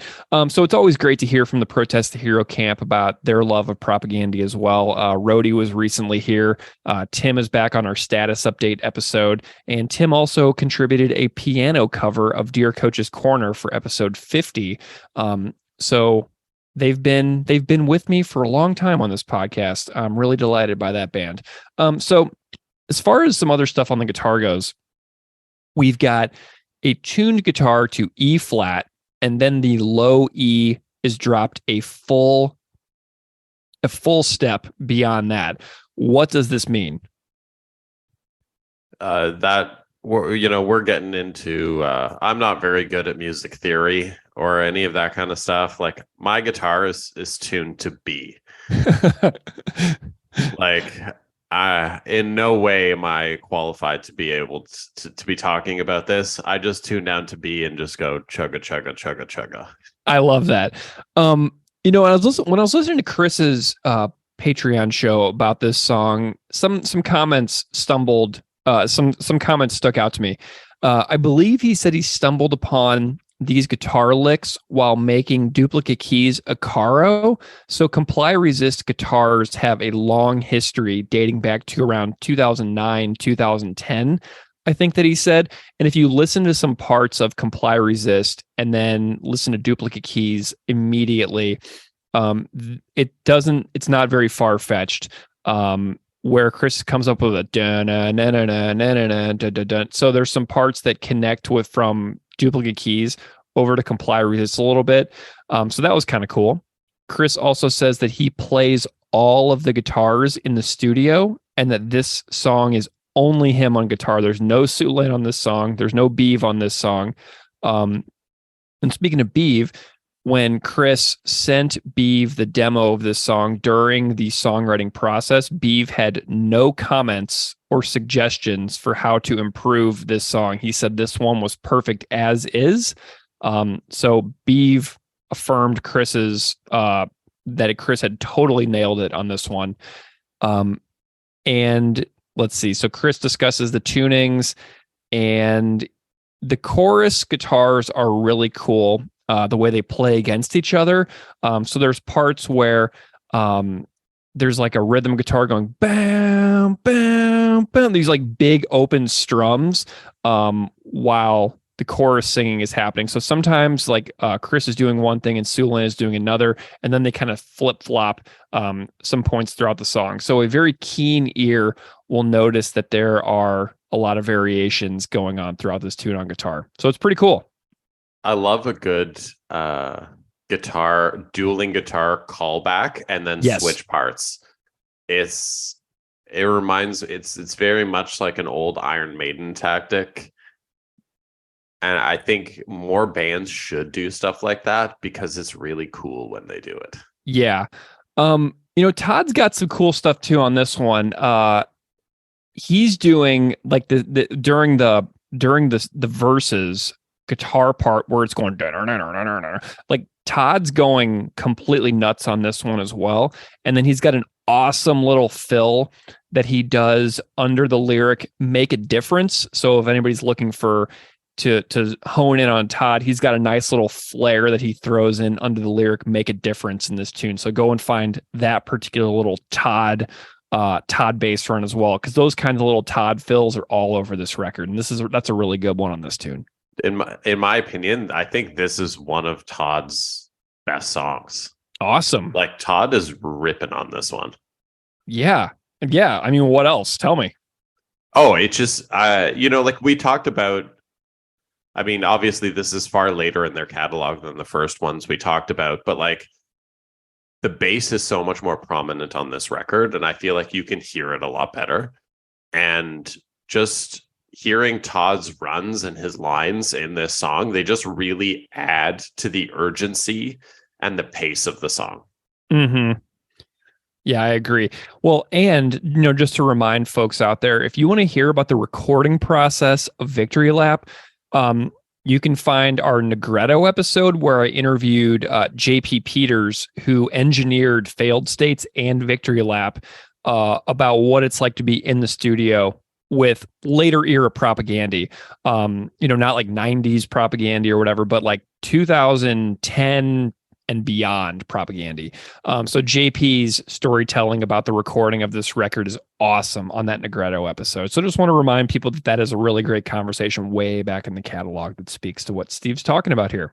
But between you and me, the only propaganda that we want to be in the studio with is the Chris's Mom's Attic for the Venom cover recording. Dude, amazing. Seriously, I love our Venom episode so much. When I was listening back to that before we put it out, I was like, this is complete craziness. And it's just so in the spirit of the chaos and the messiness that is Venom, that I felt like we actually tonally captured what was going on for that episode. So I love that one. It's a fun one for me. It was absolutely a riot to do. You mentioned earlier that Jord is completely amazing on this song. The first minute and change of Jord's drumming on this tune shows just that Jord is not a normal punk rock drummer, right? Shows tremendous versatility, and Jord's got a lot of stuff on this one that I like. And obviously this is such a powerful performance. And I thought back about when I interviewed Jord a while back for the Fucking Rich Fuck the Poor episode that I did with him. And I was asking him about like, what are some of your hardest tunes? And he said that Comply Resist is one of the hardest songs that they play live for him. And that whenever it comes up on the set list, he kind of has to like take a massive deep breath and like steel himself for what is about to happen. And then when I saw them in Winnipeg for their first 3 shows back after the pandemic break, they closed with Comply Resist on night 3, and Jord was on the microphone at Park Theater in Winnipeg kind of complaining. He's like, no, there's no more songs. And Chris is like, yep, we got one more. And Jord was back there going like, oh God.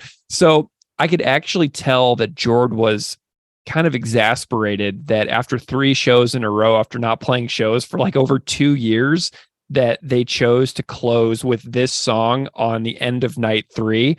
And obviously he crushed it and it was all good, but this song for Jord is a really special one. I love his snare emphasis on Chris's syllables of paradise, where he's like, ba, ba, ba, Eden. I love his cymbal hits under innovation and opportunity, because it just shows when Jord emphasizes the vocals with the way that he plays his drums. To me, it just shows Chris and Jord's 35-year friendship. You know what I mean? It just shows their lifetime of playing music together. The way that Jord complements Chris's singing so much on this particular song is, it's just like, you got to be, I feel like you almost have to be friends and partners for a long time to nail the way that the drums speak to the singing on a song like this. The drums and the vocals have such a complementary relationship that each one of them helps accentuate the other. It's really well done. Yeah, when they're in the writing space, I just pictured Jord being like, "Hey, Jord, that was a pretty good one there," and Jord's like, "Yeah, that was a good one. I like that too."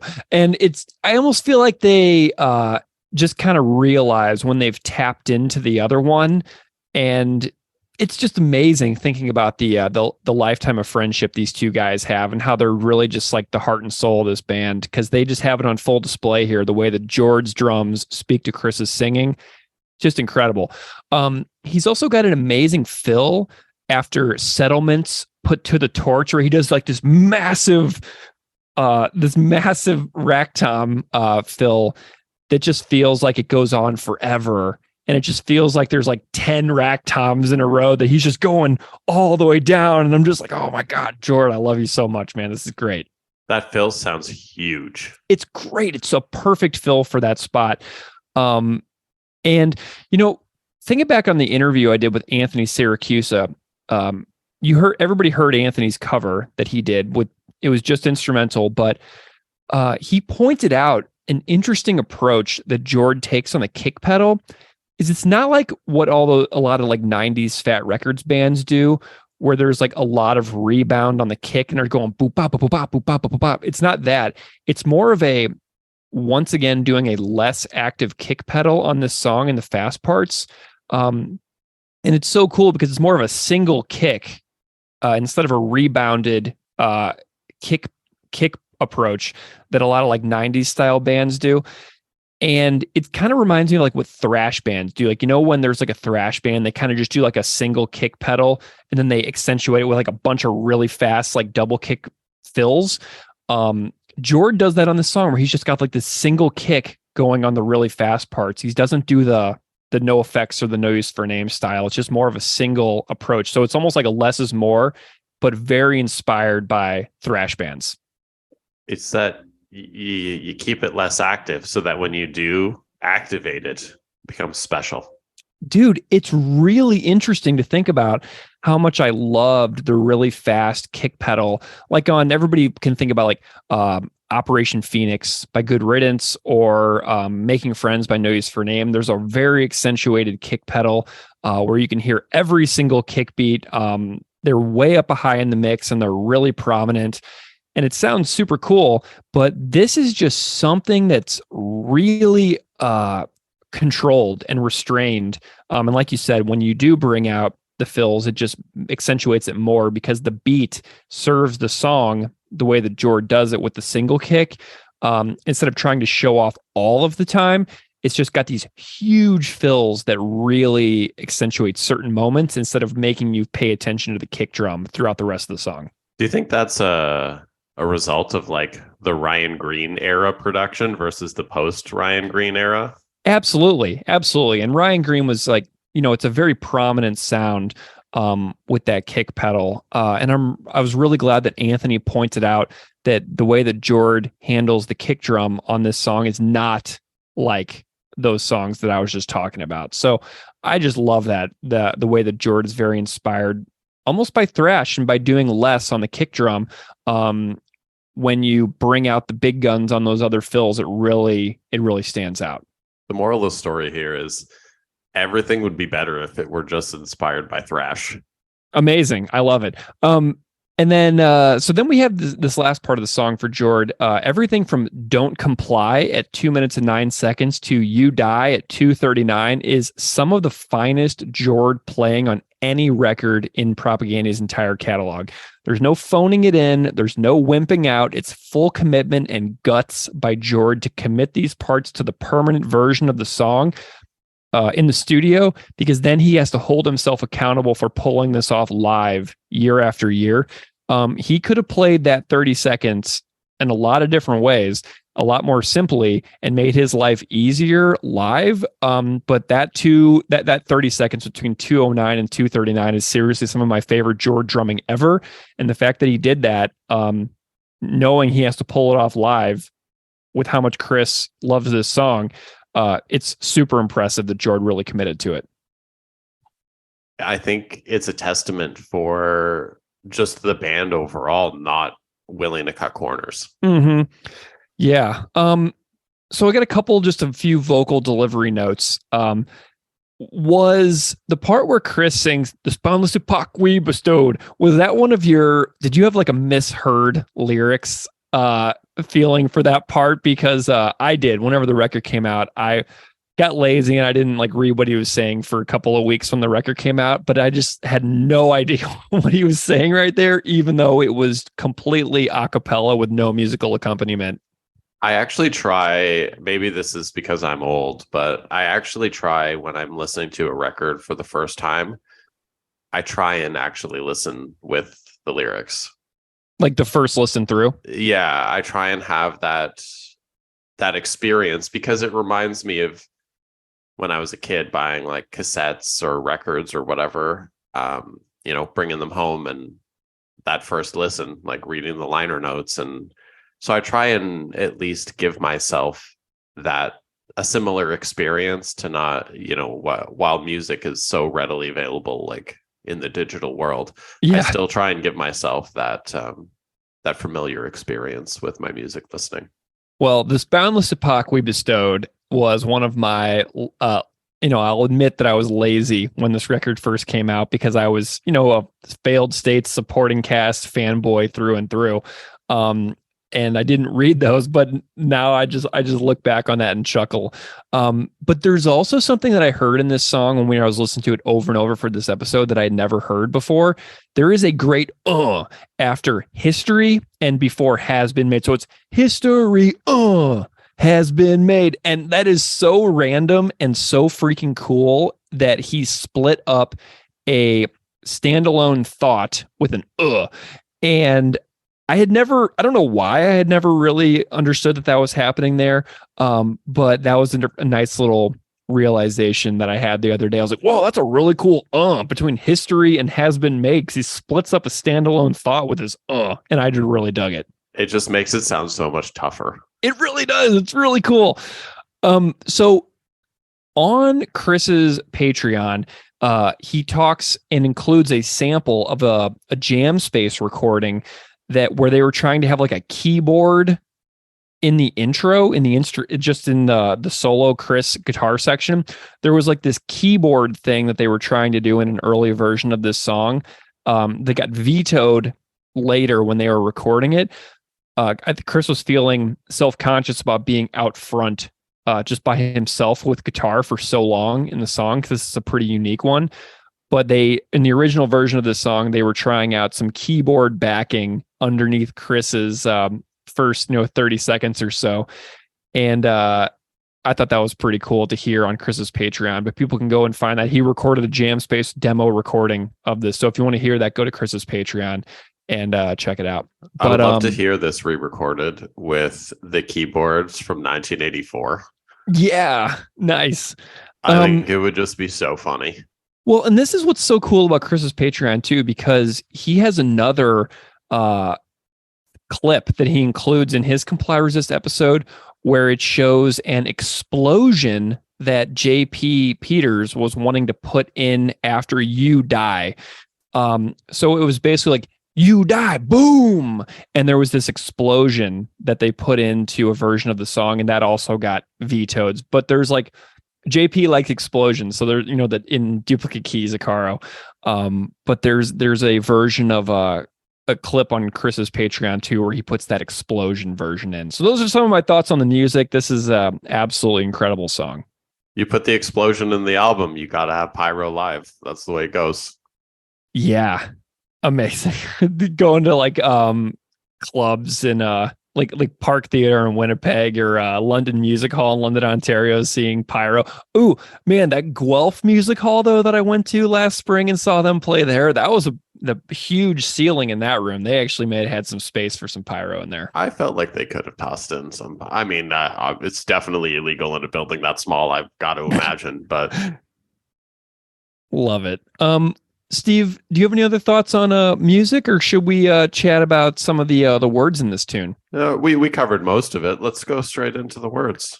All right. So first of all, just a personal question. Do you have any history with Christopher Hitchens in your reading life?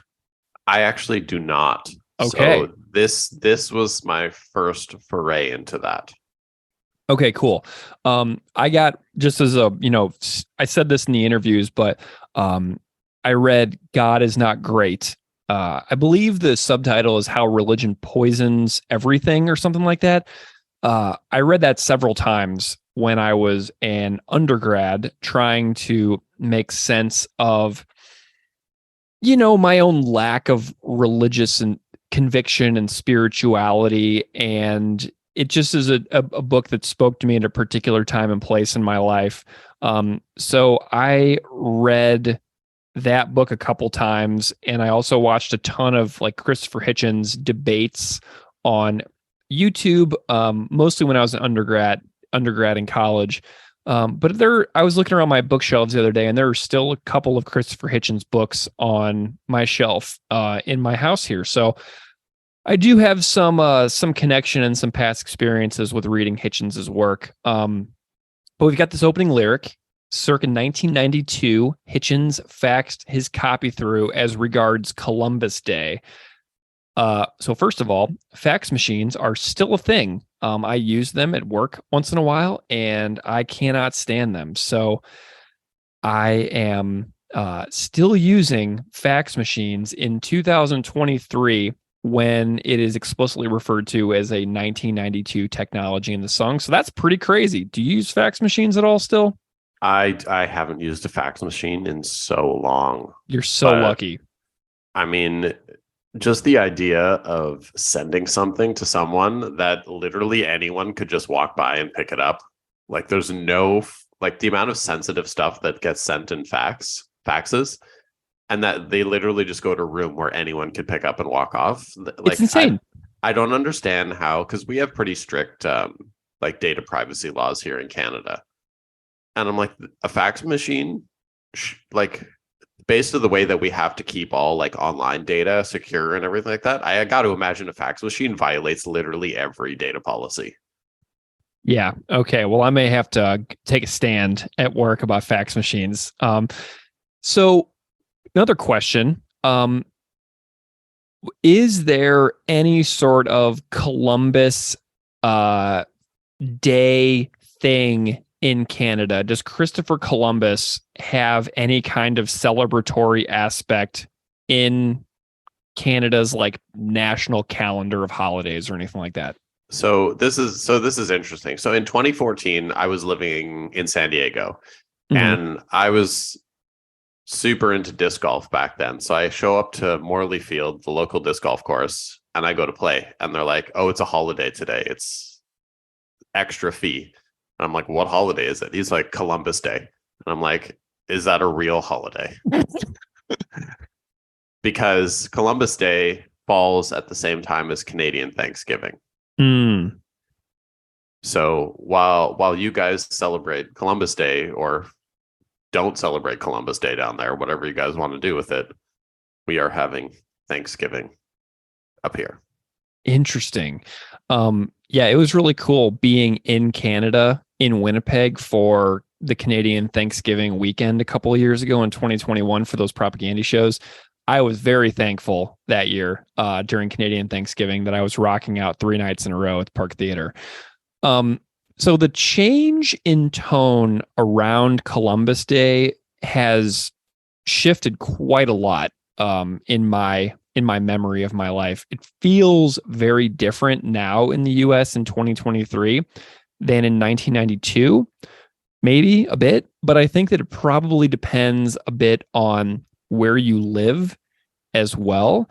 Some states have begun to abolish Columbus Day.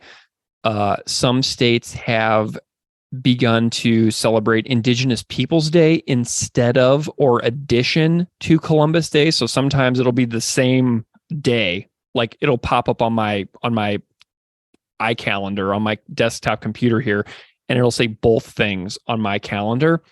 But in 1988, Hawaii adopted Indigenous Peoples Day. In 1989, South Dakota did. In 2015, Alaska did. And then in 2016, Minnesota and Vermont did. And Vermont stopped celebrating Columbus Day entirely in 2019 in favor of only Indigenous Peoples Day. In 2018, Iowa and North Carolina implemented it. In 2019, California, DC, Louisiana, Maine, Michigan, New Mexico, Oklahoma, and Wisconsin added Indigenous Peoples Day. And New Mexico, Maine, and DC celebrate Indigenous Peoples Day instead of Columbus Day now. So those are places that abolished Columbus Day celebrations entirely. In 2020, Nebraska and Virginia added Indigenous Peoples Day. And in 2021, Oregon and Texas did. Notably, missing on that list is New York. I was wondering when you were going to say New York, and it just never happened. Dude, I am fairly baffled, to be perfectly honest with you. But it also kind of makes sense, I suppose, because one of the largest Columbus Day celebrations in the country is in New York City. there is a Columbus Day parade in New York City every year that draws about 1 million people to the parade. So it's huge. And, I don't know if you ever watched The Sopranos. Did you ever watch that? I've not watched it, but I've been trying to convince Zoe that we should watch it. When you do, there is a Columbus Day protest scene in The Sopranos where Paulie and Silvio, characters on The Sopranos, are upset about what they see as people attacking their Italian hero, Christopher Columbus. So there is a Columbus hanging in effigy in a Sopranos episode and about to be burned, and then a scuffle breaks out. And so, that sentiment isn't really all that rare, since apparently New York City has that massive Columbus Day celebration. But is Paulie or Silvio, is one of those guys Steve Van Zandt? Yeah, Silvio is Steven Van Zandt from the Bruce Springsteen E Street Band. And honestly, that's probably why I want to watch The Sopranos most, just to have more Steve Van Zandt time. But you should. Yeah. In terms of New York still celebrating Columbus Day, mm-hmm. Do you think it's a situation where, like, obviously it's come up do you think it's a situation where one guy was like, "Oh, I thought you canceled it," and the other guy's like, "No, I thought you canceled it," and then everyone just thought it was canceled, but it's still happening because they thought someone else did it? Oh, absolutely. New York is, it's really funny that when I moved from Missouri, a deep red state, to New York, a blue state, that I thought that I was like moving to some politically paradise sort of place. And it's just hilariously inept in so many ways. So yeah, I would not even doubt it whatsoever if that was actually the case entirely. I mean, I don't know. I mean, I would much rather celebrate Indigenous Peoples Day than Columbus Day. Yeah, I do too. So New York, get with the program. Maybe I'll have to write some letters and ignite my civic activism here. So I found there's so many good articles about Indigenous Peoples Day and Columbus Day online. Reuters does really good coverage of it. And in a 2018 article, I found about Los Angeles, how Los Angeles, the city, has entirely replaced Columbus Day. I found a quote that I really liked. It says, quote, "Critics of Columbus Day, proclaimed a national holiday in the 1930s, say it has perpetuated a false historical narrative surrounding Christopher Columbus, the Italian-born explorer, credited with, quote, discovering America. When the first of his 4 transatlantic voyages for the Spanish crown landed on an inhabited island of the Bahamas in 1492, while Columbus was long hailed for bringing European civilization and settlement to the New World, present-day scholars acknowledge a far more complicated legacy, including enslavement and subjugation of the indigenous inhabitants he encountered." So first of all, I found it fascinating that Columbus Day was founded in the 1930s. So that was, just a little historical tidbit about how it came to be. So a lot of places have replaced Columbus Day. And interestingly, the first celebration of Indigenous Peoples Day, this is something I just discovered. The first celebration of Indigenous Peoples Day was October 11th and 12th, 1992. Circa 1992, Hitchens faxes copy through, right? The first celebration of Indigenous Peoples Day was 1992 in Berkeley, California.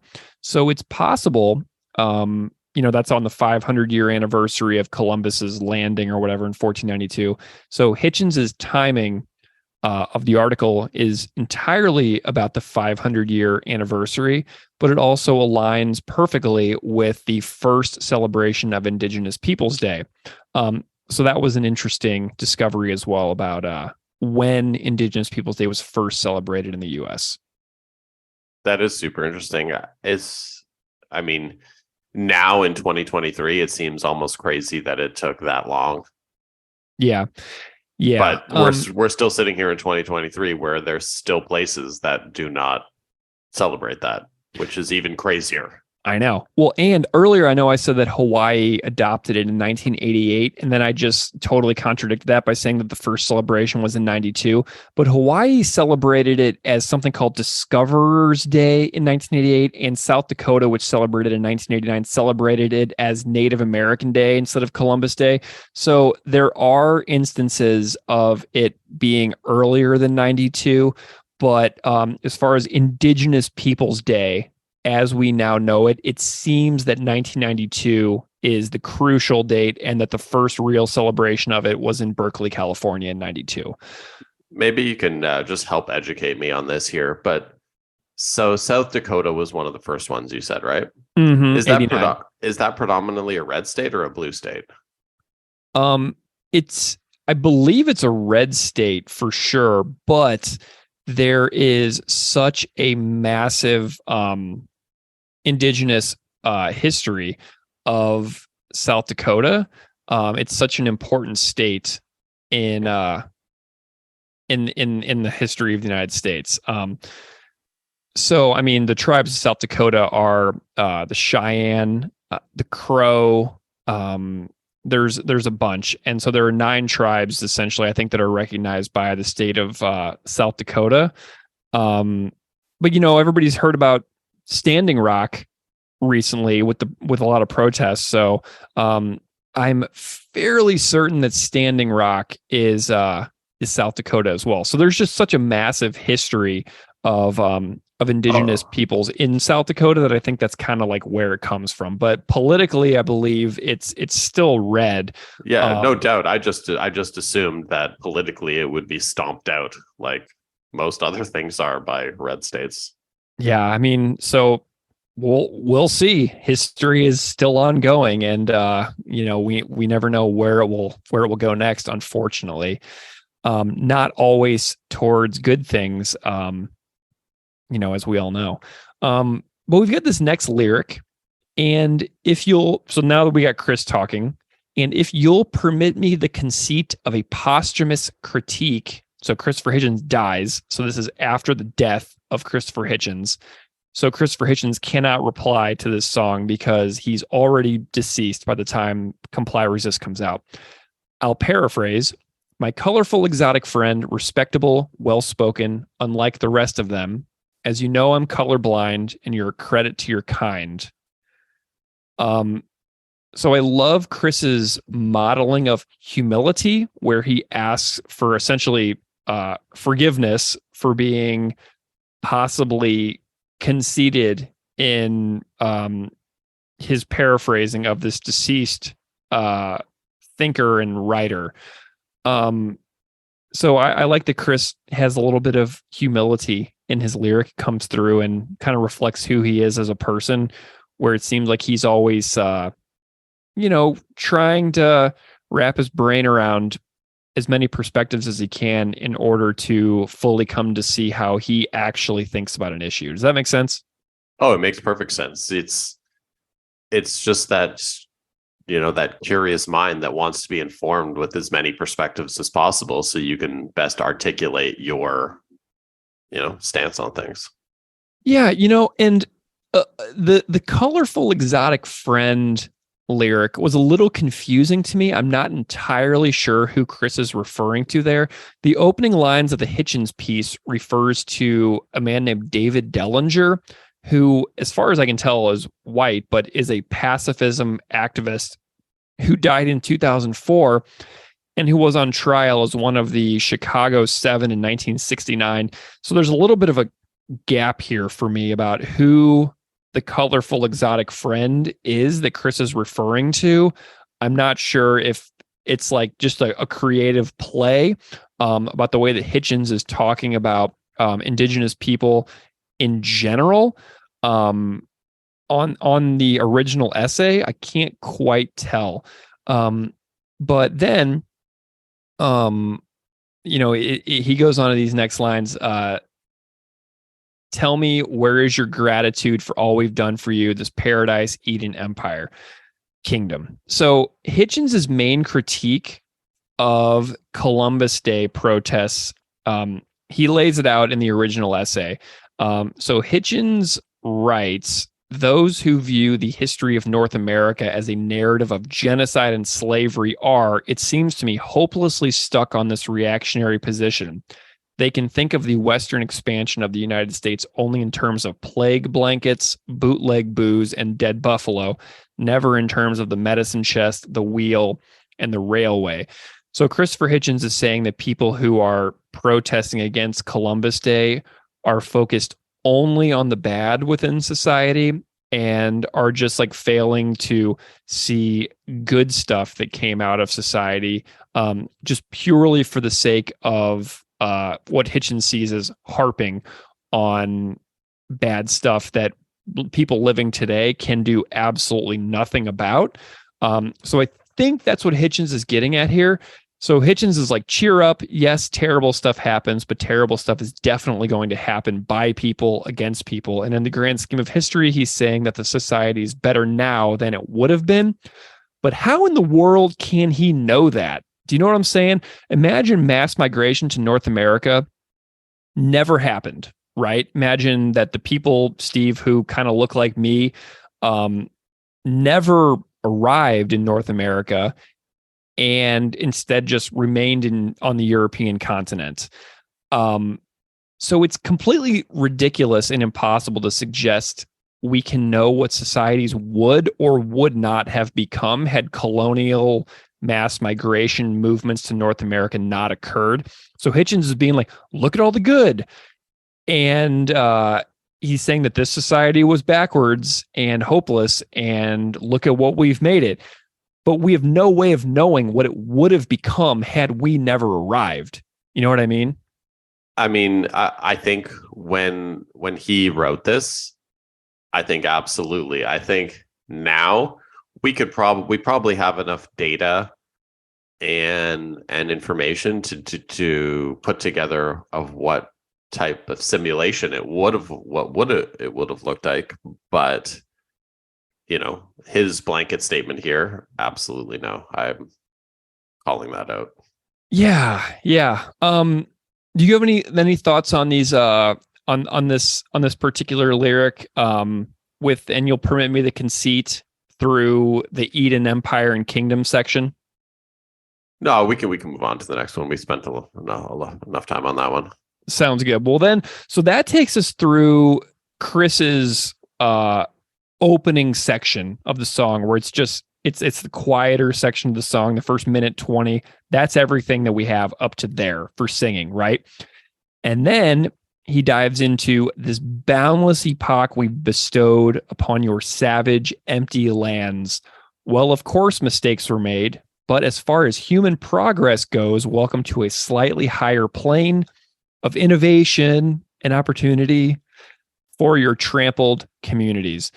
So I found the passage from the Hitchens piece that I think this is based on. So Hitchens writes, as Marx wrote about India, the impact of a more developed society upon a culture, or a series of warring cultures, since there was no such nation as India before the British Empire, can spread aspects of modernity and enlightenment that outlive and transcend the conqueror. This isn't always true. The British probably left Africa worse off than they found it, and they certainly retarded the whole life of Ireland. But it is sometimes unambiguously the case that a certain coincidence of ideas, technologies, population movements, and politico-military victories leaves humanity on a slightly higher plane than it knew before. The transformation of the part of the northern part of the continent into America inaugurated a nearly boundless epoch of innovation and opportunity, and thus deserves to be celebrated with great vim and gusto, with or without the participation of those who wish they had never been born. I find it really fascinating that he says that anybody who would dare critique history or the ways that we venerate people in the past who did atrocities, he's like, if you critique these people who were alive long ago that did these terrible things, you clearly wish you had never been born, since your entire purpose of life is just to talk shit all the time. So I found that to be a very, unfortunate line. Like, I have plenty of, great friends and me who we have deep, serious, meaningful critiques about the way society is, but it doesn't mean I wish I wasn't here, you know? Yeah, it's a tough call. Like, when he's talking about, yeah, a whole bunch of bad stuff happened, but yeah, a whole bunch of good stuff happened. But at the end of the day, even in every one of those situations, when you break up, like compartmentalize all the good stuff that's come, there's a whole bunch of bad stuff that happened in those specific situations too. Like, but to shut out all of the bad stuff and only accept the good stuff, it seems really naive, and to just kind of forcing yourself to live in a world with rose-colored glasses. Like, totally. And think about how segregated our societies are to this day, right? If you never meaningfully and honestly address all of the tragic history behind it, then like camps of human beings will continue to be fragmented into segregated places because they'll feel like there's no way they can reconcile. So like, I feel like not acknowledging the bad only contributes to and exacerbates segregation in society to this day. Like I see like racial segregation in cities across this continent as a direct result of not dealing with horrible things. That's kind of the way that I see it. I'm just like, why are people so segregated? And to me, the answer is history and unaccounted for atrocity. That's kind of how I see it.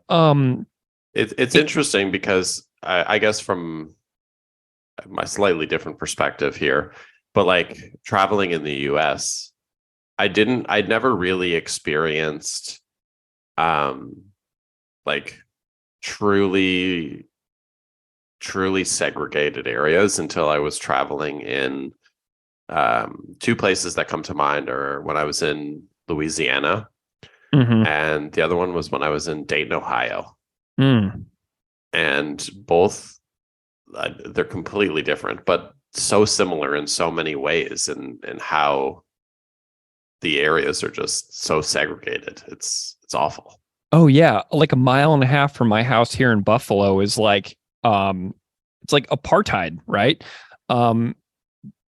It's not that much of a stretch to feel like you go from one apartheid society to another when you ride your bike through a city and you step over the color line of where societies are divided. Here in Buffalo, I can draw a circle around it. It's to the east of Main Street in Buffalo, and it's to like the south of Kensington Avenue in Buffalo. And on the far east side of it, it would probably be like Harlem Road. So I can visualize exactly where the apartheid system is in place here in Buffalo, where I live. And in St. Louis, I can picture it as well, where I grew up, because there's a street in St. Louis called Delmar. There's a really famous concert hall in St. Louis called the Pageant. And you go south of Delmar and it's Washington University, and it's, turn of the century World's Fair mansions. And then you go north of Delmar, like behind the Pageant, and you step into a totally segregated apartheid system. Quick question about that. Does I'm not familiar with obviously the street names in both of the, like, I should be more familiar with Buffalo, but I'm not. But does Martin Luther King Boulevard run through both those areas? Because from my experience, that's usually where it runs. Yeah, I would have to look at exactly where on a map. But St. Louis definitely has Martin Luther King Boulevard for sure. But I can't picture it. I haven't lived in St. Louis in about 20 years, so can't quite picture it off the top of my head. But it definitely exists. But yeah, I mean, the way that Hitchens writes about this stuff is it's just apologism, justification through and through. Very disappointing. It minimizes the extreme amount of suffering that has taken place throughout history. Of which there are countless consequences running through society to this day.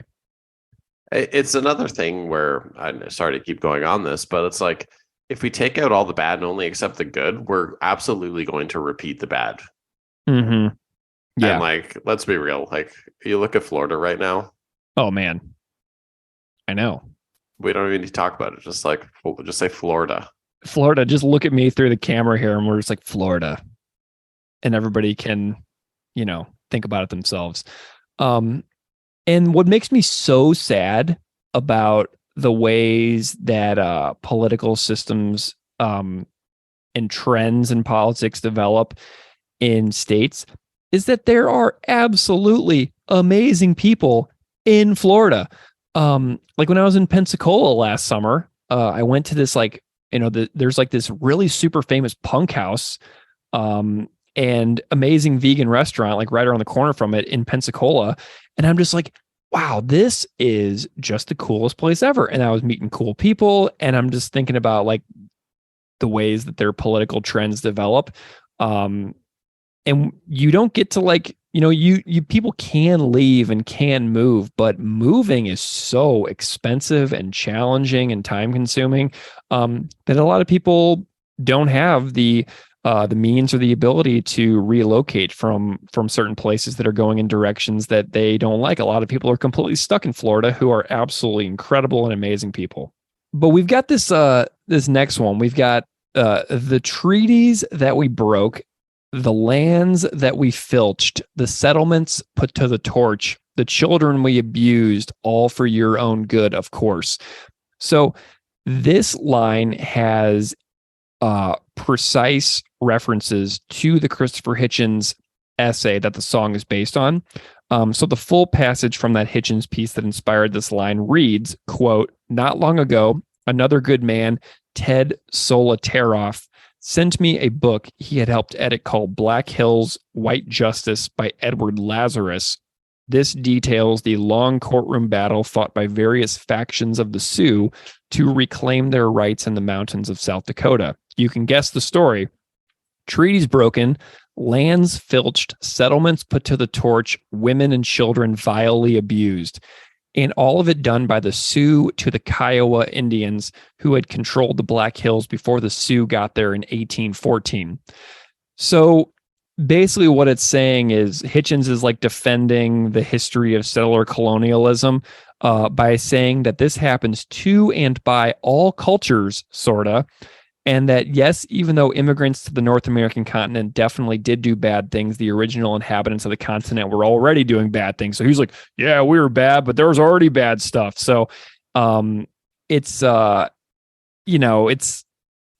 way that his logic spun out on this one that, well, if they were doing bad stuff, surely our bad stuff leading to the creation of what I see as a great society is surely okay, right? Because it was already going to happen regardless of we did it too. He's defending two wrongs make a right. There you go. There you go. And that's one of the earliest lessons of childhood that everybody is alleged to have internalized when they were what, 5? Joel, just because your buddy's doing it doesn't mean you have to do it. That's basically what this is. Yeah. And just because your buddy's spray painting around the school doesn't mean you have to go do it. Yeah. Well, and the children abuse line in this lyric really jumps out at me. I know it's a reference to the original essay that Hitchens wrote, but the child abuse situation is important to consider given the discoveries of mass graveyards across residential schools in Canada the past couple of years. And I found some interesting, stuff and information about that. There's an article that from CBS where Anderson Cooper interviewed a former residential school student named Leona Wolf, and he summarized it pretty well. And he said, quote, "In May of 2021, when archaeologists detected what they believed to be 200 unmarked graves in an old school in Canada, it brought new attention to one of the most shameful chapters of that nation's history. Starting in the 1880s and for much of the 20th century, more than 150,000 children from hundreds of Indigenous communities across Canada were forcibly taken from their parents by the government and sent to what were called residential schools. Funded by the state and run by churches, they were designed to assimilate and Christianize Indigenous children by ripping them from their parents, their culture, and their community. The children were often referred to as savages and forbidden from speaking their languages or practicing their traditions.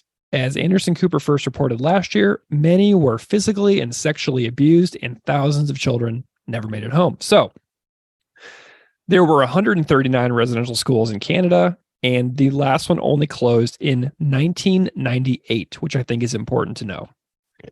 This is a very important topic here in Canada that we should be talking about far more than we are. There was a period, I think it was around 2 years ago, where every week new graves were being discovered at schools, and like the tally was going up and up, and everyone was talking about it. But since then, the mainstream discussion has fallen off of this topic, and it should have never fizzled out, because it's still such an important thing that needs to be discussed. And like, I would love to say that, I'm super qualified to talk about this, but obviously I'm not. My wonderful and lovely partner, who did her thesis on intergenerational trauma with residential schools, would probably be more qualified to talk about this than I would. Well, if you want to do a Comply Resist Part 3 with her, where you two just have a conversation and she just tells you what she knows, maybe that could be an interesting accompaniment to this particular episode. You and her having a conversation about sharing what she knows about it. That would be pretty cool, I think. I will bring it up. Yeah. So here is at this line is where the song shifts. Okay. We take on a new direction in the plot of the song. I see all these songs as like microscopic short stories. So here's the plot turn. It just happens to be the way history has been made. Just don't play with a toy gun or change lanes without signaling. So these are direct references. We jump way forward in history here.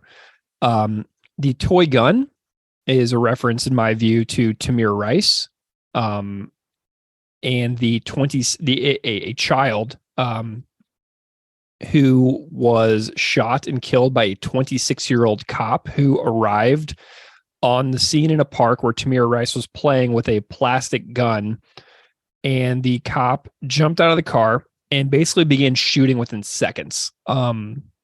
You can find video footage of it online if you want to see something awful, where a child is in a park and a 26-year-old, very young police officer jumps out of a car, sees what they think is a real gun, and just basically begins shooting. So how dare you be a child in a park with a piece of plastic, essentially, and be black in the United States? And the changing lanes without signaling, to me, is a reference to Sandra Bland, who was driving in Texas, did not use a turn signal, was arrested, and died in police custody in 2015. So to me, these are a couple of very recent specific cultural references that have been, driving a lot of conversation in the U.S. in the last 15 years or so.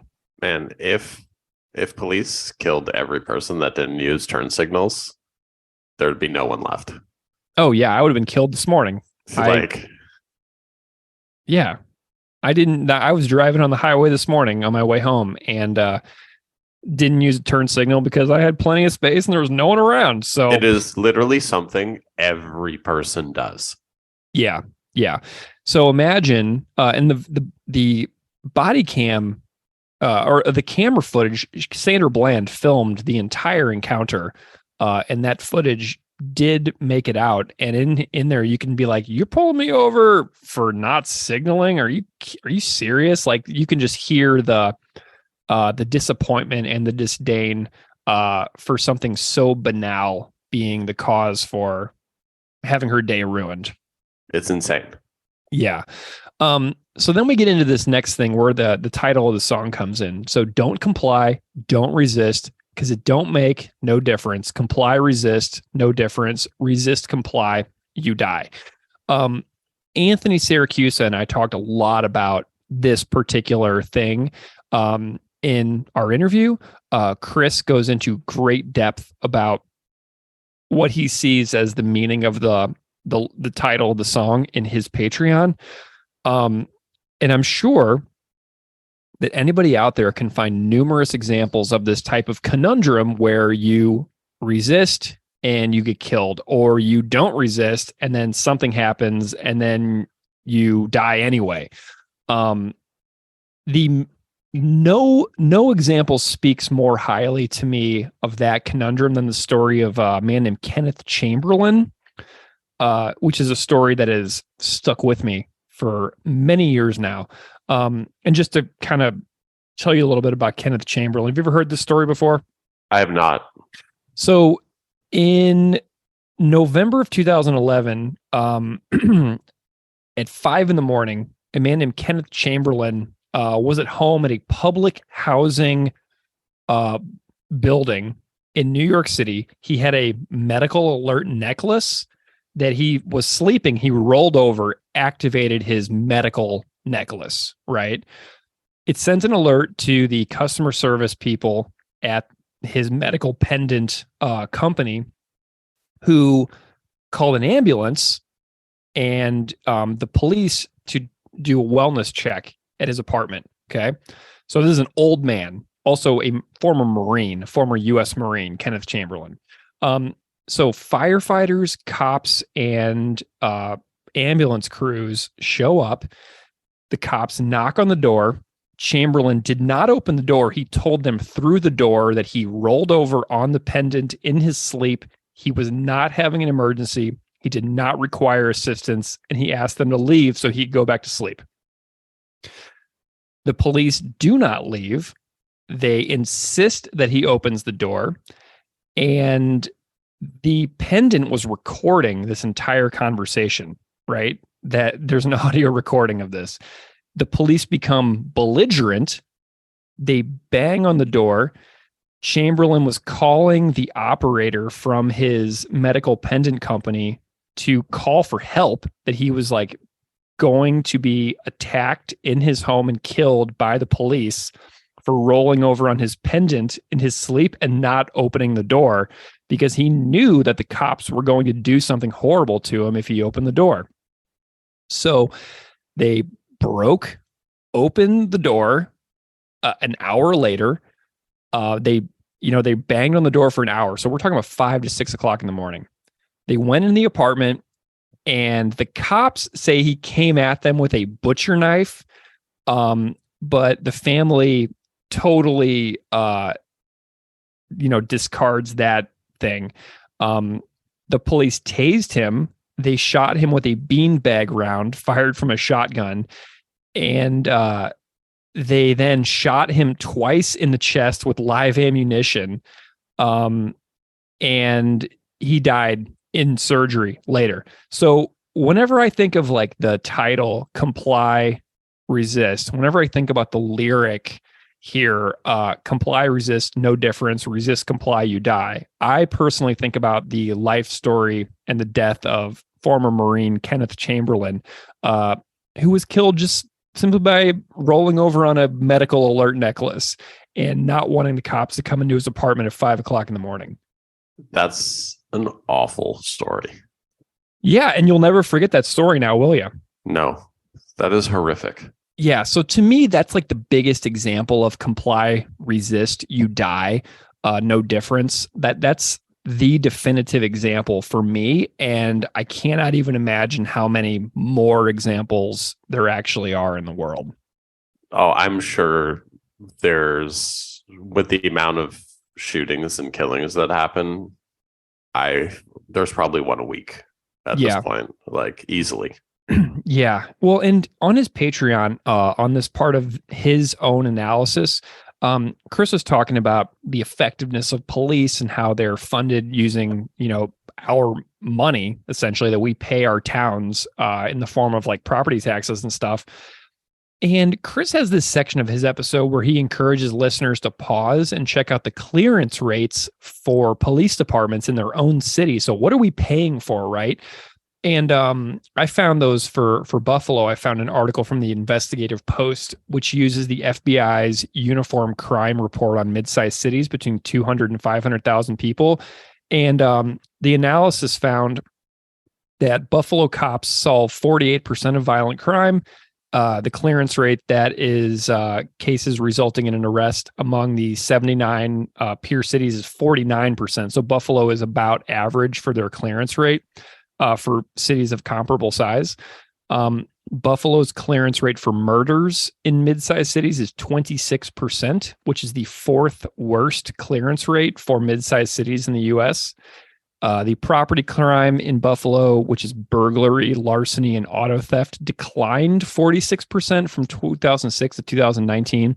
But the city's property crime rate was the 36th worst.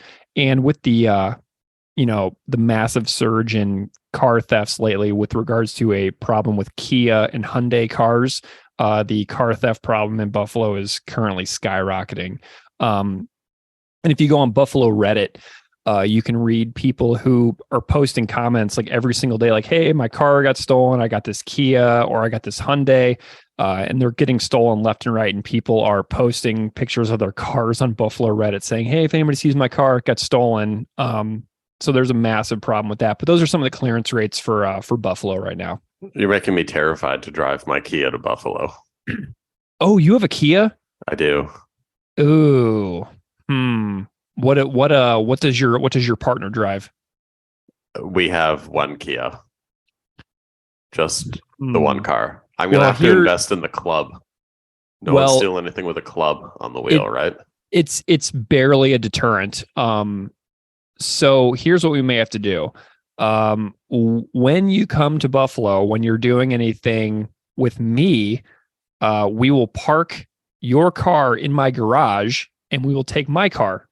So if we're like going to shows and stuff in Buffalo, we can just figure it out to where we park your car at my house and we'll drive to the show in my car. There's it kind of reminds me of a situation where it's a Seinfeld episode, but it happened to me in real life.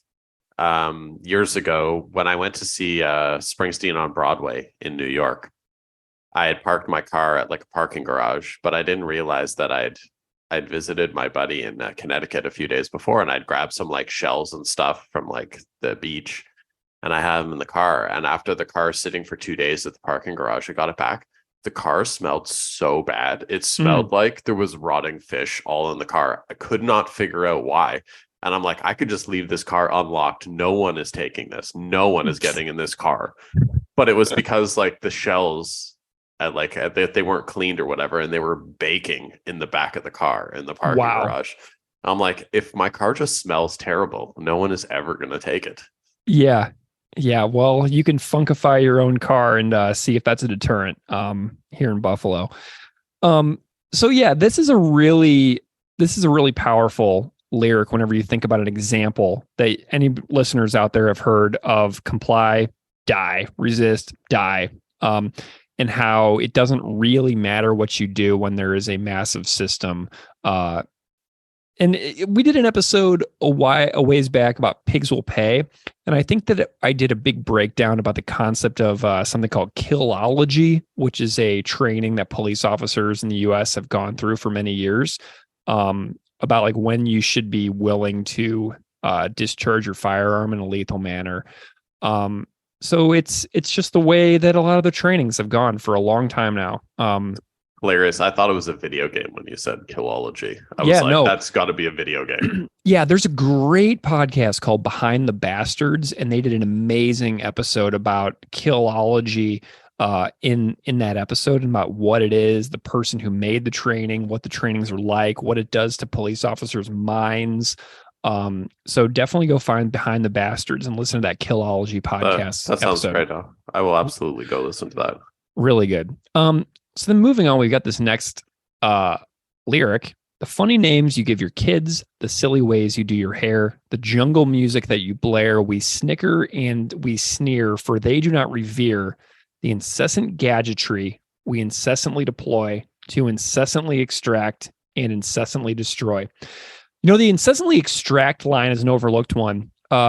back when I was a high school teacher in a school that had one-to-one iPads for all students, I made my students do this article reading one time where it talked about the ways that metals that go into creating smartphone devices are mined around the world, and the conditions in which those things that are necessary for the metals that are in our phones and iPads and stuff like that, the way those things are found. And I'm like, yeah, so you're just carrying around basically this device that's just essentially the definition of human rights violations. And they were like, oh. So it was just the incessantly extract line to me is a really important one here. Also, using the word incessantly 4 times. Yes, seriously. In that short of time. Really interesting choice, right? Yeah. Do you think he overdid it? No, I don't. I think he's just driving home the point. Right? Like sometimes you have to really put it out there kind of in over the top way for the point to be driven home. Yeah. I like that you pointed that out. I'm glad you counted. Yeah, so we've got a lot going on in this line. The funny names thing is super important.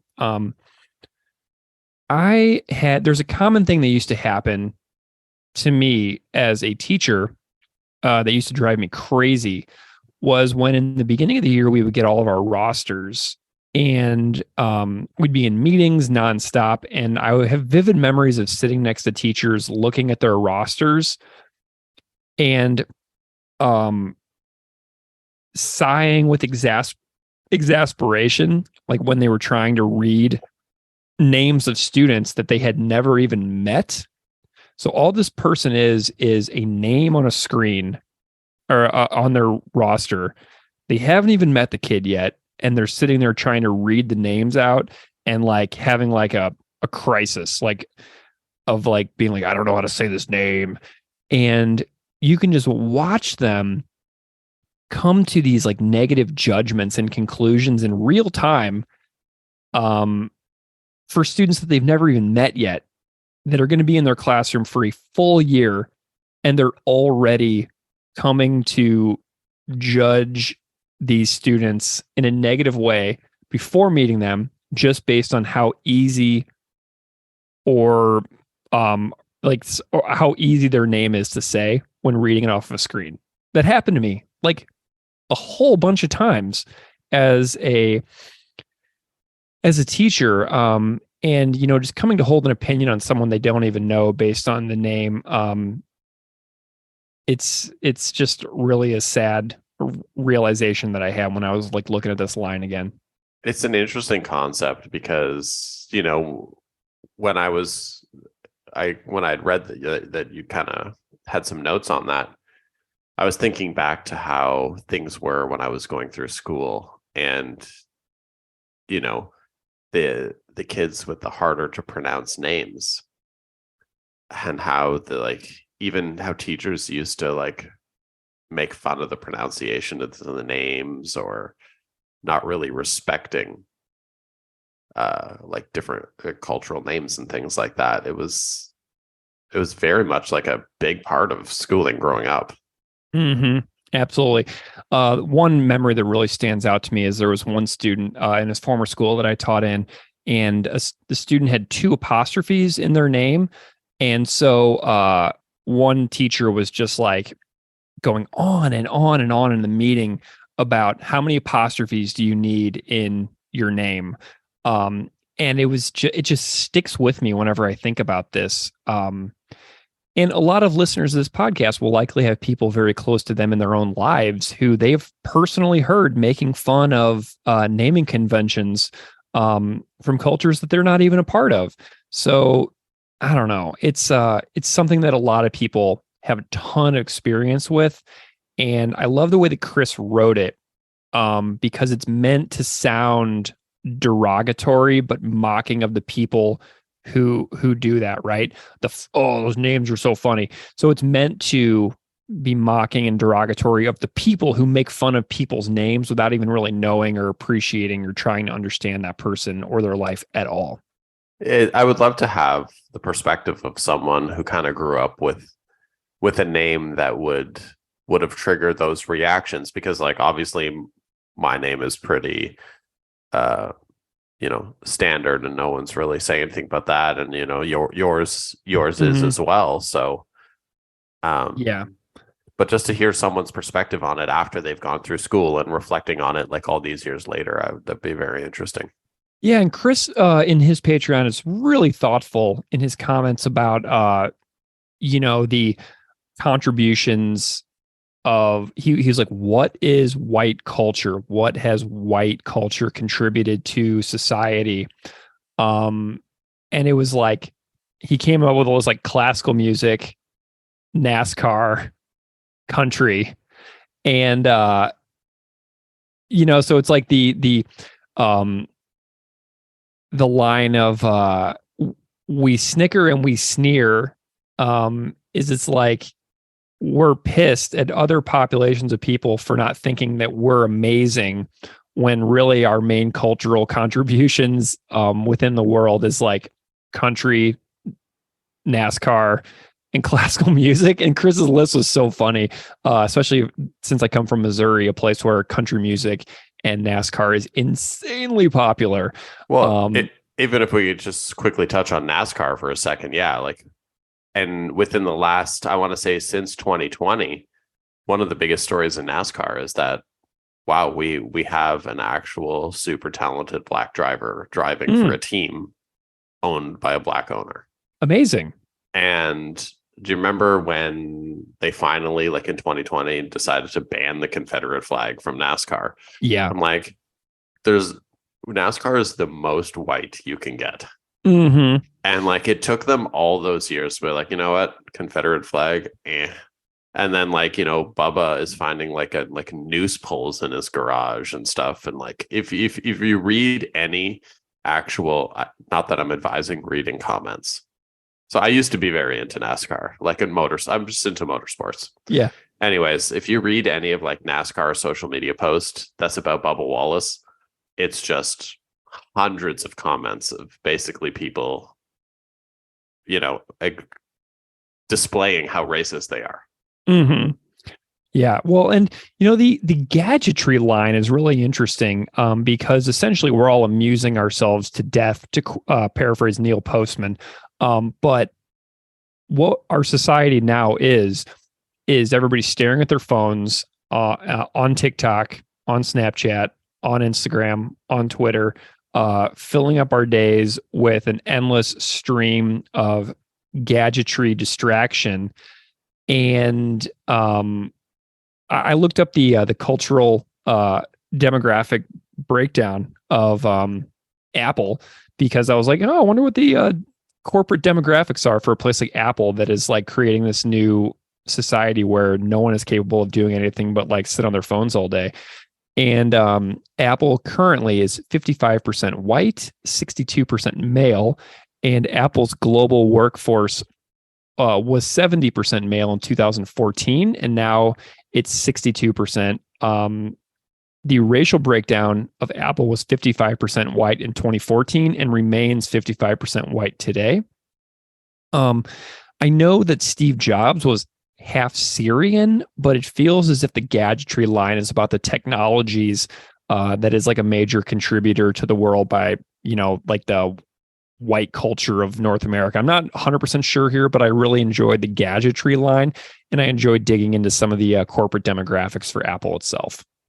Oh, when you look at just even tech companies and the demographics of most tech companies, they don't skew much more different than that.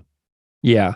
Then the other lyric, or the other line in here, is the jungle music that you blare lyric to me. To me, that's a clear reference to Jordan Davis, the Florida 17-year-old that was killed in 2012 by a guy who was basically enraged that teenagers would listen to music he doesn't find enjoyable at loud volumes in gas station parking lots.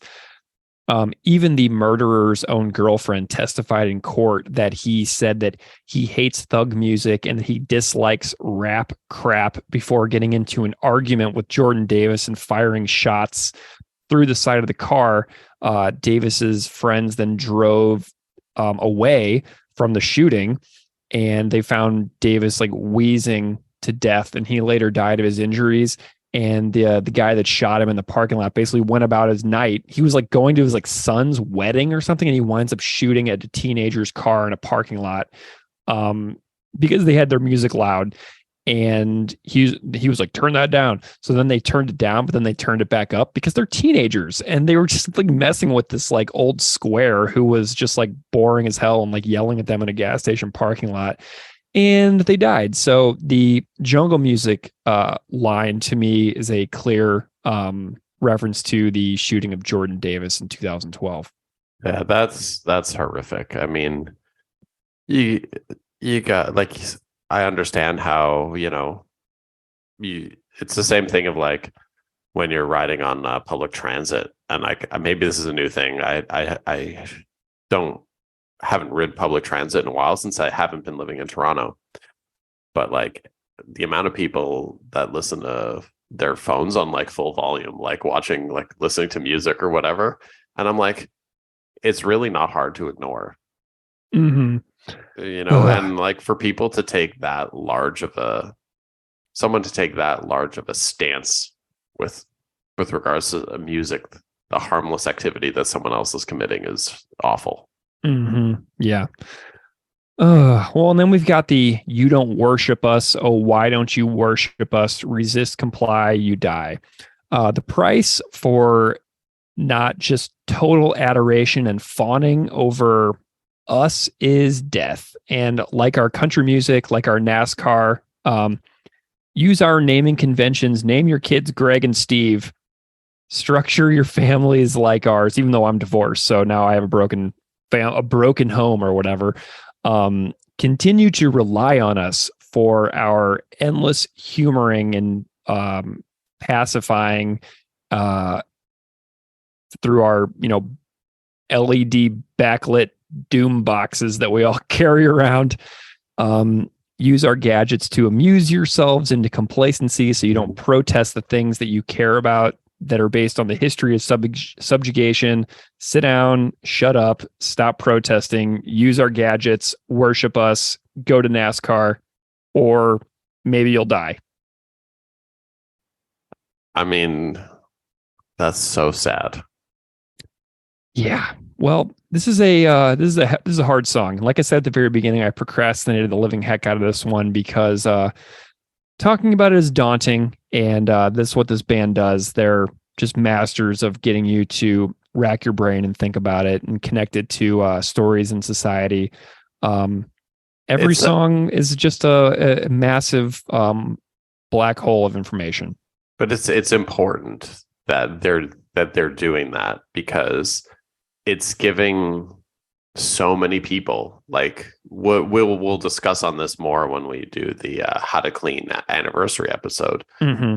But it's giving so many people who may not have been exposed to these ideas an outlet to be exposed to these topics and ideas in a very, a digestible way. Mm-hmm.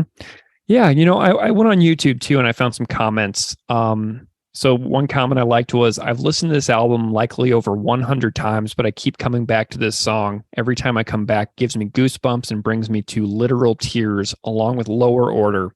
Propaganda is the most underrated band in rock history, and every album gets better." Love that. Another is the best song I have heard in at least a decade. Another one says, "I found Propaganda by seeing a roller coaster in the water." So that's cool. Another one said, "The riffs on this one coming from Chris's axe is harder than Creator," which I thought was really cool. And then another one said, "My favorite from the album, with wish Christopher was still alive to be able to respond to the message carried by the lyrics. It would surely make for an interesting debate. I guess we'll never know," referring to Christopher Hitchens. I mean, I love the Creator comment. Yeah. Especially because the riffs on this song are so hard. Mm-hmm. They're amazing. Do you have any, kind of takeaway concluding thoughts here for our very long conversation about Comply Resist? Like I said, I think this song is in the upper tier of propaganda songs. I think they would agree.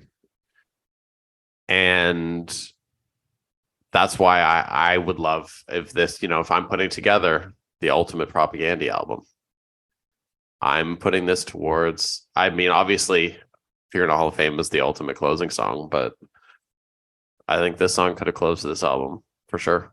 Nice. Yeah, I like the clearly and sobering assessing of history and how this continent came to be inhabited by the people who inhabit it. That story matters to me. I'm glad that I've spent time in my life learning some of those stories, even though there's so much more to learn. Times change, and what we admire and revere from here on out is allowed to change, in my view. I think that we should be able to remove the adoration of people in the past who we've revealed historically and accurately to be not amazing. I think the times should be allowed to change. And so I like that this song refers to Columbus Day trends in the US. I like it that it holds a public thinker, Christopher Hitchens, accountable for something that a lot of fans of Christopher Hitchens don't even know that he wrote.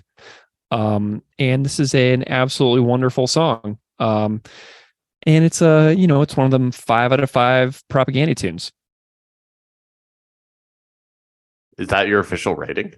I'm ranking it at 5 out of 5. I was going to rank it lower.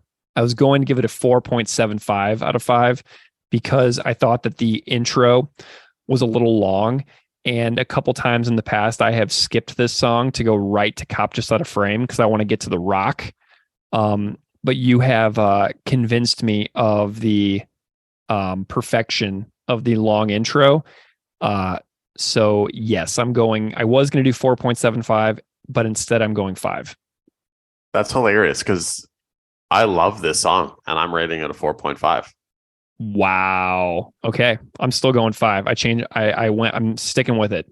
Why did you go 4.5? Well, because Pure in a Hall of Fame is my favorite propaganda song. And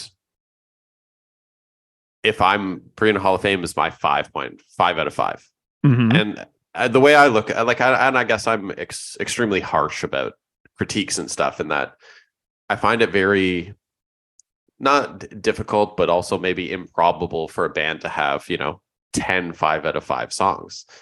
Like, to me, a 5 out of 5 song is like a once in a generational song that a band can put out. Like, I don't know if bands that are not named Bruce Springsteen can have a lot of songs that are not 5 out of 5.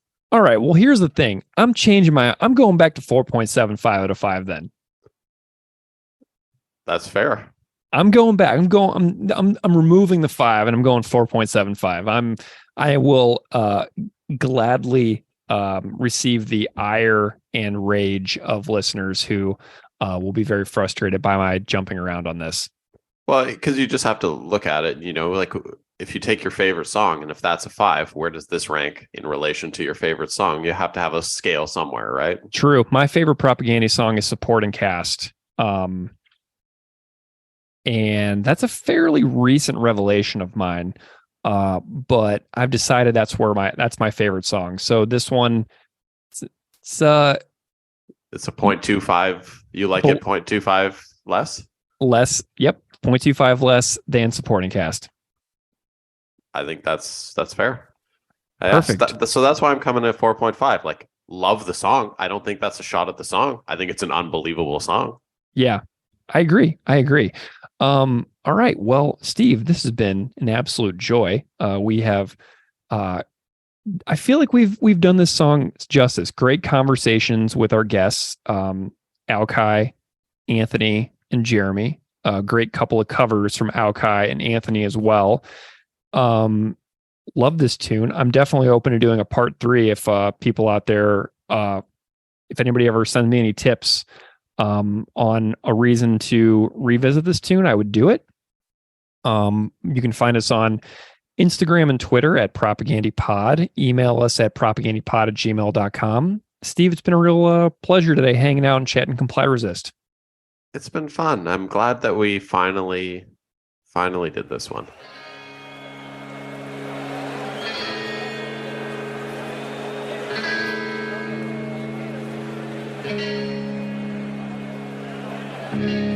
Circa 1992, Hitchens facts copy through as regards Columbus Day.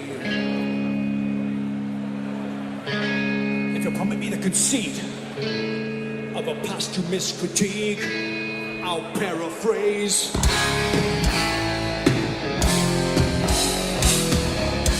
My colorful, exotic friend, respectable, well-spoken, unlike the rest of them. As you know, I'm colorblind, and you're a credit to your kind. Your kind.